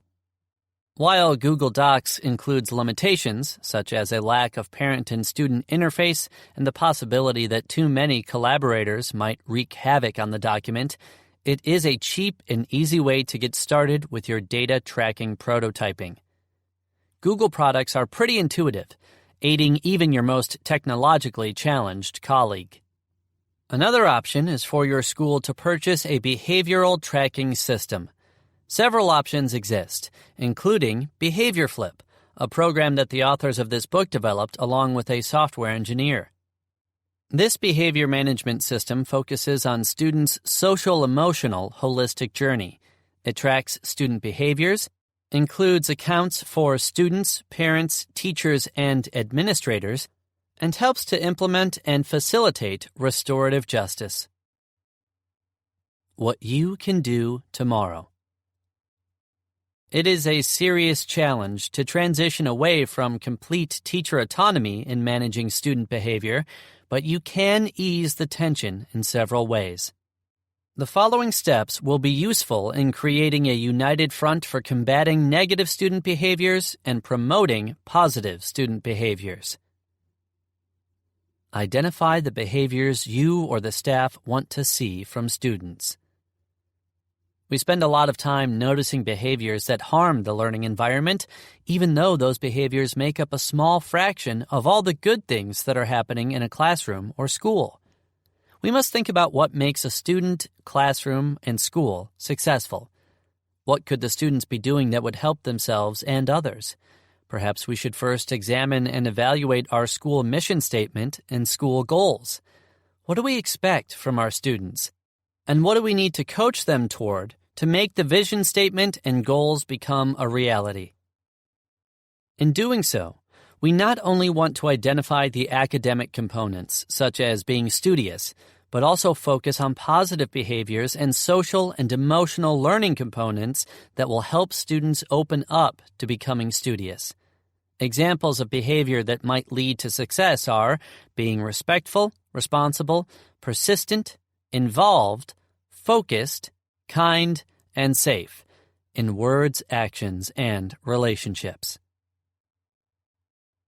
Identify the most problematic behaviors. Chances are you will have an easy time identifying the behaviors that you believe to be barriers to success in the classroom and school. It is, after all, the talk in many staff lounges, staff meetings, or hallway conversations. While countless behaviors drive us nuts, it is important to focus on the behaviors that have the largest consequences on a positive classroom learning environment, academically, socially, and emotionally. While texting during class might be annoying, this is probably not the sole behavior that causes a student to fail her midterms. An easy way to determine behaviors that have the biggest negative impact might be to take a look at the behaviors that were identified as critical for student success. For example, if your administration believes it is important for a student to be responsible, then a problematic behavior would be a lack of responsibility. Another example might be respect. A positive classroom environment needs respect, and the lack of it has a detrimental effect on the students as well as the classroom environment as a whole. Long story short, you need to develop umbrella behaviors that can get more specific when developing the school-wide or classroom system for tracking and managing behaviors. For example, an umbrella behavior might be responsibility, and the specific items that might fall under that umbrella include no late work and bringing supplies to class. An umbrella behavior might be share the space effectively, and the specific items that fall under that umbrella could be not interrupting class to ask a friend for gum and then leaving that gum stuck to the carpet. Identify a behavior committee or team. Find a variety of stakeholders, staff members, administrators, and possibly even parents or students, and form a behavior team. Make sure this team has a solid understanding of student behaviors and gets acquainted with details around restorative discipline. It's important for this group to focus on how to coach students toward better behaviors instead of simply punishing them. This team will begin the process of synthesizing positive and negative behaviors that they want to track using data. They will also be the team that analyzes the data and makes action plans to help combat negative behaviors and promote positive behaviors. It is critical that this team is committed and dedicated to keeping up with best practices in discipline, attending meetings, and contributing to the group. A lot of committees start off strong and fizzle out, so it will be important to nominate a strong committee chair who is organized, efficient, and a good delegator. A blueprint for full implementation. Finding a way to actually implement and sustain a school-wide system successfully will take a lot of work, patience, and revision. It's critical for key staff to be involved in the process and work through the bumps and bruises as a team, and it will be well worth it in the long run. Create a sustainable system for tracking data, as well as actually using the data for improvements to get the most out of the process. The following steps will put you and your school on the pathway toward success. Step 1. Pilot your behavior tracking system. Countless systems, programs, and initiatives out there fall flat on their faces to the frustration of all involved who spent countless hours in meetings, vetting the programs, and doing the research. One of the biggest reasons new initiatives fail is that they went too big too soon without an appropriate rollout plan. We recommend that you start small so you can flush the flaws and frustrations out before things get too big. Starting with a small group of teachers allows you to work out the kinks before you take the system school-wide, at which point you'll have an entire school and board of directors to deal with. Start with just a few classrooms or even a single classroom by simply tracking positive and negative behaviors. Ask stakeholders for feedback and implement changes as necessary. Evaluate the big picture concerns of whether the tracking system does what it was meant to do and is user-friendly. Some students might get intensive levels of interventions way too quickly. Some tracked behaviors might be too trivial. Some behaviors that you need to track might not be included, and many other variables can come into play when first piloting the tracking system. It is easier to fix these basic mistakes in functionality or to identify what training staff needs if a tracking system is purchased, if only a few teachers are piloting the system. Step 2. Use data to reflect and improve. Letting history repeat itself is a common offense when it comes to student behavior. Behavior is often inaccurately recorded, and the notes are not used effectively, even though behavior is one of the leading causes of success or failure in school.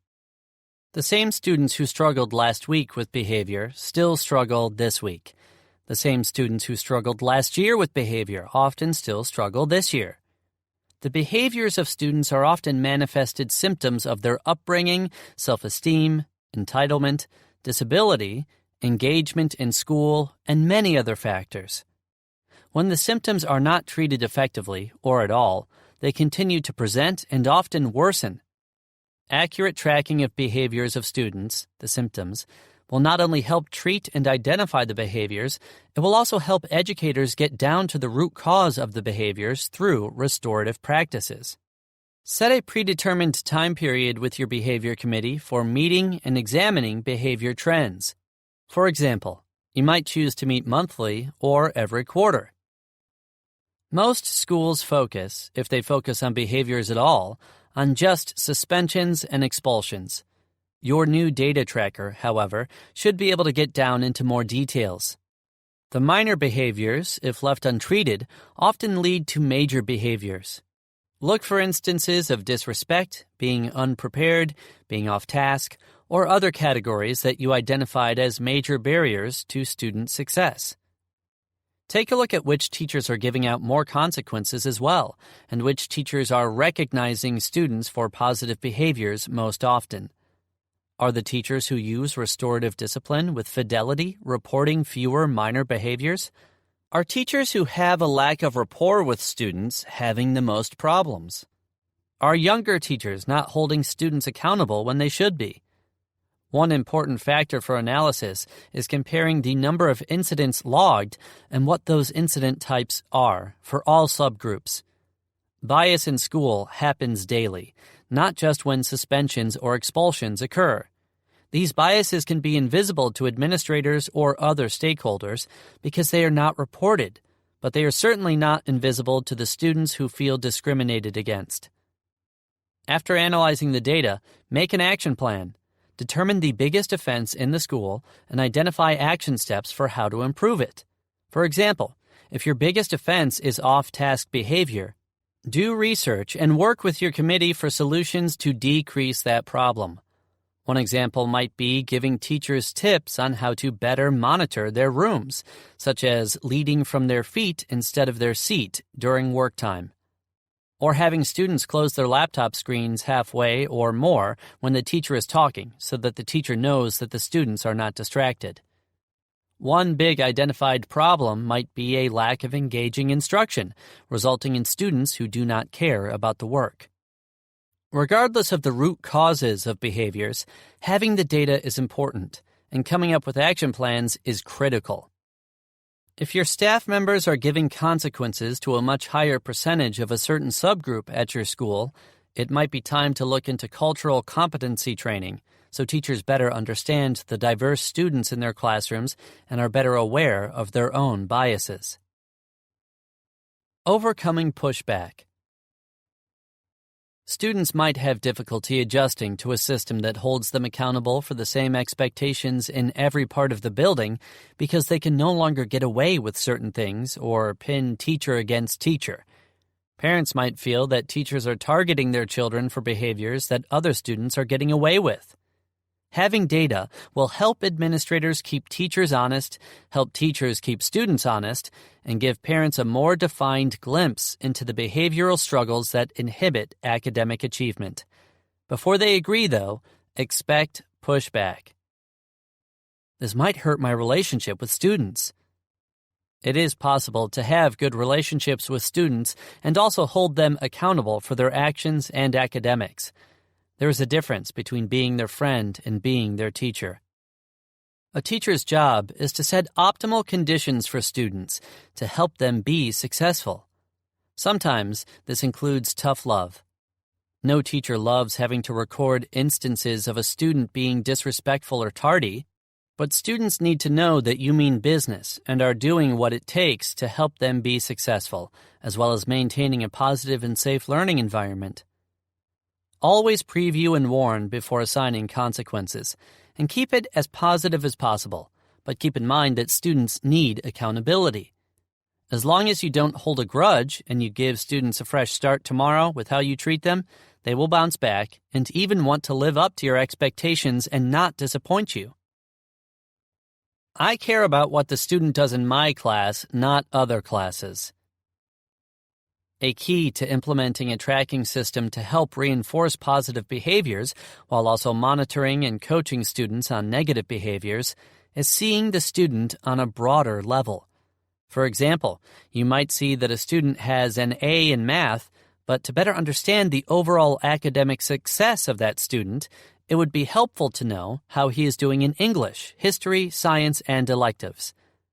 Think of a school-wide data tracker as comparable to a GPA, reporting on the overall behavioral health of a student while also giving you the ability to take a unique look into each classroom for each student to identify where the student is struggling. Once a student has a united front for combating negative behaviors, educators will be able to use patterns and trends in student behavior to create real change. If a student is chronically tardy to all classes, it can be fixed more quickly than when teachers have different ways of dealing with tardies, the teachers don't know about the tardies in the other classes, or some teachers don't worry about tardies. Instead, imagine that one student has been tardy to 3 different classes that day and has been tardy numerous other times that week. When all of those tardies are tracked together, the student can receive corrective action after hitting a threshold established by the system and take accountability for his or her actions. Teachers don't have enough time to do this.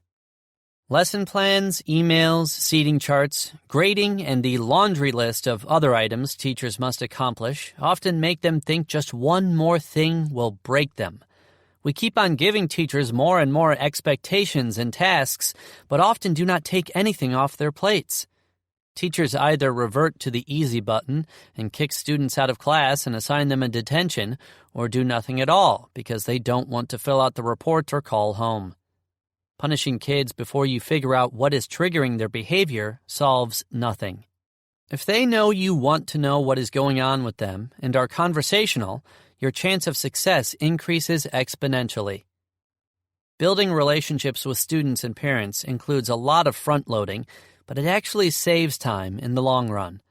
Think how often and how much time you spend on discipline, distractions, tardies, and tracking down missing work. If we spent more time getting to know students and their triggers, we would spend less time dealing with their behaviors. We must keep in mind as educators that we are all on the same team, and our team should also include parents. Parents might be in denial about their child's wrongdoing, and it might take extra time to meet with parents, but put in the effort anyway. Once you have built a relationship with a parent through positive conversations about their child, the parent is usually more receptive to working with you on behavioral problems. If behaviors still persist, managing and tracking those behaviors will get students the help they need to take corrective action, learn from their mistakes, and build empathy. Behaviors left undocumented and undealt with will worsen over time, and punishing behaviors without coaching will simply teach students to live in a carrot-and-stick system where they don't truly change for the betterment of themselves and others. Investing time in growing students through coaching and enforcing restorative justice will lead to fewer headaches later and better student citizens in your classroom. The hack in action. Having a way to track behaviors, both positive and negative, empowers staff members to hold students accountable, while also building the skill sets needed for students to succeed. Purdue Polytechnic High School in Indianapolis, Indiana, is a unique school in that students do not have a set bell schedule for the semester. In fact, the bell schedule changes weekly based on student needs and what is going on that week academically and with field trips or other special events.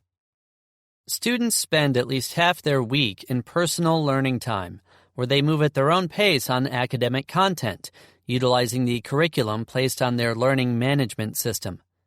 During personalized learning time, students can choose which area of the school to work in. If they need math help, they go to the quant lab. If they need science help, they go to the science lab. If they need help in English or history, they go to the comms lab. While it is great to empower students to take ownership of their learning, make their own schedule, and prioritize their time, it is also a chance for students to showcase a plethora of unfortunate behaviors. We all have heard the phrase, "Give someone an inch and they'll take a mile." And that is exactly what some students choose to do with so much freedom. Teachers were seemingly spending more time redirecting students and dealing with behavior problems than actually coaching students on academic content.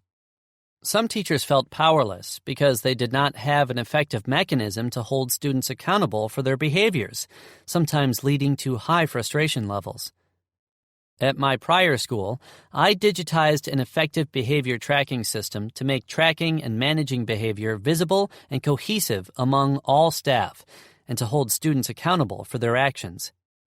I created a Google Doc titled BehaviorNet that became the go-to spot for staff to log minor behaviors. This was successful once all staff members became fluent in how it worked. When I saw that teachers were struggling to manage student behavior, I showed what I had used at my previous school to a few teachers with mixed reviews.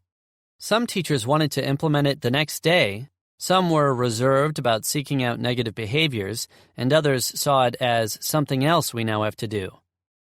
After prototyping the behavior management tracker, BehaviorNet, during summer school, more teachers saw the usefulness of having a way to monitor and track student behaviors.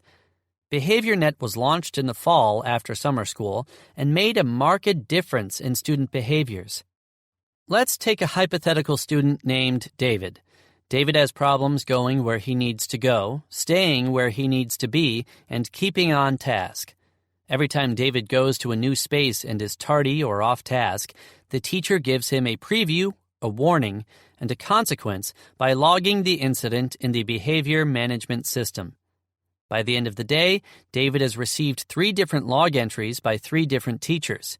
David still does not learn from his behavior and continues with similar behaviors for the rest of the week. The dean looks at the behavior management document and sees that David has accumulated 8 log entries this week, primarily for off-task behavior and tardiness. In many schools, David has not done something terrible enough to warrant an office referral, so he might go on continuing his behavior without any interventions. But the dean realizes that these numerous minor behaviors are causing David to be unsuccessful while also frustrating teachers. The dean brings David in for a restorative intervention to build empathy for those affected by his actions and how it causes him problems, and helps David make a plan for improvement. As it turns out, David actually had a hard time figuring out what to do in his online work and how to manage his time, and had reverted to avoidance as a coping mechanism rather than seeking help from his teachers. As a result of the meeting, David better understood his options and improved his academic success. To achieve a successful multi-tiered system of supports, your data must be readily available to continually analyze. If a school uses an effective electronic system to track data, staff will have less paperwork, make decisions more quickly, and have more time to focus on academics. The most important data is not just about improving proficiency on standards or lowering the number of discipline infractions. It reflects how many students feel loved, had breakfast that morning, feel supported, are happy, and have hope. While the discipline data will be extremely useful in targeting behaviors and holding kids accountable, be sure you get to know the story behind the data before doling out consequences. Once we get to the root cause of the behaviors, we can enact lasting change with students. Schools need to promote positive behaviors and combat negative behaviors as a cohesive unit. Creating a positive culture where students are treated equitably while also receiving coaching on behaviors requires proper reporting, effective execution of restorative practices, and analyzing behavioral data. We must pay careful attention to the behaviors that are not quantified by referrals, suspensions, and expulsions. We have numerous committees that revolve around academics and extracurriculars, but few schools have a committee that focuses on behavior data, even though behaviors are often one of the biggest strains on a school. We must identify disproportionality, provide professional development, and enact action plans to properly serve all students. We must get staff and stakeholders on board to see the long-term benefits of coaching students instead of punishing them. Conclusion. Students need to be heard and understood. Students are not inherently troubled. We must dive into behavior as we do any learning deficiency in the classroom. When we identify that the old carrot-and-stick discipline philosophies actually create more opposition, exclusion, and labeling, we can begin to truly address this rising epidemic.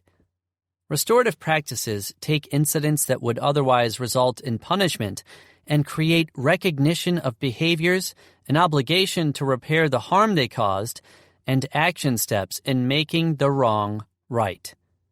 Emotional regulation isn't taught. It's learned. Students are not adults. They need help with time management, study skills, prioritizing tasks, social skills, and character development. Instead of assuming immaturity or irresponsibility, assume they need coaching. We need to focus on supporting students who are not polished emotionally. This is why they need someone like you to help them grow. Don't get mad at kids if they aren't problem-solving. Teach them how to do it over and over. Many adults still need help problem-solving. Communication is tough.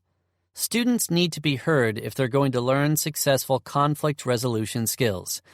Preaching what is right to students does not reach them. To grow, students need coaching, modeling, and consistency in expectations. It is quick and easy to punish students for minor behaviors, but it rarely leads to long-term change. Most students do not cognitively think out their actions in full. This is a fact. They are impulsive and often do not understand the implications of their actions. We must help them want to do the right thing and to think extrinsically. We must be intentional about teaching students the skills they need to be successful, but even more so, redirecting them when they make a mistake so they know what they should have done to be successful. If you want to change kids' behavior, look for instances when they are doing the right thing and praise them.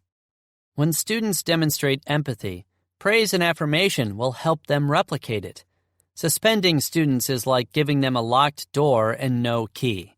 Restorative practices mean giving students the key to not only stay out of trouble, but to unlock their potential to achieve.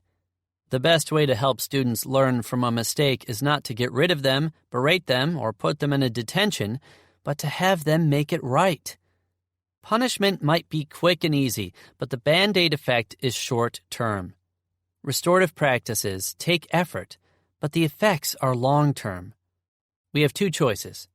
Try to correct behavior by continuing to punish, or spend time building relationships, getting down to the root of issues, and helping students repair the harm they caused.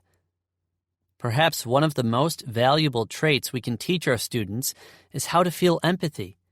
Empathy is not shaming students or making them feel bad, but teaching them to understand those who have been affected by their actions, as well as the need to repair the harm. For example, if a student throws food in the cafeteria, the logical consequence would be for the student to clean the cafeteria and make it right with the cafeteria staff and custodians. On their own, students might simply see food on a table or on the ground, but not see how it affects others. Students grow up in a self-centered society where impulse and the in-the-now moments often drive actions, versus thinking before acting and reflecting upon their actions afterward. It doesn't matter how good a plan, program, or vision is if you don't have investment and input from others. Restorative practices do not just happen. They are activities that all of your education stakeholders believe are best for students. A school community behind restorative practices can help launch your school into a world of fewer suspensions and expulsions, increased student achievement, and an amazing and collaborative school culture. We all want to be part of creating an environment where others are happy to work, where parents are happy to send their kids, and most important, where kids feel safe, empowered, and want to learn. Restorative practices can make that happen and improve everyone's lives at the same time. This concludes Hacking School Discipline by Nathan Maynard and Brad Weinstein, narrated by Brian Holden. Copyright 2019 by Times 10 Publications. This unabridged audiobook is published by arrangement with the Paperless Classroom, LLC, and was produced in the year 2020 by Tantor Media, Incorporated, a division of Recorded Books, which holds the copyright thereto.